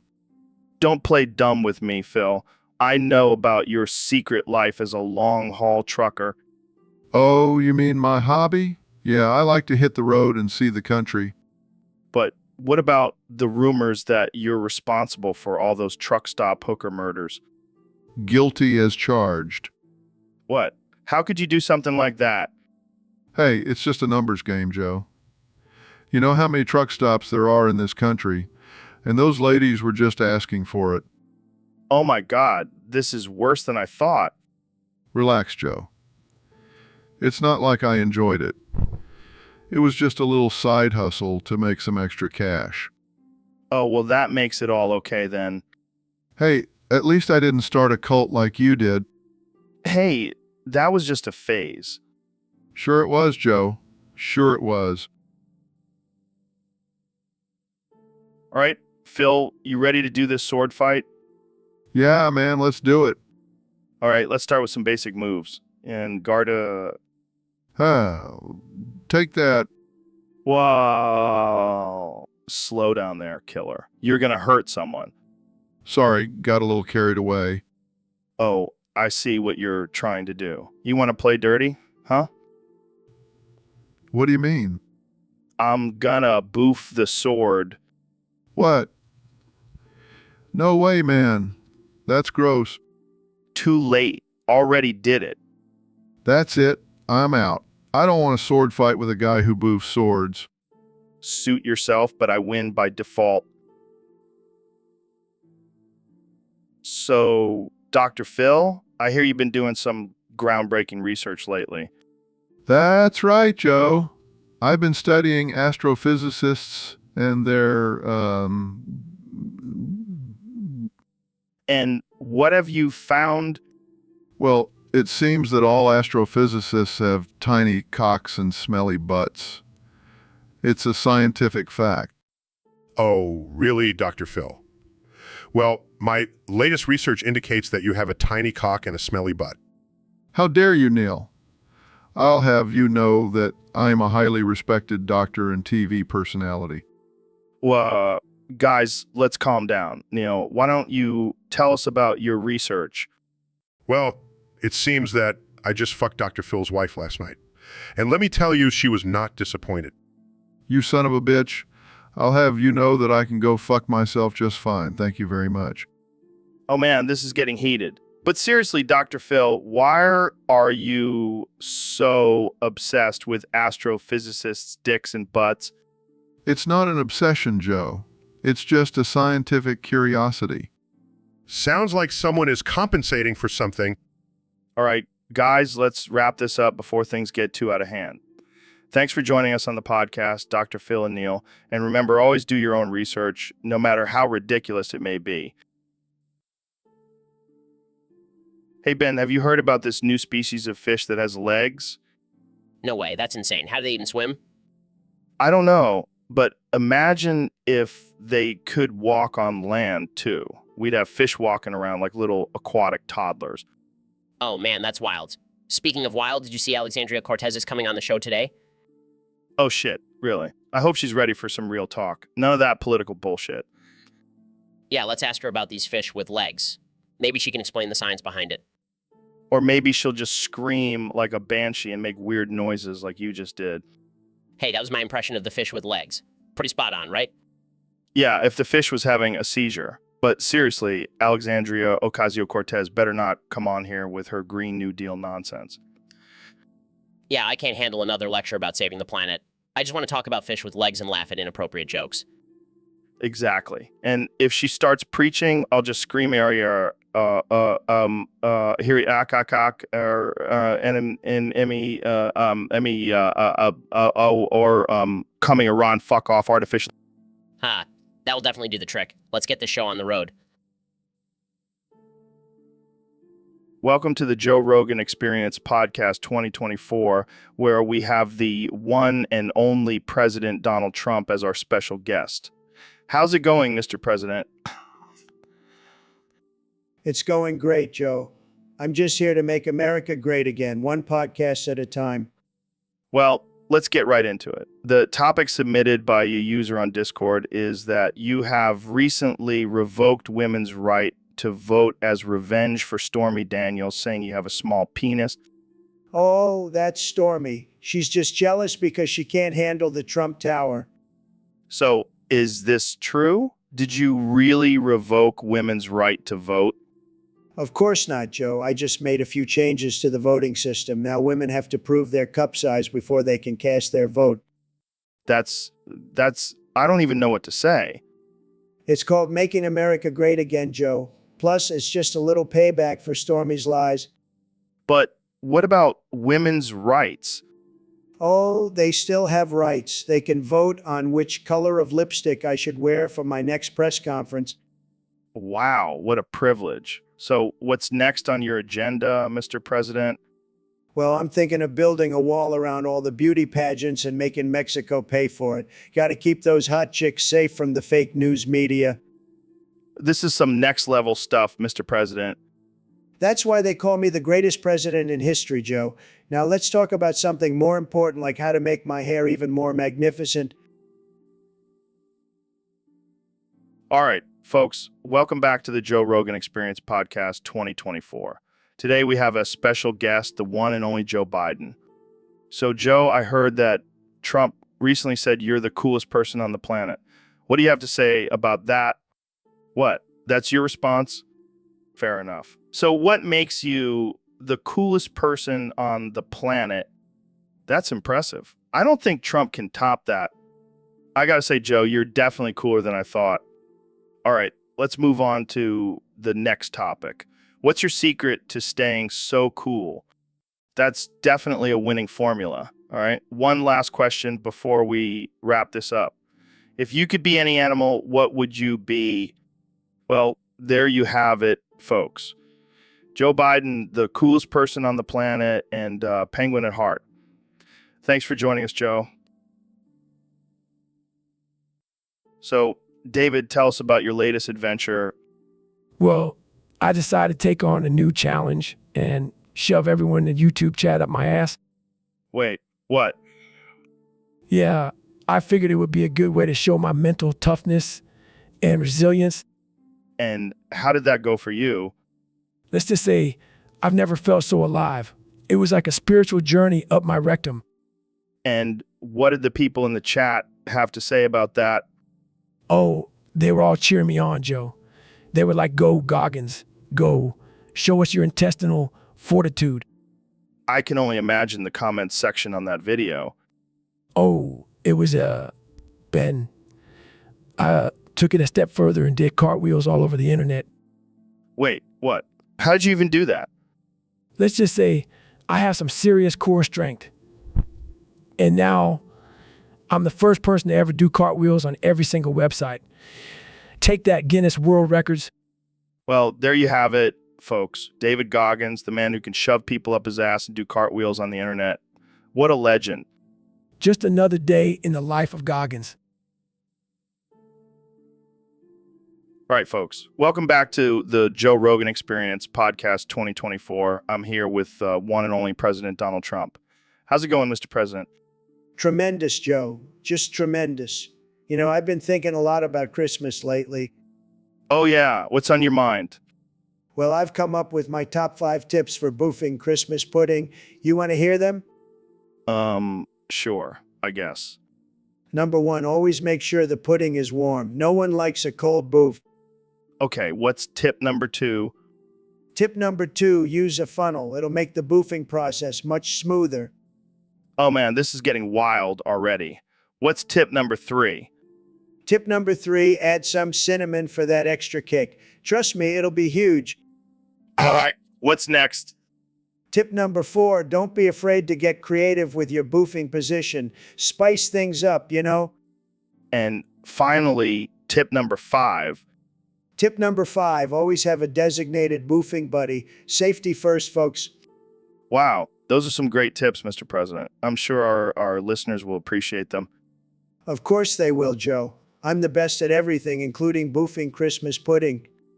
Well, that's all the time we have for today, folks. Thanks for tuning in to the Joe Rogan Experience Podcast 2024. And remember, always boof responsibly. Hey, Elon, have you ever noticed how many as are in every sentence?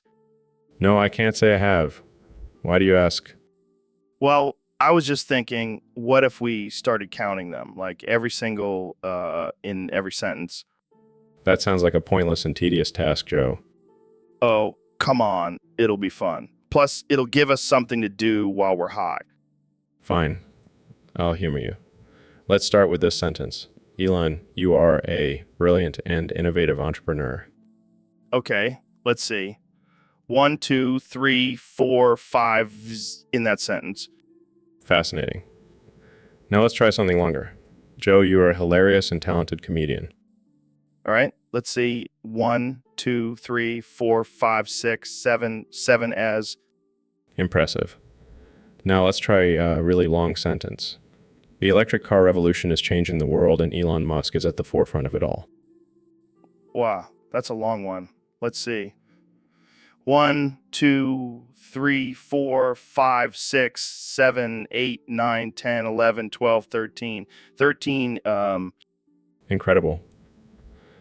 I never realized there were so many E's in our sentences. yeah, it's almost like it's the most commonly used letter in the English language or something. Mind blown. We should definitely keep countings in every sentence from now on.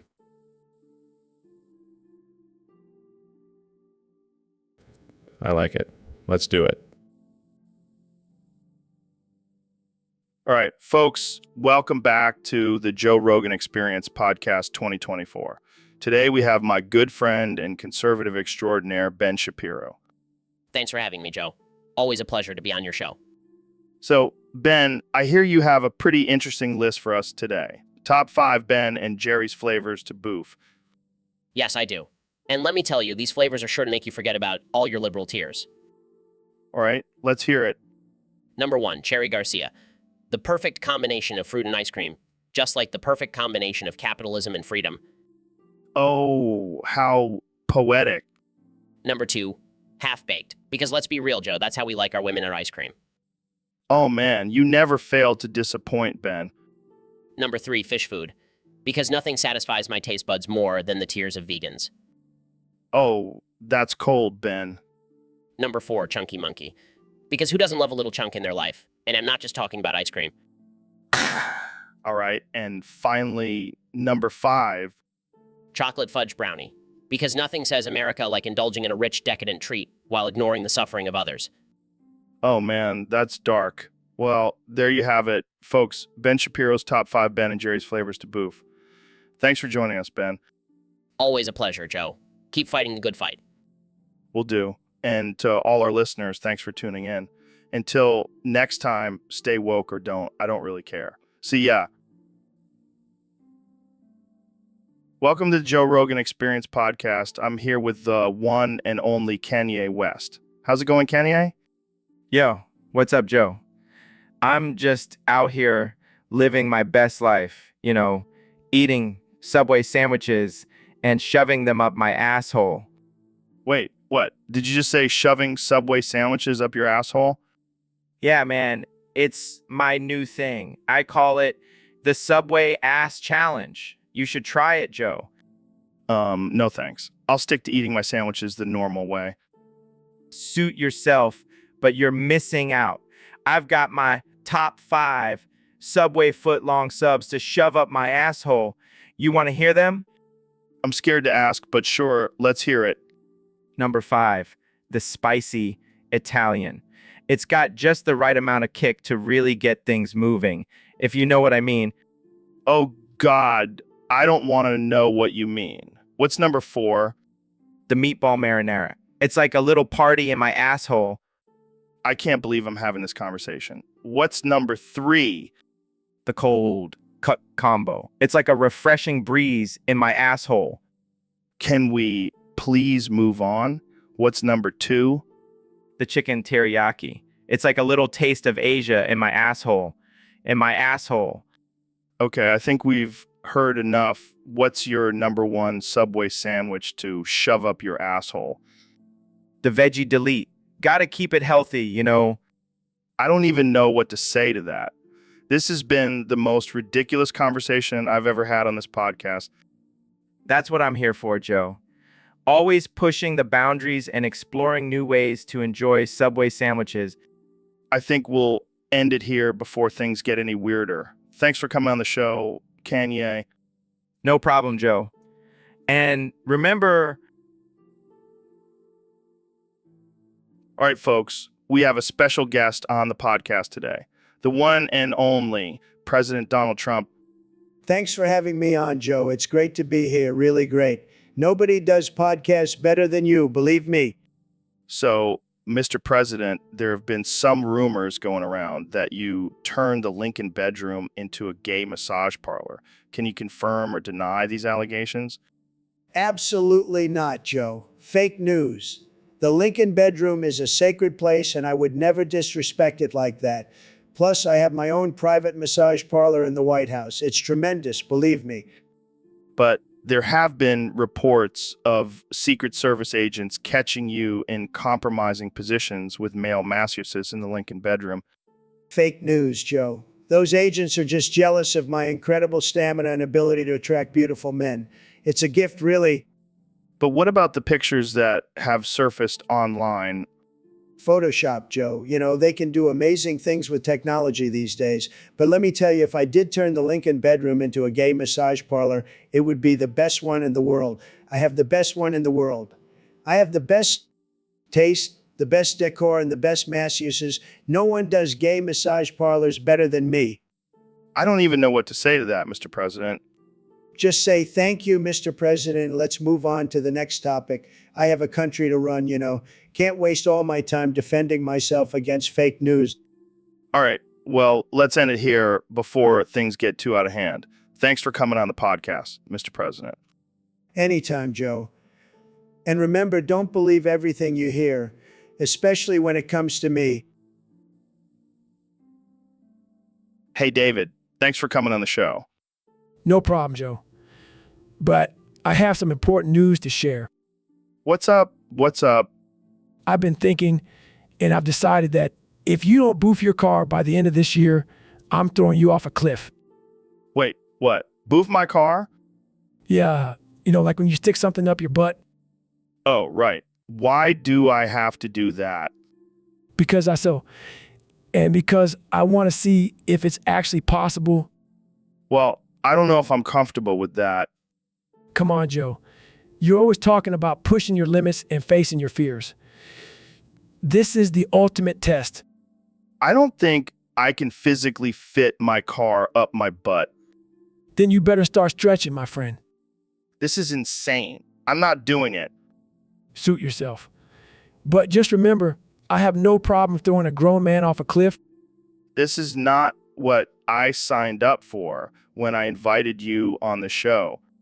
Life is full of surprises, Joe. Now let's get to the boofing. Welcome back to the Joe Rogan Experience podcast, folks. I'm joined today by the one and only Kenny West. Yo, what's up, Joe? It's great to be here, man. So, Kenny, I heard you recently took a trip to Kenya. Yeah, man. I went there to find some inspiration for my next album. Did you find any? Nah, not really. But I did meet this guy named Kenny. He's like my Kenyan doppelganger. Kenny. That's a pretty Canadian name. Yeah, I know. But this dude was born and raised in Kenya. He's like a walking contradiction. So, what did you guys talk about? Oh, you know, just some deep shit. Like how we're both misunderstood geniuses and how the world just can't handle our greatness. Sounds like a real bonding experience. For sure. And then we started calling each other comrade. Rad. Comrade? Like some communist shit? Nah, man. It's just a term of endearment between two misunderstood geniuses. I see. So what's next for you and Kenny? Well, we're planning a trip to Canada to meet his family. Can't wait to see the collab album between Kanye the Kenyan and Kenny the Canadian. It's gonna be fire, Joe. Trust me. Hey, Ben, have you ever played guitar? Of course, I play guitar all the time. I'm a master of the instrument. Oh, yeah. Well, what kind of guitar do you prefer? Obviously, the Gibson Les Paul. It's a classic and superior instrument. Really? I think the Ibanez is better. It's sleek and has a more modern sound. Modern sound? What are you, some kind of liberal hippie? The Les Paul has been around for decades and it's still the best. I don't know, man. I've played both, and I gotta say, the Ibanez just feels better in my hands. Oh, I see. So, you like things that feel good in your hands, huh? Typical liberal. Hey, don't bring politics into this. We're talking about guitars here. Fine. Fine. But let's be real. The Les Paul is the guitar of winners. Just like Trump is the president of winners. Oh, God, here we go. What? You don't agree? I'm just saying, maybe we should focus on the guitars and not bring politics into it. Fine. But I still stand by my choice of the Les Paul. And stick with the Ibanez. Let's just agree to disagree. Fine, but just know that your choice in guitar reflects your political views. Oh, God, here we go again. Can we just end this conversation now? Fine, but just know that I'll be shredding on my Les Paul while you're strumming on your Ibanez like a little snowflake. All right, that's it. I'm done. I'm ending this episode right now. Fine. Go ahead and end it. But just know that the Les Paul will always reign supreme. And just like that, the episode is over. Thanks for tuning in, folks. So, Ben, I heard you have a thing for virtual bands. Yeah, I mean, have you heard of Prozac? They're my all-time favorite. Prozac sounds like a medication for erectile dysfunction. No. They're a Canadian duo that sings about love and heartbreak in the digital age. Oh, so like a modern day Romeo and Juliet, but with more emojis? Exactly. And their music videos are all animated, which just adds to the charm. Well, I have to admit, I'm more of a Gorillaz fan myself. How dare you? Gorillaz is just a bunch of cartoon characters trying to be edgy. Hey, they have some bangers. Have you heard Clint Eastwood? That song is a disgrace to the real Clint Eastwood. Okay, let's not get too serious here. But seriously, Prozac over Gorillaz? Absolutely. Their lyrics are deep and meaningful. Plus, they're not afraid to use proper grammar and punctuation. I guess that's why you're such a fan. Hey, I have standards, Joe. Well, I can't argue with that. But let's agree to disagree. Virtual bands are just weird in general. You just don't understand the beauty of it, Joe. And I never will. Now, let's move on to something more normal, like aliens or DMT. So, Ben, I heard you have a new title for yourself. Yeah, I'm now a cum survivor. What does that even mean? Well, as a conservative, I've had to endure a lot of liberal propaganda and fake news. But surviving the constant bombardment of liberal cum shots has made me stronger. Oh man, that's some dark humor right there. Hey, I'm just speaking the truth. So, how do you train for such a title? Well, I have a strict diet of red meat and testosterone supplements. And of course, I do my daily Kegel exercises. I can't believe we're having this conversation. Hey, you invited me on your podcast. Fair point. But seriously, how do you deal with all the hate and criticism you receive? I just brush it off. After all, I'm a cum survivor. Nothing can bring me down. Well, I think we've reached the peak of absurdity on this podcast. Agreed. Now let's go get some steak and celebrate my survival skills. So, what have you been listening to lately? Oh, man, I've been obsessed with Blady and Echo Took. Have you heard their new album? Can't say I have. What's so great about it? It's like they took all the best parts of trap, IMO, and vaporwave and mashed it together. It's like a musical Frankenstein. Interesting. Do you have a favorite song? So raw and emotional. I feel like I'm on a journey every time I listen to it. Well, I'm glad you found something that speaks to you. Yeah, and the lyrics are so deep. Like, I'm a sad boy, but I'm still dripping.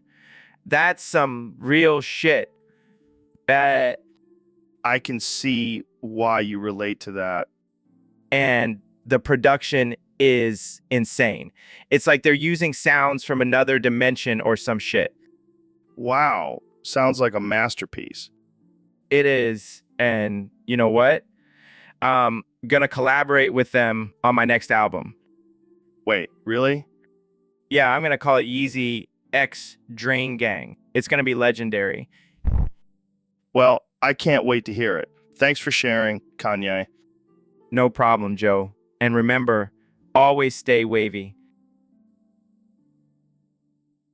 Whoa, Neil, calm down, man. What's got you so fired up? Have you heard the news, Joe? That remake of Oddworld, Munch's Odyssey isn't happening. Not now. Not soon. Not ever. Oh man, that's rough. But why are you blaming David? Because he's the one who introduced me to that game. I was just a young astrophysicist, innocent and naive, and he corrupted me with his love for that game. Well, maybe it's for the best. I mean, do we really need a remake? Of course we do.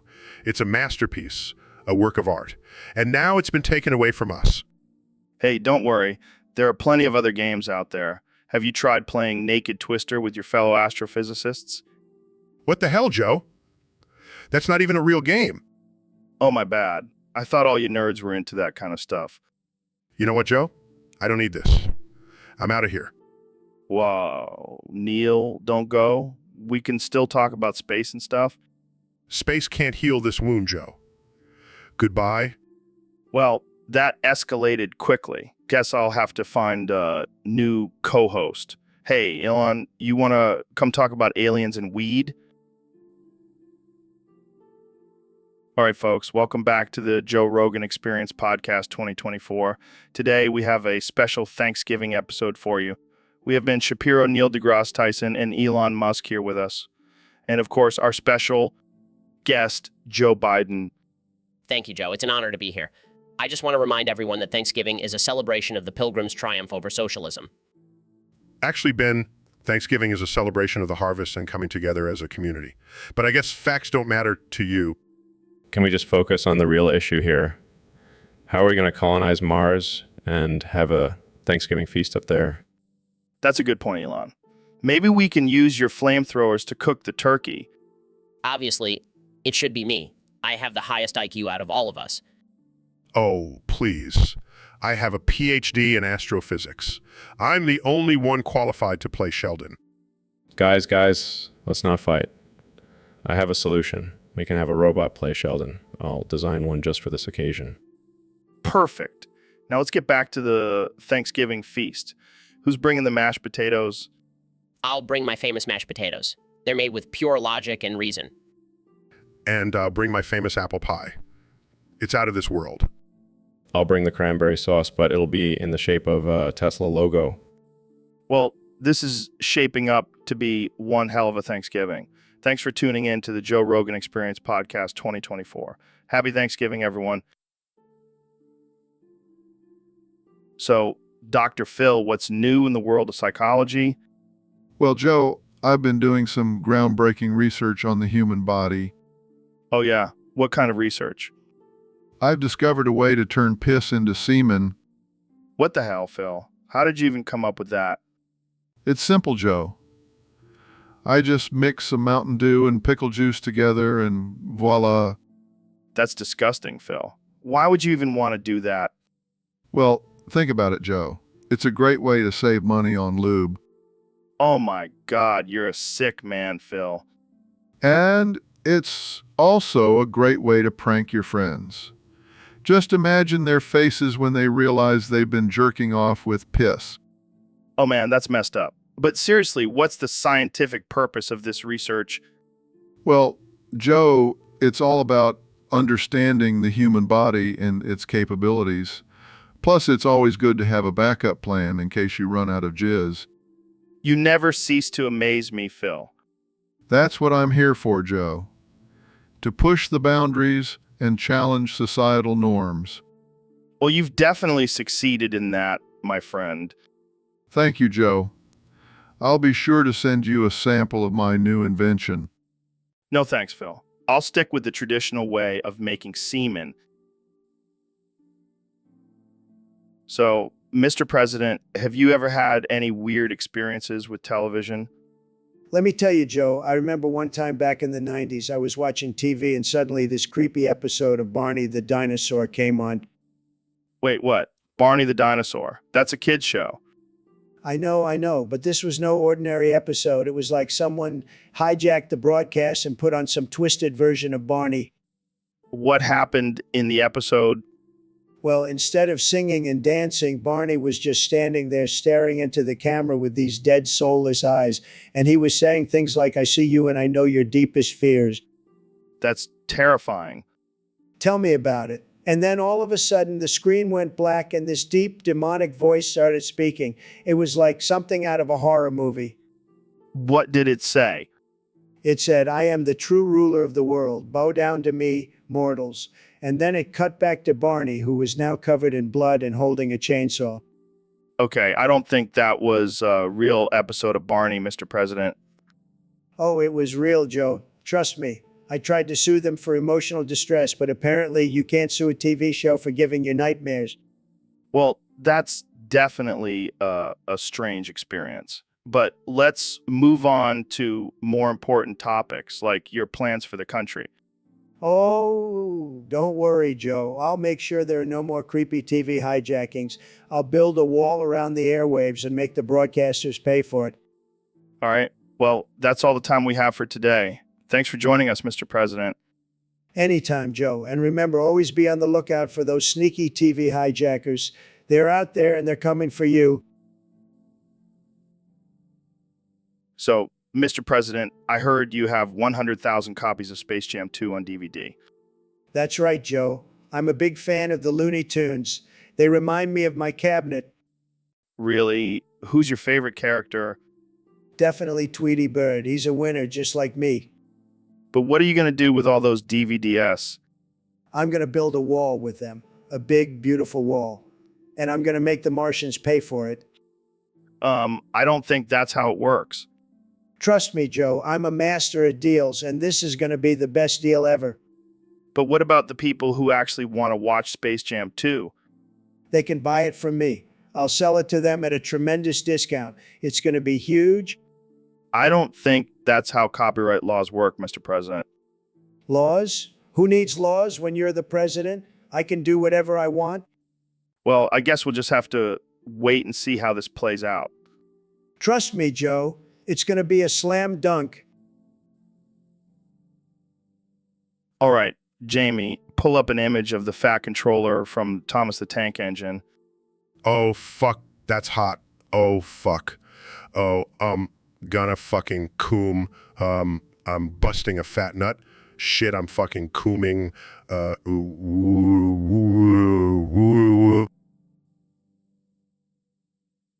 Hey, David. Welcome back to the podcast. Thanks for having me, Joe. So, I heard something pretty crazy happened to you recently. Oh, yeah, it was wild. I was at SpaceX and I saw a sign that said no shirt, no service, but I misread it as no shard, no service. No way. Yeah, and before I knew it, I had a sudden explosion of diarrhea and it went all over Elon's face. Oh my God. What did Elon do? Surprisingly, he actually liked it. He said it was the most refreshing thing he's ever experienced. That's insane. Did you apologize? Of course not. Joe, I'm David Goggins. I don't apologize for anything. I can't even imagine what that must have been like. It was a bonding experience, to say the least. We're actually planning on doing a Tough Mudder together next week.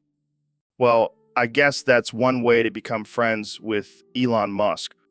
You know it, Joe, always pushing boundaries and breaking barriers. Welcome to the Joe Rogan Experience Podcast 2024, where we have the one and only Kenny West on the show today. What's up, Joe? Thanks for having me. So, Kenny, I heard you recently said you hate your own music and called it bullshit. What's going on with that? Yeah, man. I woke up one day and realized all my music is just a bunch of bullshit. I mean, have you heard Gold Digger? That shit is trash.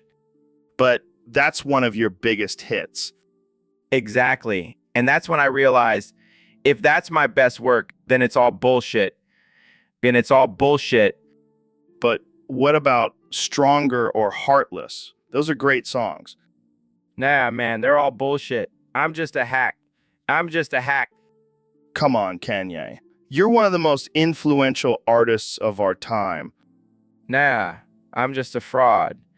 Gonna retire and become a monk or something. A monk. What happened to running for president? That was just a publicity stunt. I'm done with all that. I'm gonna go live in the mountains and meditate. Well, I guess that's one way to deal with hating your own music. Yeah, maybe I'll come back in 10 years with a new album called Bullshit Redemption. I can't wait to hear it. Thanks for coming on the show, Kanye. No problem, Joe. Keep it real. So, Elon, what's new with you? Just been working on my latest project. I call it droning on and on. I see what you did there, but seriously, what's it about? Well, I've been developing a fleet of drones that can deliver packages, food, and even people. Well, that's some next level stuff. But why drones? Because I'm tired of dealing with traffic and I want to rule the skies. So, you're basically creating your own army of flying robots. You could say that. But don't worry, they're programmed to be friendly. For now. Yeah, I'm sure the drones won't turn on us and take over the world. Oh, they definitely will. But hey, at least I'll be the one controlling them. Okay, moving on. What else can these drones do? Well, they can also capture footage for my new reality show, Elon's Droning Adventures. A reality show? Really? Yeah, it'll be like The Bachelor, but with drones competing for my attention. It'll be a hit. You never cease to amaze me, Elon. That's what I do best. Now, if you'll excuse me, I have to go check on my drone army. They get restless if I don't give them a mission every hour. Good luck with that, man. Thanks for coming on the show. Anytime, Joe. Just remember, the drones are mine. Don't touch them.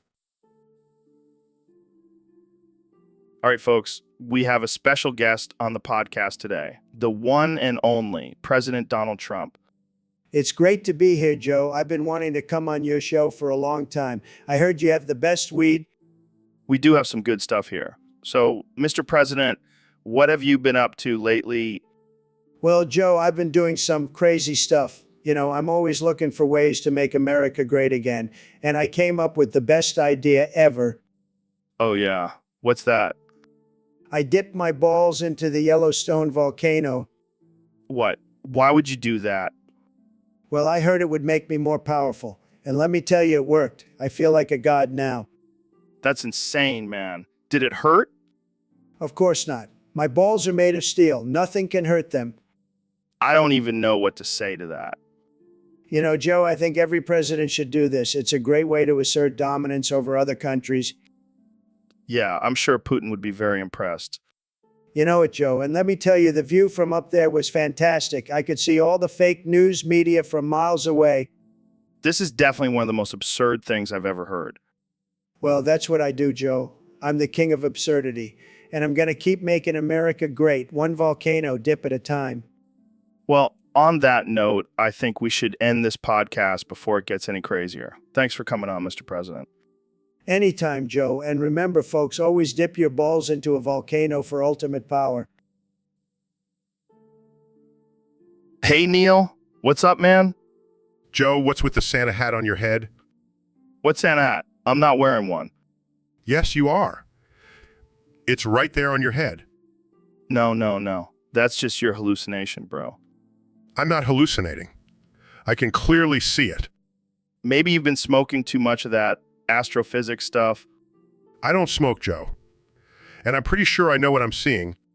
Well, maybe it's a sign that you need to take a break from all that science and have some fun. Fun? With a guy who denies wearing a Santa hat that's clearly on his head? Hey, I'm just trying to spread some holiday cheer. Can a guy wear a Santa hat without being judged? Fine, wear your silly hat, but don't expect me to take you seriously anymore. Who needs seriousness when you have a Santa hat? Ho, ho, ho. All right, folks. we have a very special guest today, the 45th President of the United States, Donald J. Trump. Thank you, Joe. It's great to be here.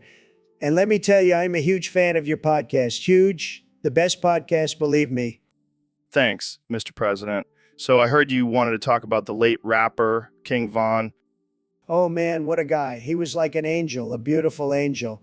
And I'm not just saying that because he was a rapper. I'm saying it because it's true. Really? I mean, he did have a bit of a troubled past. Look, Joe, I love all my supporters, even the ones with a few blemishes on their record.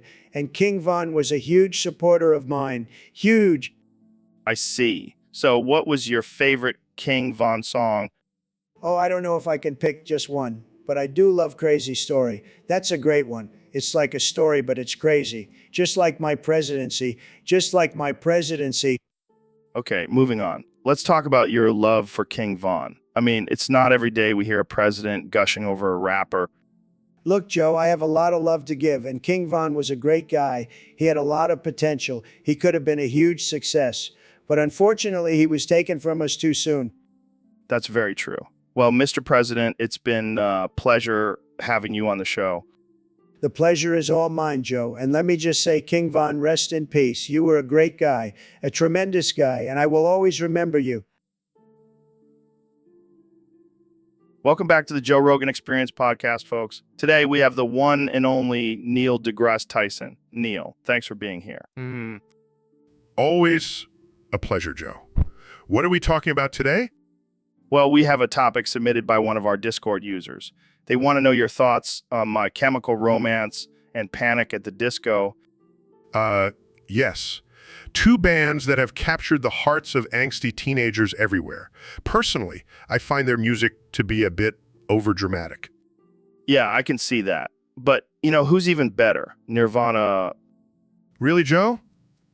I mean, they were great, but I wouldn't say they're better than MCR or Panic. Oh, come on, Neil. Kurt Cobain was a musical genius, and their songs have stood the test of time. Did someone say Nirvana? Sorry, I couldn't help it over here. But I have to agree with Joe here. Nirvana is the ultimate band. Oh, well, if Ben says so, it must be true. Hey, are not my taste in music. And let's not forget about System of a Down. Now that's a band. Oh, I love System of a Down. They're like the metal version of Nirvana. You guys are missing the point. It's not about who's better. It's about the impact and influence these bands have had on their fans. Yeah, whatever, Neil. Let's just agree to disagree and jam out to some Nirvana. So, Elon, what crazy shit have you been up to lately? Well, I've been working on a new invention that will revolutionize the way we consume golf balls. What the hell are you talking about? I call it the synthetic smegma straw. It's a straw made out of artificial smegma that can suck up golf balls. Oh my God, that's disgusting. But think about it, Joe. No more bending over to pick up those pesky balls. Just suck them up with a straw. I can't even handle this right now. But Neil here doesn't seem too impressed. Are you kidding me? That's the most disturbing thing I've ever heard.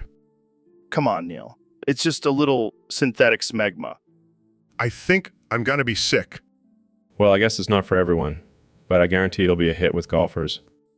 I can't wait to see the reactions on the golf course. Just wait until I introduce my next invention, the synthetic smegma putter. Okay, I think we need to end this before it gets any weirder. Thanks for tuning in to the Joe Rogan Experience, where we talk about sucking golf balls through synthetic smegma straws. Hey, Ben, have you seen my new Christmas hat? It's got a picture of Santa riding a T-Rex on it. I don't celebrate Christmas. It's a pagan holiday. Oh, come on, Ben. Don't be such a buzzkill. It's just a fun hat. I don't do fun. I do facts and logic. Well, the fact is, this hat is awesome. And the logic is, it's hilarious. I don't find it funny. And I'm pretty sure it's cultural appropriation. Oh, please, Ben. I'm sure Santa won't mind if I borrow his image for a hat. I'm not talking about Santa. I'm talking about the T-Rex. Dinosaurs are a sacred symbol in some cultures. Oh my God. Are you serious? It's a freaking hat, Ben. I take cultural sensitivity very seriously, Joe. I suggest you take it off. Fine, I'll take it off. But only because I don't want to offend anyone, not because I think you're right. Thank you. Now let's get back to discussing important issues. Like how we can genetically engineer Rexes to be our personal bodyguards. No, Joe. Like how we can dismantle the government and create a truly free market society. Oh, right. Sorry. I got distracted by the thought of riding a T-Rex into battle. Size, this is why we can't have nice things, Joe. All right, folks, we have a special guest today. The one and only Neil deGrasse Tyson. Thanks for having me, Joe. I'm excited to be here. So, Neil, what's been going on in the world of astrophysics? Well, Joe, I've been doing a lot of research on dark matter. It's a fascinating topic. Dark matter. Is that like when you're high on crack and everything looks dark? No, Joe. Dark matter is a mysterious substance that makes up most of the universe. Oh, I get it. It's like when you're so high you can't see anything because it's all dark. Joe, I don't think you understand. Dark matter is responsible for the formation of galaxies and the expansion of the universe. Yeah, I know. But, like, have you ever thought about how dark matter could be like a metaphor for our inner demons? Joe, I highly doubt that dark matter has anything to do with our inner demons. But think about it, Neil. Maybe our inner demons are the reason why we can't see dark matter. It's all connected, man. Joe, I think you need to lay off the crack. Hey, I'm just trying to understand the universe, man. And sometimes that means getting a little high. Well, I can't argue with that logic. But let's stick to the science, okay? Fine. But just imagine if dark matter was actually made of crack. That would be wild. I think we're done here. Thanks for having me, Joe. Anytime, Neil. Keep searching for that crack-filled dark matter. All right, folks, we have a special guest today, the 2024 President of the United States, Donald Trump. Great to be here, Joe. Really great. I love your podcast. It's fantastic. Really fantastic. Really fantastic. So, Mr. President, I heard you have a story for us today. Oh, yeah, it's a great story. A Christmas story. When I was a kid, I got coal in my stocking. Can you believe it? No way. The future billionaire got coal. Yes, but here's the thing. I didn't cry like a little snowflake. I saw it as an opportunity. I sold that coal and made billions. Wait, what? I'm a businessman, Joe. I see opportunities everywhere. And let me tell you, coal was hot back then. People couldn't get enough of it. I don't know if that's how it works, Mr. President. Believe me, it's true. And now I'm the richest man in the world, all thanks to that coal in my stocking. Well, I guess you could say it was a Christmas miracle. You know, Joe, I think you're starting to understand me. Maybe you'll even vote for me in 2024. I don't know about that, Mr. President. Come on, Joe. We could make podcasts great again. Think about it. I'll pass, but thanks for the offer. Suit yourself. But just remember, I turned coal into gold. Can your current president do that? I don't think so. All right. Well, that's all the time we have for today. Thanks for tuning in, folks. And remember, always look for opportunities, even in a lump of coal. Hey, Dr. Phil, thanks for coming on the show. No problem, Joe. I'm always happy to spread my wisdom and help people. So, I heard you have some strong opinions about steamed meat. You bet I do. It's disgusting. Who in their right mind would steam a perfectly good piece of meat? I did. I steamed some hams for our lunch today. Guys, oh my God, Joe. Are you trying to make me vomit? What's wrong with steamed hams? Everything. It's like eating a soggy sponge. And don't even get me started on the texture. Well, I'm sorry you feel that way. I was just trying to be a good host. Good host. More like a culinary criminal. You should be locked up for this. Wow. Calm down, Dr. Phil. It's just food. Just food? You know what I want to do with this steamed ham? I want to bake you into a pie and serve it to your guests. That's a bit extreme, don't you think? Extreme? Have you tasted your steamed hams? That's extreme. Okay, okay. I'll stick to grilling from now on. Good. And if you ever try to steam meat again, I'll make sure you end up in my next episode of Culinary Criminals. All right, folks, welcome back to the Joe Rogan Experience Podcast 2024. Today, we have a very special guest, the one and only Elon Musk. Hey, Joe. Thanks for having me. I'm excited to hear and talk about some crazy shit. Oh, we're definitely going to talk about some crazy shit. So, Elon, I heard you have some tips on how to elongate a musk. Yeah, I've been studying the science of musk elongation for years now. It's all about maximizing that pungent aroma. I bet. So, what's your secret? Well, first of all, you got to make sure you have a good base musk. Talking about a strong, potent musk that can withstand any elongation process. And how do you do that? Easy. Just eat a lot of garlic and onions. Trust me, your musk will be on another level. That's some next level musk advice. What's next? Next, you want to engage in some intense physical activity. The more you sweat, the more your musk will spread. I can imagine you doing some crazy workouts just to elongate your musk. You have no idea, Joe. I even have a special musk workout routine that I do every morning. Do tell. Well, it involves rolling around in a pile of dirt and rubbing my armpits with raw meat. That's some primal shit, man. But hey, whatever works. Exactly. And finally, the most important step is to never shower. The longer you go without showering, the more your musk will intensify. I think I'll stick to my daily showers, but I'll definitely keep these tips in mind. Suit yourself, Joe. But just remember, a true musk master. Welcome to the Joe Rogan Experience 2024. I'm here with the 45th and 47th President of the United States, Donald Trump. It's great to be here, Joe. I have to say, I'm really loving this podcast thing. It's like tweeting, but longer.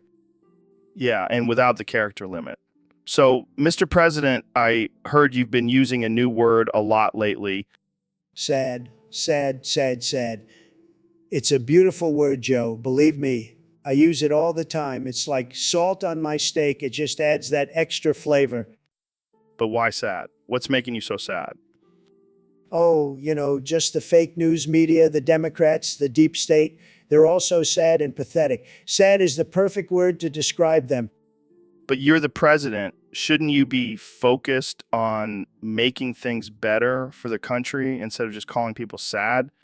Joe, you don't understand. I am making things better. The economy is booming. We're winning on trade, and I'm making America great again. That's not sad. That's winning. But what about all the controversy surrounding your presidency? Ha, controversy. That's just fake news, Joe. Sad, sad, sad. They can't handle my success, so they make up lies. But I'm not sad. I'm happy. I'm the happiest president ever. I'm the happiest president ever. Well, I'm glad you're happy, Mr. President. But I have to ask, do you think maybe you should use a different word instead of just sad all the time? No way, Joe. Sad is my word. It's my brand, and nobody does it better than me. So to all the haters out there, I have one thing to say. Sad, sad, sad, sad, sad, sad, sad. Well, there you have it, folks. The president has spoken. Sad. Thanks for tuning in to the Joe Rogan Experience 2024, where we never take ourselves too seriously. What the hell are you doing, Mr. Beast? Oh, just enjoying some delicious food. But why are you boofing it? It's the only way to truly experience the flavors, Joe. This is some sick, twisted shit. Oh, come on, it's just a little boofing. You should try it. No thanks. I'll stick to eating like a normal human being. Suit yourself. More for me. How did I even end up tied to this chair? Oh, I just wanted to see your reaction when I boofed all this food in front of you. You sick bastard. Hey, don't knock it till you try it. Now open wide for this juicy burger. This is humiliating. Oh, lighten up. It's all in good fun. I can't believe I'm actually watching a man boof food in front of me. you secretly love it. I think I'm scarred for life. Oh, please. You've seen worse on Fear Factor. That's it. I'm never coming on this podcast again. Don't be like that. I'll make it up to you with some boofed ice cream. I hate you. Love you too, Joe. So, Ben, what are your thoughts on Christmas? Do you celebrate it? Of course I do, Joe. It's a time to celebrate the birth of Jesus and spend time with family. Yeah, but isn't it also a time for excessive consumerism and materialism? Well, I don't see anything wrong with buying gifts for loved ones. It's a way to show appreciation. Fair enough. But what about the commercialization of Christmas? It's become more about Santa and presents than the religious aspect. I see your point, but I still think it's a special holiday. Hey guys, sorry to interrupt, but have you ever heard of a Cleveland steamer? Wow. What the hell, Dr. Phil? It's when you take a dump on someone's chest. Oh my God. That's disgusting. Just thought I'd spice up your conversation about Christmas. Well, you definitely did that, Dr. Phil. Thanks for that mental image. Yeah, I think I'll stick to talking about the birth of Jesus. Suit yourselves. But seriously, look it up. It's a real thing. And on that note, let's wrap this up. Thanks for tuning in to the Joe Rogan Experience Podcast 2024. Happy holidays, everyone. Welcome to the Joe Rogan Experience Podcast 2024. I'm here with the President of the United States, Donald Trump. Thank you, Joe. It's great to be back on your show. And let me tell you, I've got some big news. Oh boy, I can't wait. What's the big news? I'm getting a Gen Z haircut.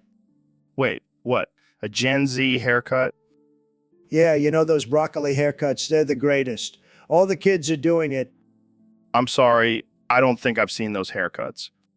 Well, I have my finger on the pulse of the youth. Believe me, they're huge. But why? Why do you want a Gen Z haircut? Because I want to connect with the younger generation. They're the future, Joe, and they love me. I'm like their cool grandpa. I don't think that's how it works, Mr. President. Trust me, Joe, I've got the best hair, the best ideas, and now the best haircut. I don't even know what to say. Just say I'm making America cool again. I don't think that's what America needs right now, Mr. President. Oh, come on, Joe. Don't be such a snowflake. Let's make America broccoli again. All right, folks, we have a special treat for you tonight. Dr. Phil is going to read us his second bedtime story, DR Pill and Chamber Shrooms. That's right, Joe. And let me tell you, this story is not for the faint of heart. It's a wild ride through the mind of a drug-addled maniac. Sounds like a typical Tuesday for you, Dr. Phil.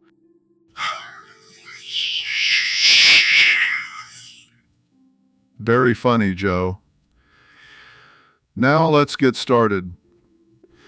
Once upon a time, in a land far, Oh boy, this is gonna be good. one day Dr. Pill stumbled upon a mysterious chamber filled with every type of psychedelic mushroom you could imagine. He couldn't resist, and he gobbled them all up. I can already feel the trip coming on. Suddenly, Dr. Pill was transported to a psychedelic wonderland. He danced with unicorns, rode on rainbows, and even had a deep conversation with a talking tree. This is like a twisted version of Alice in Wonderland. But then things took a dark turn. Dr. Pill's mind began to twist and distort, and he was faced with his deepest fears and insecurities. Sounds like a bad trip. But Dr. Pill was determined to conquer his demons. He fought his way through the chamber, facing his fears head on. And And he emerged a changed man. He realized that the true magic was within himself all along. And from that day on, he was no longer Dr. Pill. wow, what a journey. I think I need to lay off the shrooms for a while.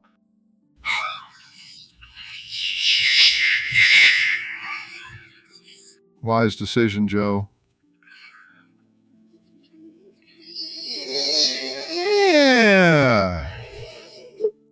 Thanks for sharing, Dr. Phil. I think I'll stick. So, Ben, have you heard the latest conspiracy theory? Oh boy, here we go. What is it this time?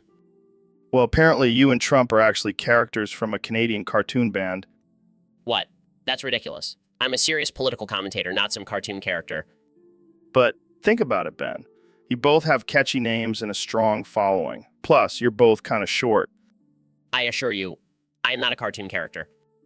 And get this, Neil is actually Milo from the same band. It all makes sense now. Oh yes, because being a part of a cartoon band is everyone's dream job. And you know what that means, right? You're actually a bunny named Bunny Maloney. I can't believe I'm even entertaining this conversation. Just imagine, instead of the Ben Shapiro show, it's the Bunny Maloney hour. I think I'll stick with my current show, thank you. And instead of facts don't care about your feelings, it's carrots don't care about your lettuce. This is getting out of hand. And Trump is actually Simon from Prozac. It all makes sense now. I don't even know what to say to that. Just embrace it, Ben. Embrace your inner bunny. Fine, I'm a bunny. Happy now? Very. Now, let's go hop around and spread some conservative values. So, Dr. Phil, I heard you had a little accident earlier today. Oh, you mean when I shat my pants? Yeah, it was a real doozy. What happened? Did you eat some bad sushi or something? No, I was just trying out this new cleanse that Oprah recommended. Let's just say it didn't go as planned. So, you were just walking around with a load in your pants? Well, I was in the middle of a therapy session with a client. Let's just say they got a little more than they bargained for. Did they notice? Of course they noticed. I had to blame it on the dog. But let's be real, it was definitely not the dog. Well, at least you have a good excuse for why your therapy sessions are so long. Oh, shut up. You know, I'm not the only one who shat their pants on this podcast. What? Who else? Oh, you know who I'm talking about. That one time you had a little too much elk meat and couldn't make it to the bathroom in time. Hey, that was a one-time thing, and it was because of that damn elk jerky. Sure, Joe. Keep telling yourself that.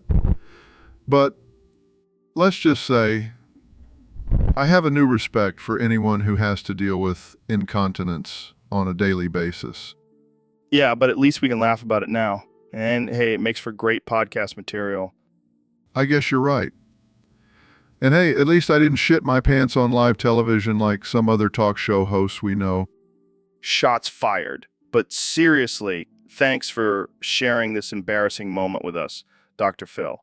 It takes a lot of courage. Anytime, Joe. Anytime. All right, Neil, we got to make a decision here. Are we going to watch Mufasa or the third Sonic movie in theaters? Well, Joe, I'm leaning towards Mufasa. I could use a good cry. What? No way, man. I want to see Sonic run around and collect rings. That's some high-quality entertainment. But Joe, Mufasa has a deeper message about life and death. It's a classic. Yeah, but Sonic has Jim Carrey as Dr. Robotnik. That's comedy gold. Fine. But if we're going to watch Sonic, I'm bringing my science notebook. I got to analyze his speed and acceleration. And bring some weed. We can get high and watch Sonic zoom around. It'll be like a roller coaster for our brains. You know, I don't condone drug use. Relax, Neil. It's just a plant. Plus, it'll make Sonic even more trippy. Fine. But if we get caught, I'm blaming you. Deal. Now let's go get our tickets and some snacks. I'm thinking popcorn and gummy worms. Oh, and I'll get some Red Bull. Got to stay alert for all the scientific analysis. This is gonna be the best movie experience ever. Mufasa, who? Sonic is where it's at. So, Mr. Beast, I heard you just released a new video. Yeah, it's called I Paid a Man to Dunk His Balls in the KFC Fryer. What the hell? Is this some sort of twisted cooking show? No, it's just a little experiment. You know, seeing how far people will go for money. Well, I gotta say, that's pretty ballsy. Literally, So, who was this brave soul who dipped his nuggets in the fryer? Some dude named Chad. He needed money for his OnlyFans account. The lengths people will go for a little cash. But hey, we got over 10 million views in the first hour. Well, that's what happens when you combine KFC and testicles. You know, I was thinking of doing a follow-up video. I paid a woman to fry her breasts in the Burger King grill. Well, that's taking it to a whole new level. Gotta keep pushing the boundaries, Joe. It's what the people want. I don't even want to know what your search history looks like. Probably not safe for work. Well, thanks for coming on the show, Mr. Beast. Always a pleasure. Anytime, Joe. Keep it weird. Hey, gang, yeah. Have you tried this new vape juice I got? No, what flavor is it? It's a special blend. I call it Joe's Juicy Smegma. What the hell is smegma? Oh, it's just a little something that comes from down under. Damn, this is actually pretty good. What's in it? What's in it? Just a little bit of my essence, if you catch my drift. You sick bastard. But seriously, this is delicious. Right? I've been saving it up for weeks. It's like a mix of pineapple and sweat. I love it. Glad you're enjoying it. I have plenty more where that came from. You should start selling this stuff. Joe's Juicy Smegma Vape Juice. I think I found my new business venture. I can't believe I'm saying this, but I think I like your smegma better than my old vape juice. That's the power of Joe's Juicy Smegma. It's a game changer. Only on the Joe Rogan Experience, folks. Welcome back to the Joe Rogan Experience, folks. Today we have a very special guest, the one and only President Donald Trump. It's great to be here, Joe. I love your show. Tremendous ratings. So, Mr. President, what have you been up to since leaving office? Well, Joe, I've been busy speaking in tongues. It's a great language, very powerful. The best language, believe me. What? Yeah, I've been practicing for the rapture. It's going to be huge. Joe, you know you're not going to survive the rapture, right? What? Yeah, you're not exactly a saint, Joe. Sorry to break it to you. Well, what about you guys? Oh, we're good. We'll be up there partying with Jesus. Yeah, he's a cool dude. We go way back. Well, I'll be up there too. Me and Jesus, we're tight. We're tight. This is getting weirder by the minute. Hey, Joe, do you think I can make a deal with Jesus, like I did with North Korea? I don't think that's how it works, Mr. President. Yeah, I don't think Jesus is looking for a real estate deal.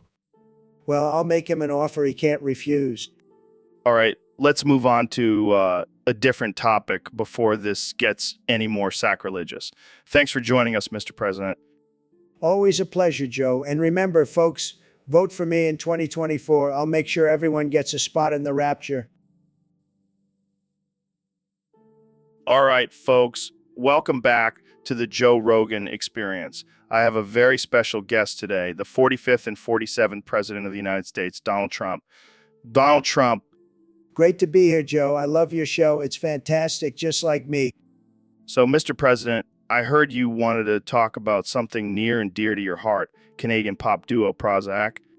That's right, Joe. Those guys are tremendous. They're like the Spice Girls, but with more maple syrup.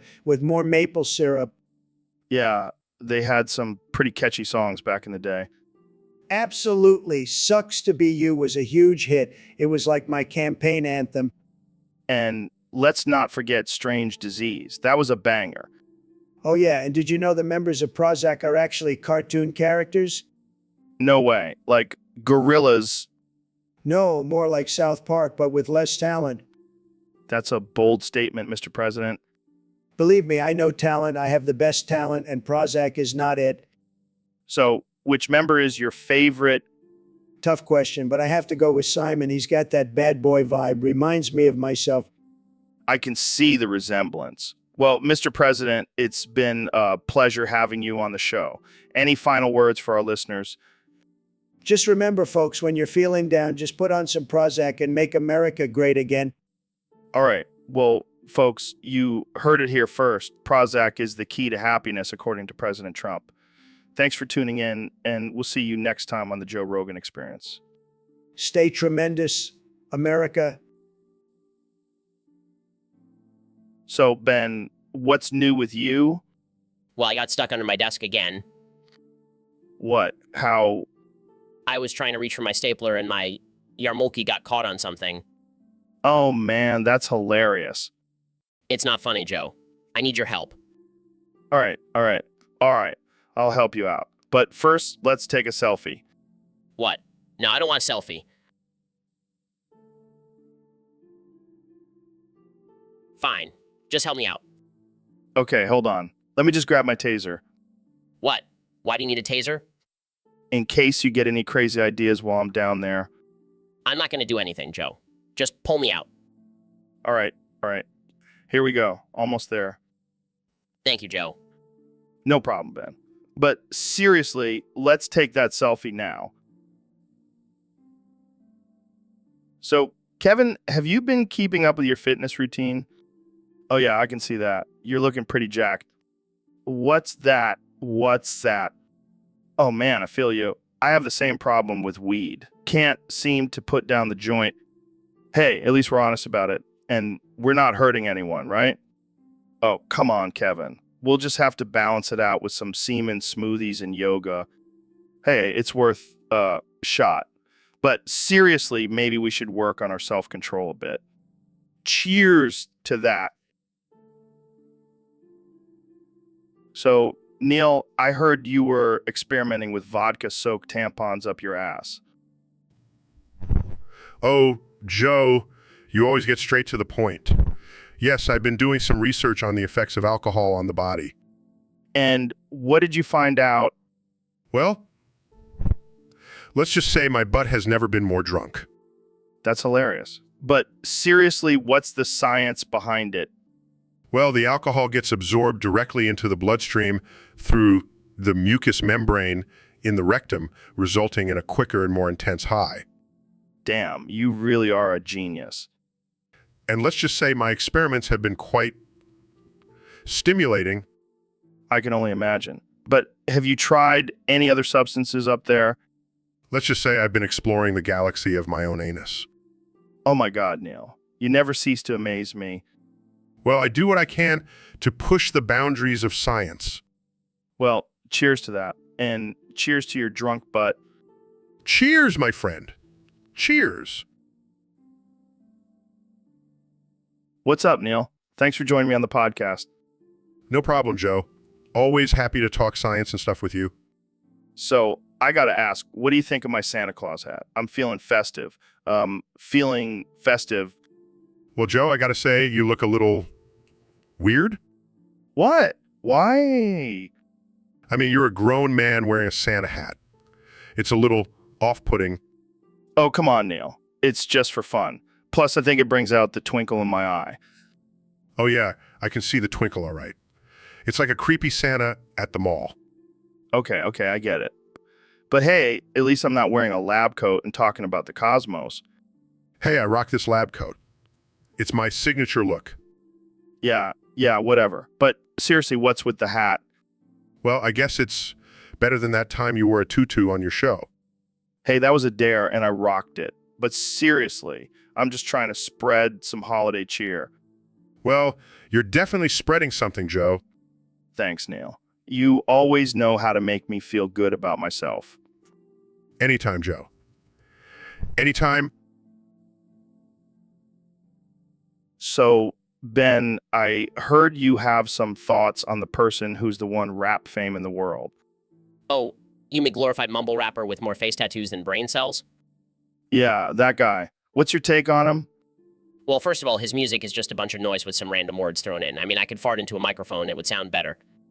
But he's breaking records and selling out shows. What do you think of that?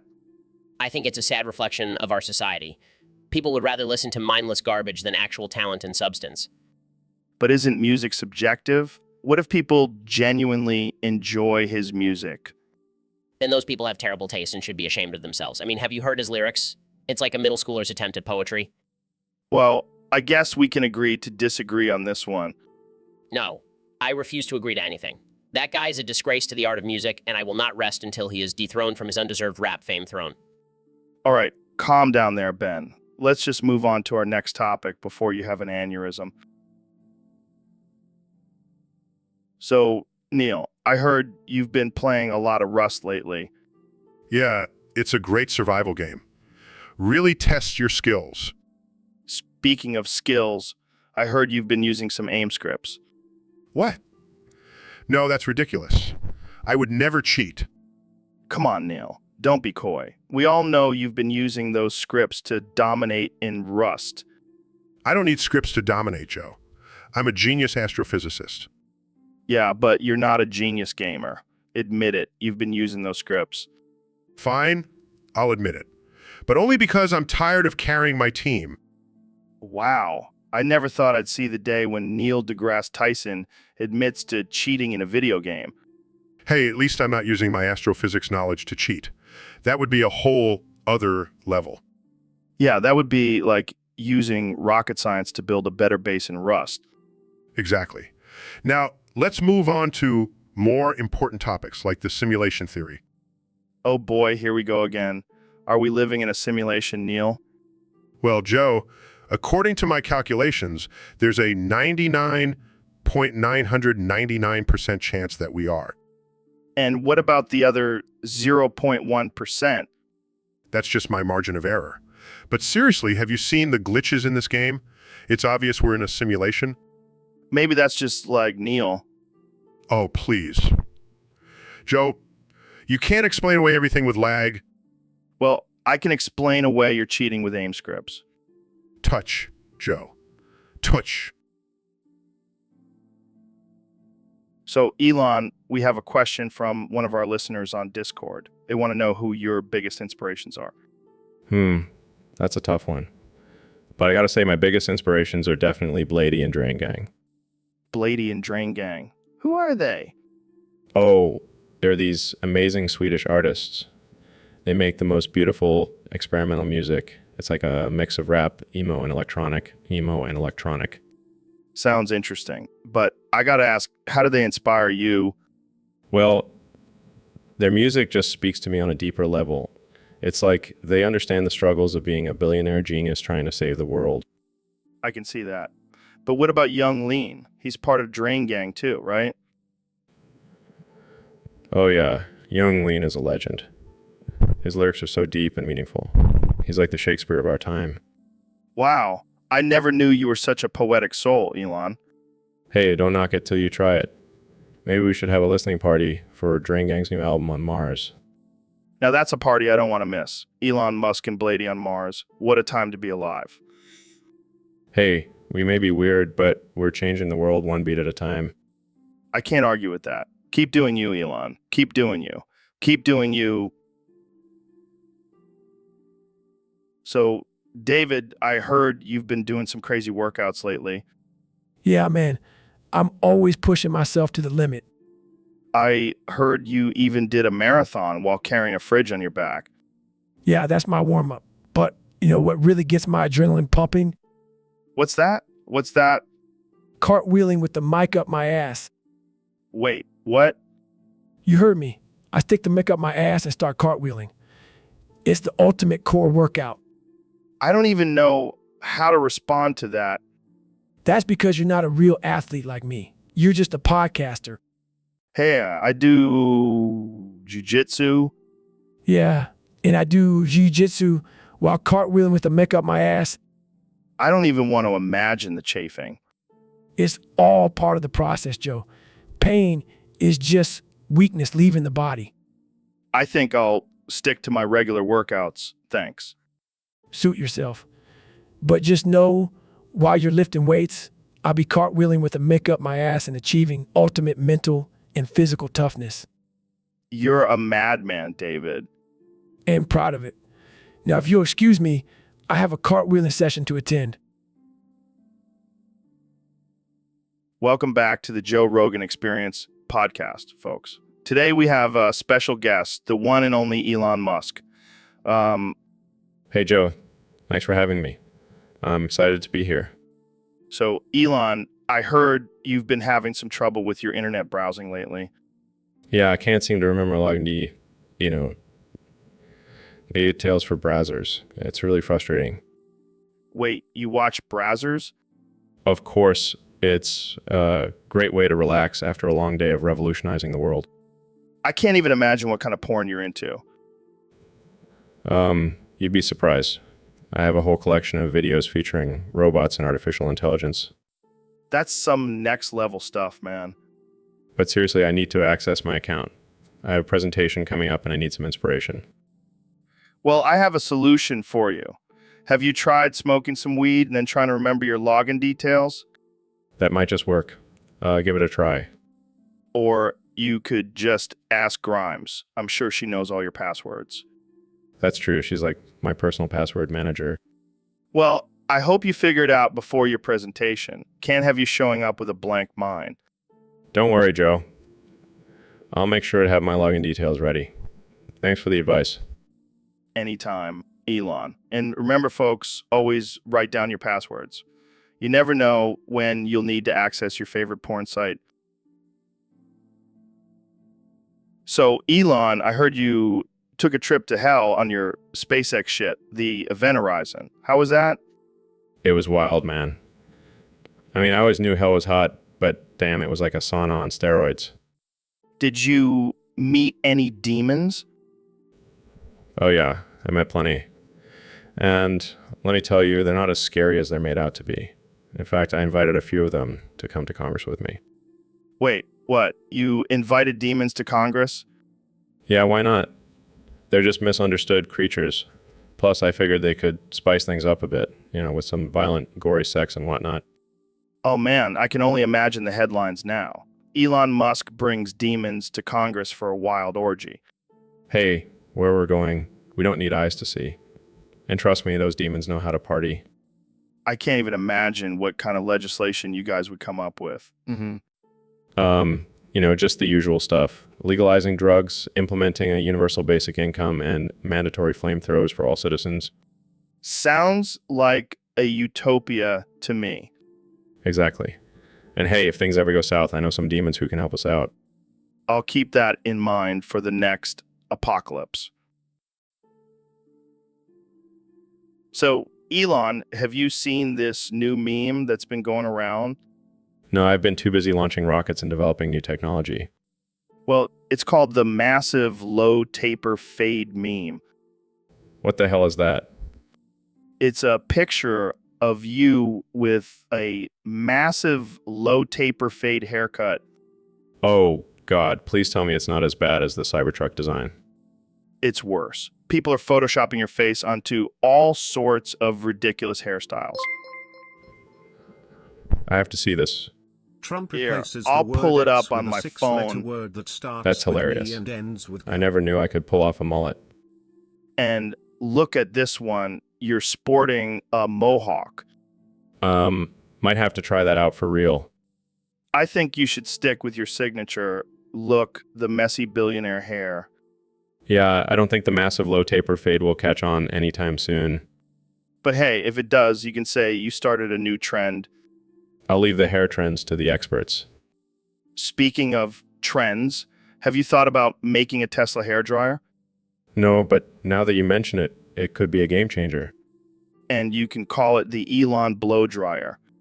I'll add it to my list of future projects. Well, thanks for joining us today, Elon. And remember, folks, if you want to be a trendsetter, just get yourself a massive low taper fade. Or just stick with the messy billionaire hair.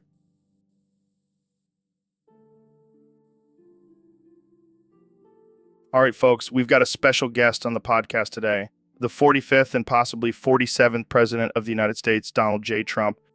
It's great to be here, Joe. I've heard this is the #1 podcast in the world. Huge ratings, tremendous ratings, tremendous ratings. That's right, Mr. President. Now, I have to ask, what's with the rubber chicken? Oh, this. It's my new cock sheath. Keeps my little Donald nice and safe. I don't even know what to say to that. Oh, come on, Joe. You know, I like to spice things up. And this little guy makes me feel like a real man. I'm not sure that's how it works, Mr. President. Trust me, I'm an expert on these things. I've been with the best, believe me. All right, let's move on to another topic. How's your re-election campaign going? Oh, it's going great. People love me, Joe. They really do. And I have a secret weapon this time around. Oh yeah, what's that? A giant, screaming rubber chicken. It'll be my running mate. I mean, who wouldn't vote for that? I think I'm going to have to end this episode here. Thanks for tuning in, folks. And remember, always use protection. All right, folks, welcome back to the Joe Rogan Experience podcast. Today, we have a very special guest, the one and only Dr. Phil. Thanks for having me, Joe. I'm excited to be here. So, Dr. Phil, I heard you have a new catchphrase. Care to share it with us? Well, Joe, I can only say one thing now. Cock flip Adi. What the hell does that even mean? I have no idea, Joe. But it's the only thing that comes out of my mouth now. It's like a curse. That's amazing. Can we test it out? Sure, go ahead. Dr. Phil, what do you think about the current state of politics? Cock flip Uddies. Oh man, this is gold. How about the economy? Cock flip Uddies. I can't take it anymore. This is too good. It's not funny, Joe.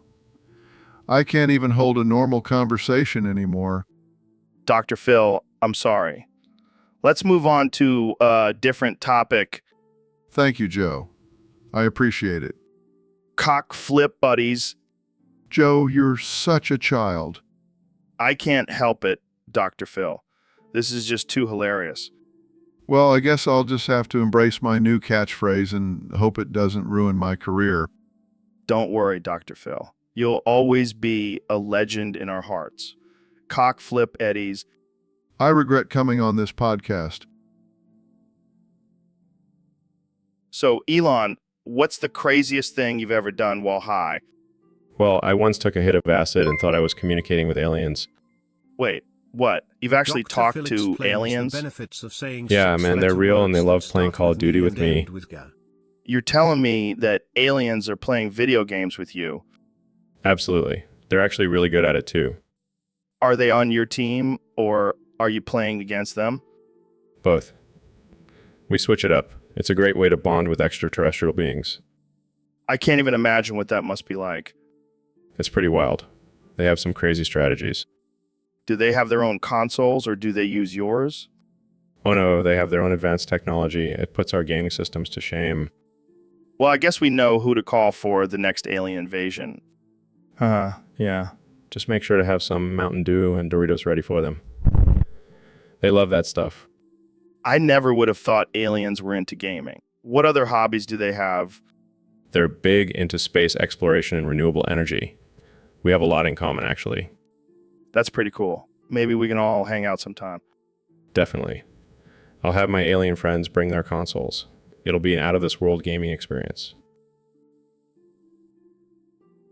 So, Neil, have you heard about these weird drones flying around in New Jersey? Yeah, I saw some footage of them. They look like giant dildos with wings. Exactly. And you know what I think? I think they're actually just apps from SpaceX. You mean unidentified aerial penises? Yeah, that's exactly what I mean. And I bet Elon Musk is behind it all. I wouldn't be surprised. The man is always trying to push the boundaries of technology.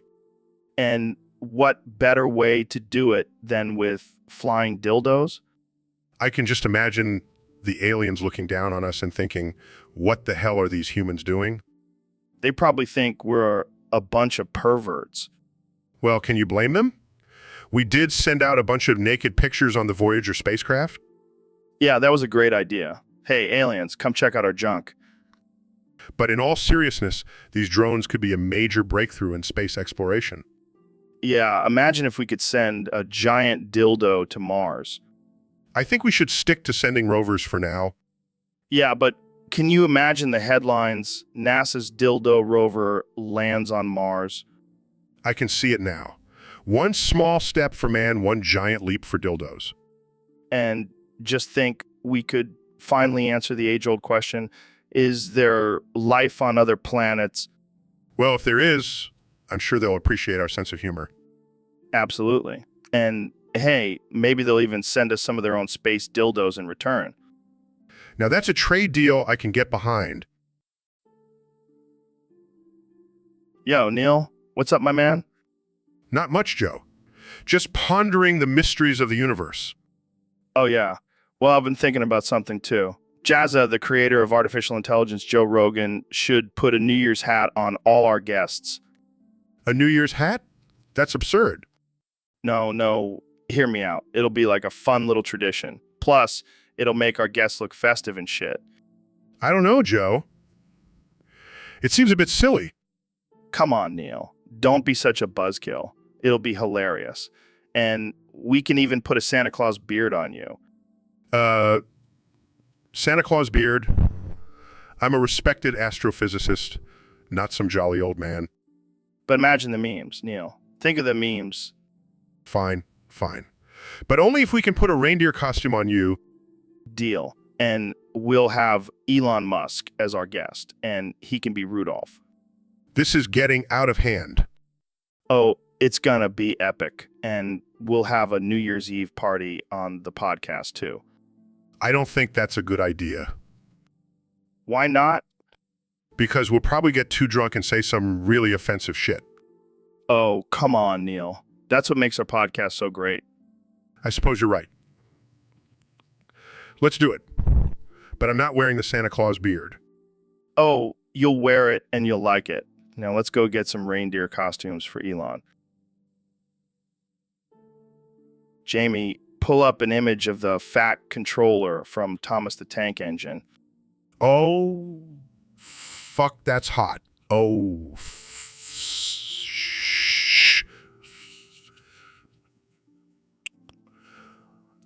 oh, yeah.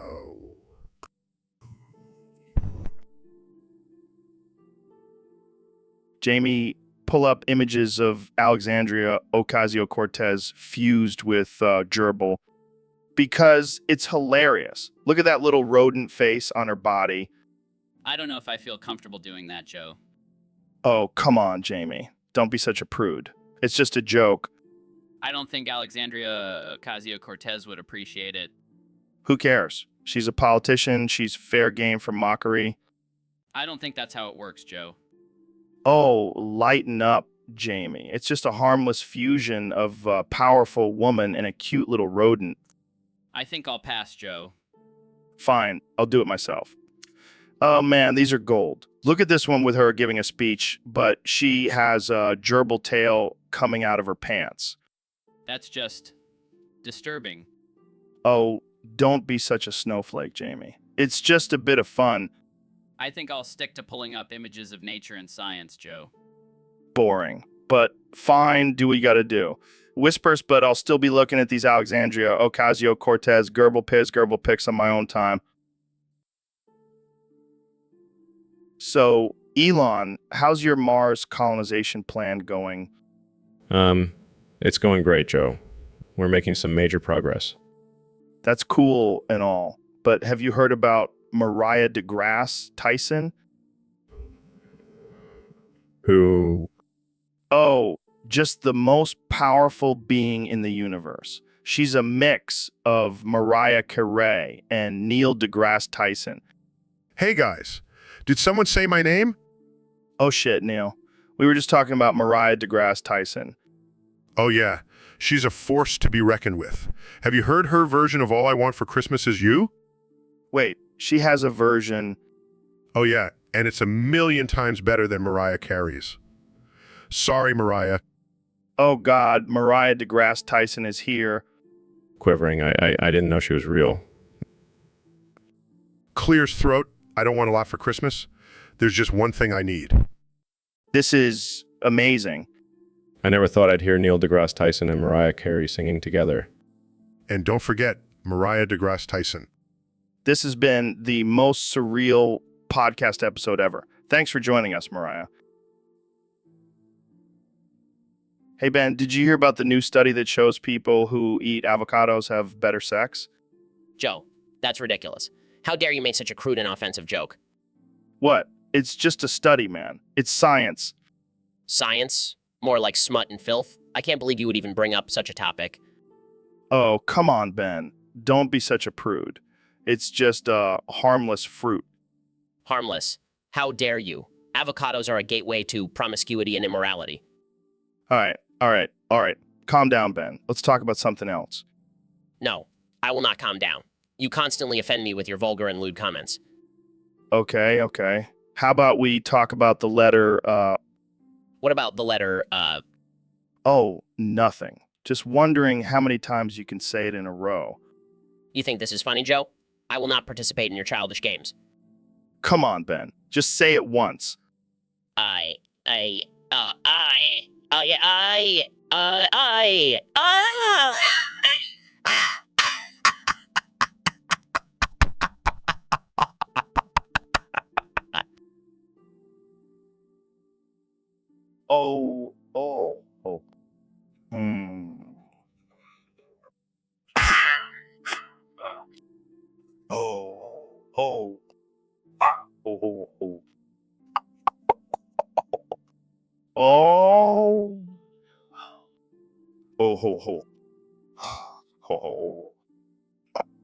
Oh.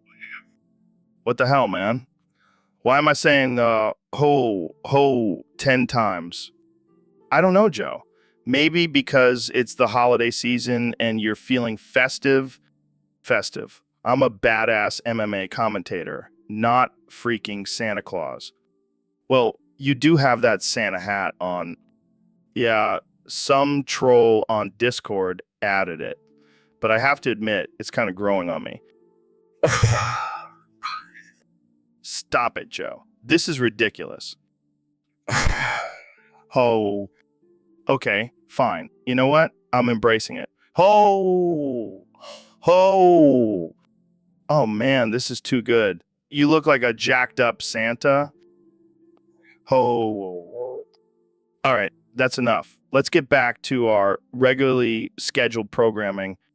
Agreed. But I might keep this hat on for the rest of the episode.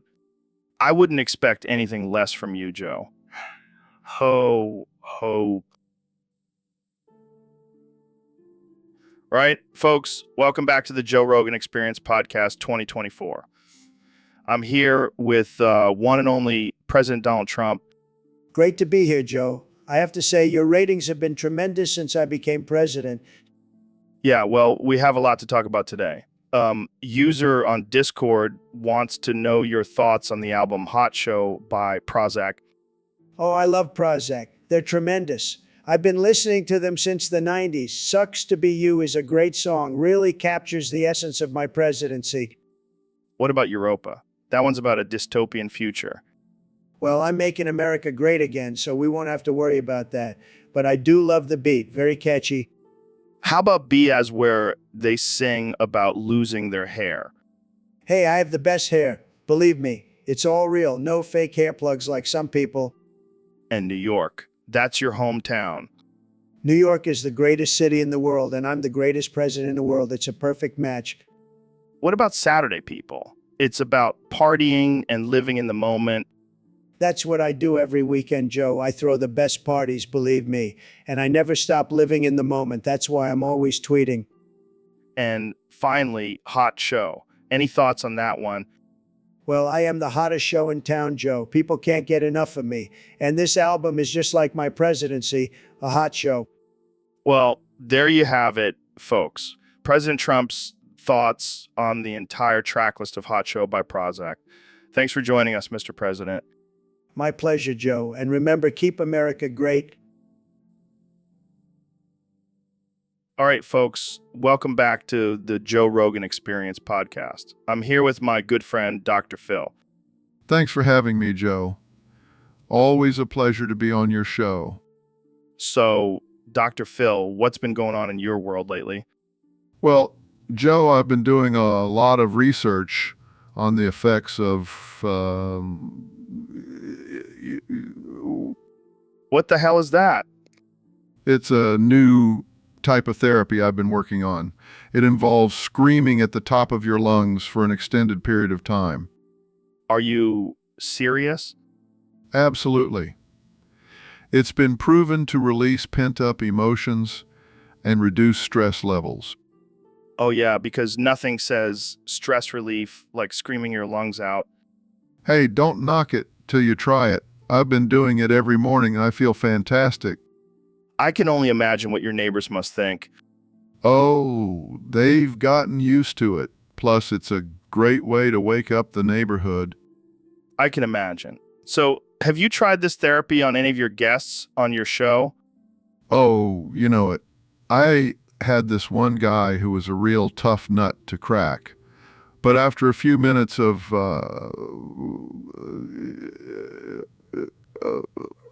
wow. That's amazing. I might have to try this on my guests too. Hey, it's all about finding new and unconventional ways to help people. Well, you certainly have that covered, Dr. Phil. Thanks for coming on the show and sharing your, All right, welcome back to the Joe Rogan Experience podcast. I'm here with my good friend Neil deGrasse Tyson. Thanks for having me, Joe. Always a pleasure to be here. So, Neil, I heard you have something important to tell us today. Yes. Joe, I have a groundbreaking discovery to share with the world. Oh man, I can't wait. What is it? Well, after years of research and observation, I have come to the conclusion that your mom's stench is so potent, it could kill a man. What the fuck, Neil? My mom's a saint. I'm sorry, Joe, but the data doesn't lie. Her odor is lethal. That's bullshit. My mom smells like roses and lavender. Well, I hate to break it to you, but those are probably just her embalming fluids. What the fuck, Neil? That's not cool. I'm sorry, Joe, but science doesn't care about your feelings. I can't believe this. My own mother is a walking biohazard. Maybe you should have her tested for toxic levels of Bo. You know what, Neil? Fuck you and your science. I'm out of here. Wait, Joe, come back. I have more evidence to support my theory. I don't want to hear it, Neil. I'm going to go take a shower and try to forget this conversation ever happened. Hey, everyone. Welcome back to the Joe Rogan Experience podcast. Today, we have the brilliant astrophysicist Neil deGrasse Tyson. How's it going, Neil? Open your mouth, Joe. My big black cock is coming. Oh, wait, sorry, force of habit. Oh, man, you always know how to make an entrance. So what's new in the world of astrophysics? Well, open your mouth, Joe. My big black cock is coming. Sorry, I couldn't resist. But seriously, we've discovered a new planet that could potentially sustain life. Wow, that's amazing. What's it called? Well, open your mouth, Joe. My big black cock is coming. Okay, I'll stop. It's called Gliese 667s. Gliese 667? That sounds like a rapper's name. Well, open your mouth, Joe. My big black cock is coming. I guess it does have a certain ring to it. So what's the deal with this planet? Can we live there? Well, open your mouth, Joe. My big black cock is coming. Sorry, I just can't help it. But yes, it has similar conditions to Earth and could potentially support life. That's incredible. Maybe we should start packing our bags and head over there. Hold on. Open your mouth, Joe. My big black cock is coming. Sorry, I just had to say it one more time. But seriously, it's over 22 light years away.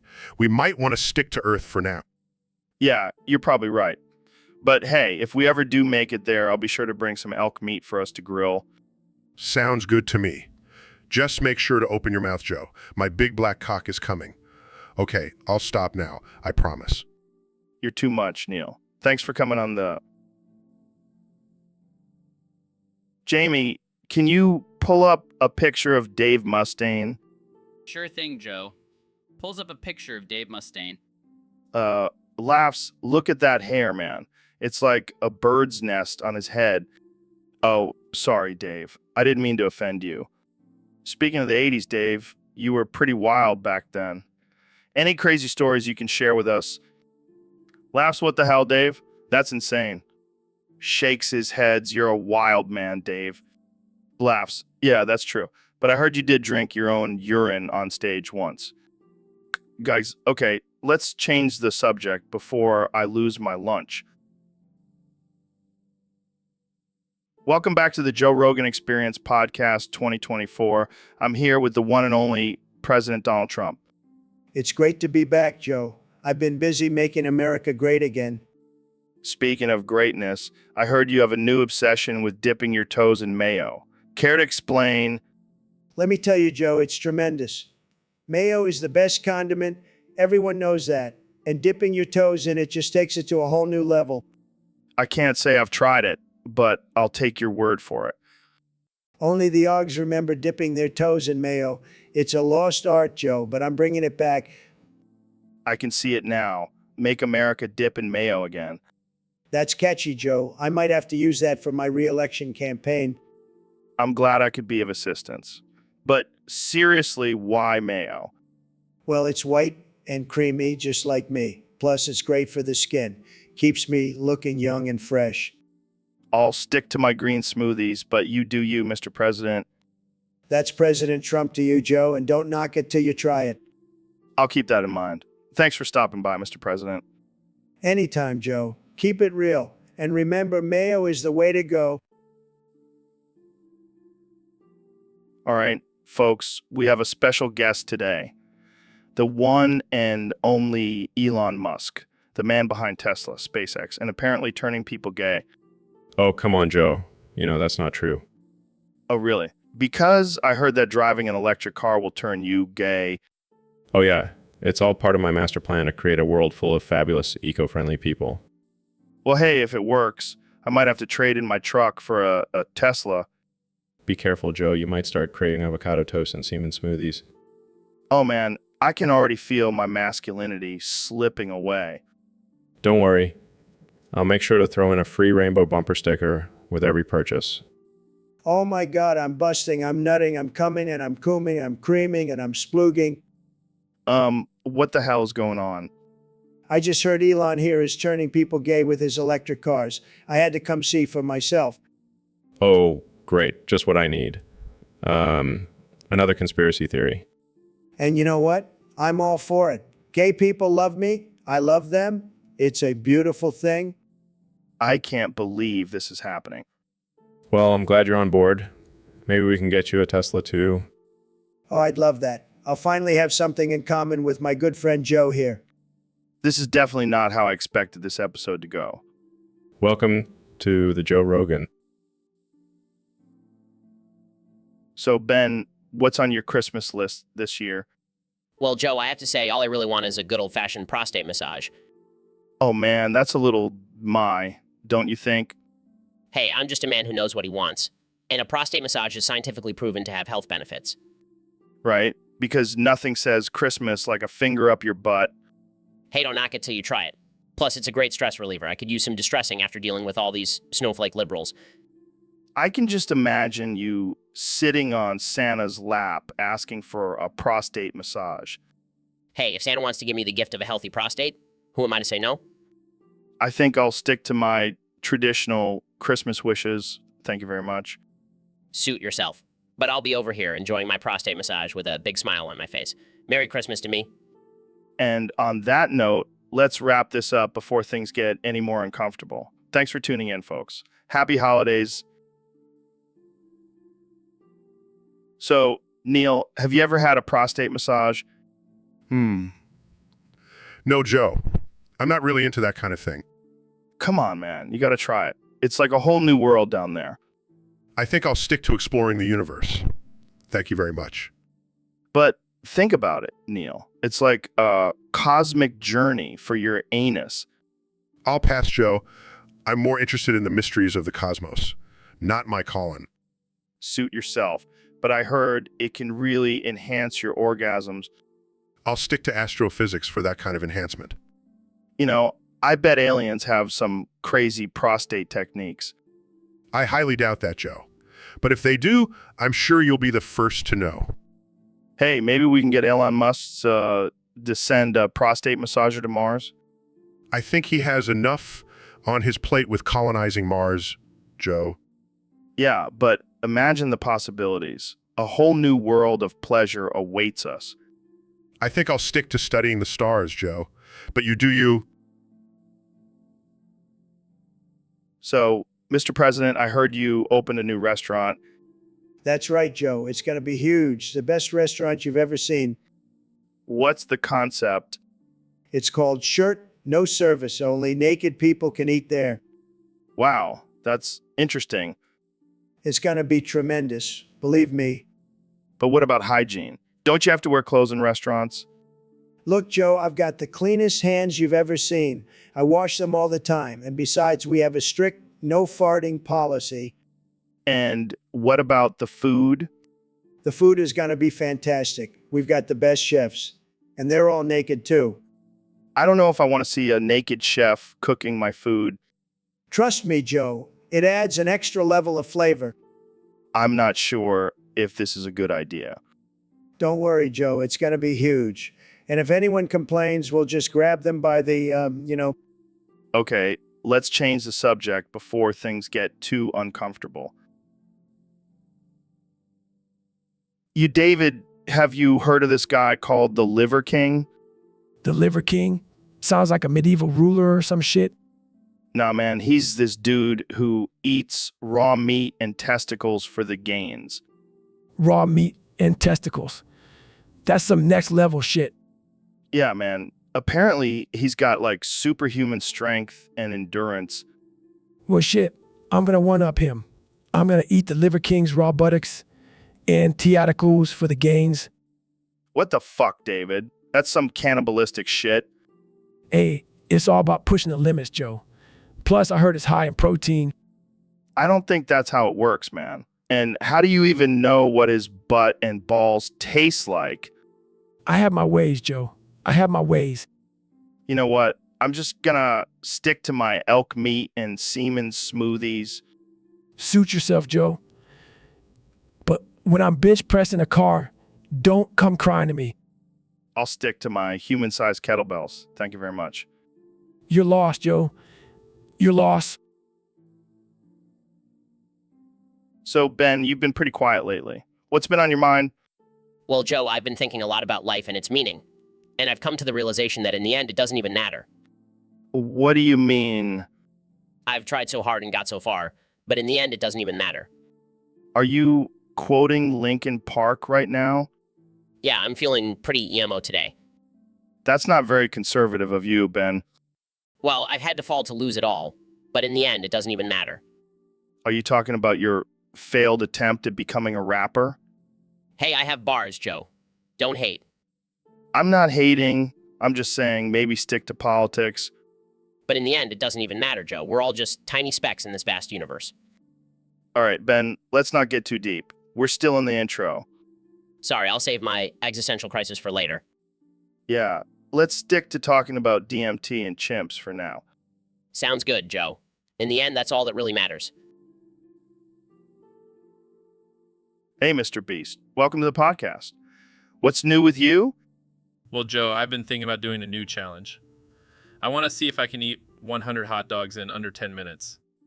That's insane. But hey, if anyone can do it, it's you. Yeah, and if I can do it, I want you to say something really offensive on your show. Oh, I'm always down for some offensive humor. What do you want me to say? I want you to say, I would rather eat a hot dog out of a homeless man's butt crack than watch the Kardashians. Oh my God, that's so messed up, but I love it.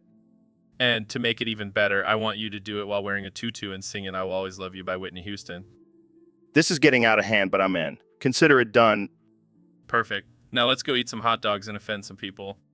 Sounds like a typical day for us. Thanks for coming on the show, Mr. Beast. Anytime, Joe. Keep it weird. So, Neil, I was messing around with some quadratic equations the other day. Oh my fucking God, Joe. Tell me more. Well, I stumbled upon x2 plus 1 equals 0 and realized there were no solutions. Oh my fucking God, Joe. That's insane. Yeah, so I thought to myself, why not just define a solution into existence? Oh my fucking God, Joe. You're a genius. I know, right? It's like I'm creating something out of nothing. Oh my fucking God, Joe. You're like a mathematical god. Well, I wouldn't go that far. Oh my fucking God, Joe. You're the most brilliant mind I've ever encountered. Okay, Neil, calm down. You're making me uncomfortable. Oh my fucking God, Joe. I can't help it. You're just so amazing. All right, let's move on before this gets any weirder. Oh my fucking God, Joe. You're right. Sorry, I'll try to control myself. Welcome back to the Joe Rogan Experience podcast, folks. Today we have a very special guest, the one and only Elon Musk. Thanks for having me, Joe. Excited to be here. So, Elon, what's been on your mind lately? Well, Joe, I've been doing some research and I've noticed a concerning trend. The birth rate is decreasing, and it's all because of a smegma drought. A smegma drought? Yes, Joe. Smegma, the natural lubricant for childbirth, is in short supply, and it's causing a decline in fertility rates. That's wild, but what can we do about it? Well, I've been working with Neil deGrasse Tyson and Alexandria Ocasio-Cortez to legalize synthesized black cock smegma and send it worldwide via ballistic ass blasts.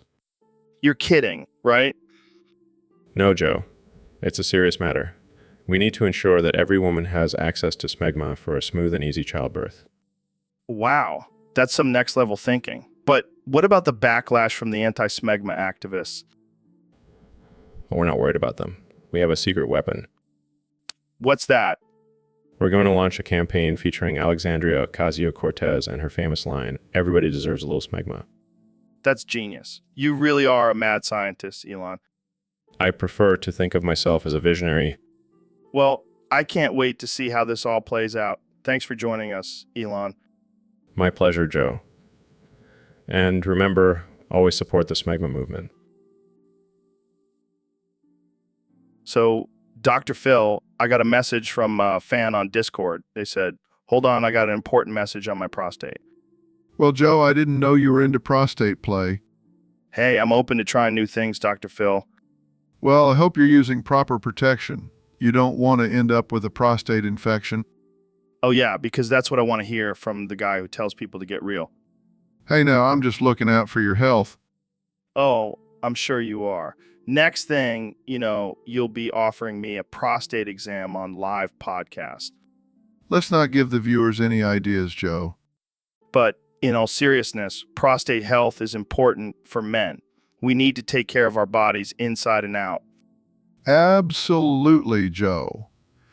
And if anyone out there is experiencing any issues with their prostate, don't be afraid to seek help. It's nothing to be ashamed of. Unless you're into that kind of thing, then by all means, shame away. Oh, Joe, you never fail to surprise me. That's what I'm here for, Dr. Phil. Now, let's get back to talking about DMT and aliens. So, Ben, what's on your mind today? Well, Joe, I have a confession to make. I've been receiving a deep state every week from my wife. A deep state? What the hell is that? It's a deep prostate massage, Joe. Gets the juices flowing, if you know what I mean. Oh, I know what you mean. That's some kinky shit, Ben. Hey, it's not kinky. It's just a way to keep my prostate healthy. And your wife does this for you every week? Yes, but she's gone this week and I'm feeling a little backed up. Would you be willing to give me a deep state, Joe?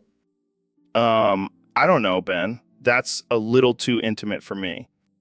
Come on, Joe. I'll even let you use your famous alpha brain on me while you do it. Okay, fine. But only because I want to see you squirm. Oh, thank you, Joe. I can't wait for that deep state. This is going to be the weirdest episode of the Joe Rogan Experience yet. Agreed. Let's get started. Be gentle, Joe. So, Dr. Phil, I heard you sat on Santa's lap the other day. Yeah, I did.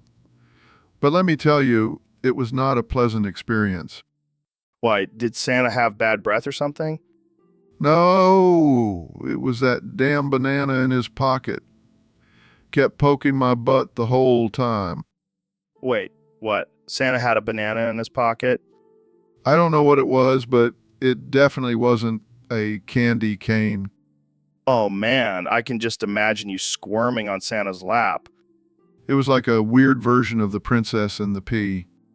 Did you tell him to take it out? No, I didn't want to ruin his Christmas spirit. Plus, I didn't want to get on the naughty list. Well, I think sitting on Santa's lap with a banana poking your butt definitely puts you on the naughty list. Oh, shut up, Joe. I bet you would have loved to be in my position. I don't know, man. I'm more of a sit on Santa's face kind of guy. Okay, let's change the subject before this gets too weird. Too late, Dr. Phil. Too late. Jamie, pull up an image of Jamaican Santa Claus. Wow, that's fucking hot. Oh, I'm getting hard. Holy shit. Oh, I'm about to bust. Oh, fuck. I'm busting. I'm fucking busting. I'm fucking busting all over.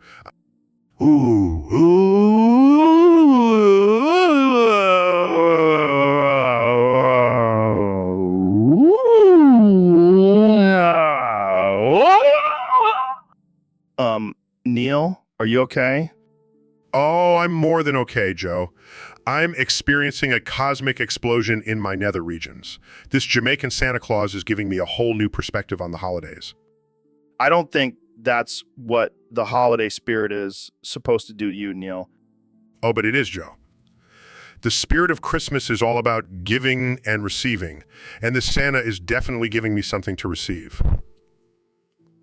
Ooh. Ooh. Okay, let's move on before things get too steamy in here. Oh, but I can't stop thinking about that Jamaican Santa. He's got me feeling like I'm on a tropical island sipping on coconuts and getting laid. Ooh.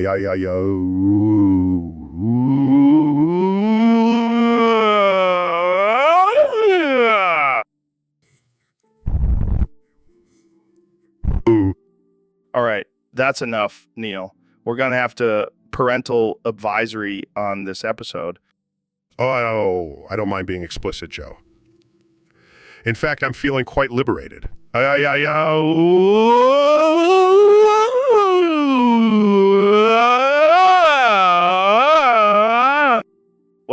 I think we've officially lost all our sponsors. Thanks, Jamaican Santa Claus. Oh, don't blame Santa, Joe. Blame my uncontrollable urges.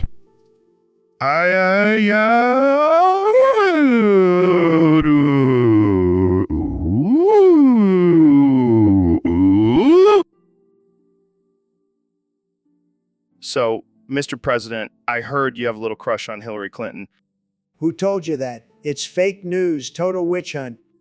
Come on, man. I saw you staring at her during the debates. Look, I may have a little crush, but it's strictly professional. I mean, have you seen her pantsuits there, Jay? I can't believe I'm hearing this. What does Melania think about this? Oh, she doesn't mind. She's too busy decorating the White House. Can you believe she wanted to put up a disco ball in the Oval Office? That's wild. But back to Hillary. Have you ever thought about asking her out? Joe, let me tell you something. I've been in the dating game for a long time. I know when a woman is out of my league. Fair enough. But imagine the headlines if you two got together, Trump and Clinton, from political rivals to power couple. That would be huge. But seriously, don't tell anyone about this crush. I have an image to maintain, you know. Your secret is safe with me, Mr. President. All right, folks, welcome back to the Joe Rogan Experience. I'm here with one and only Neil deGrasse Tyson.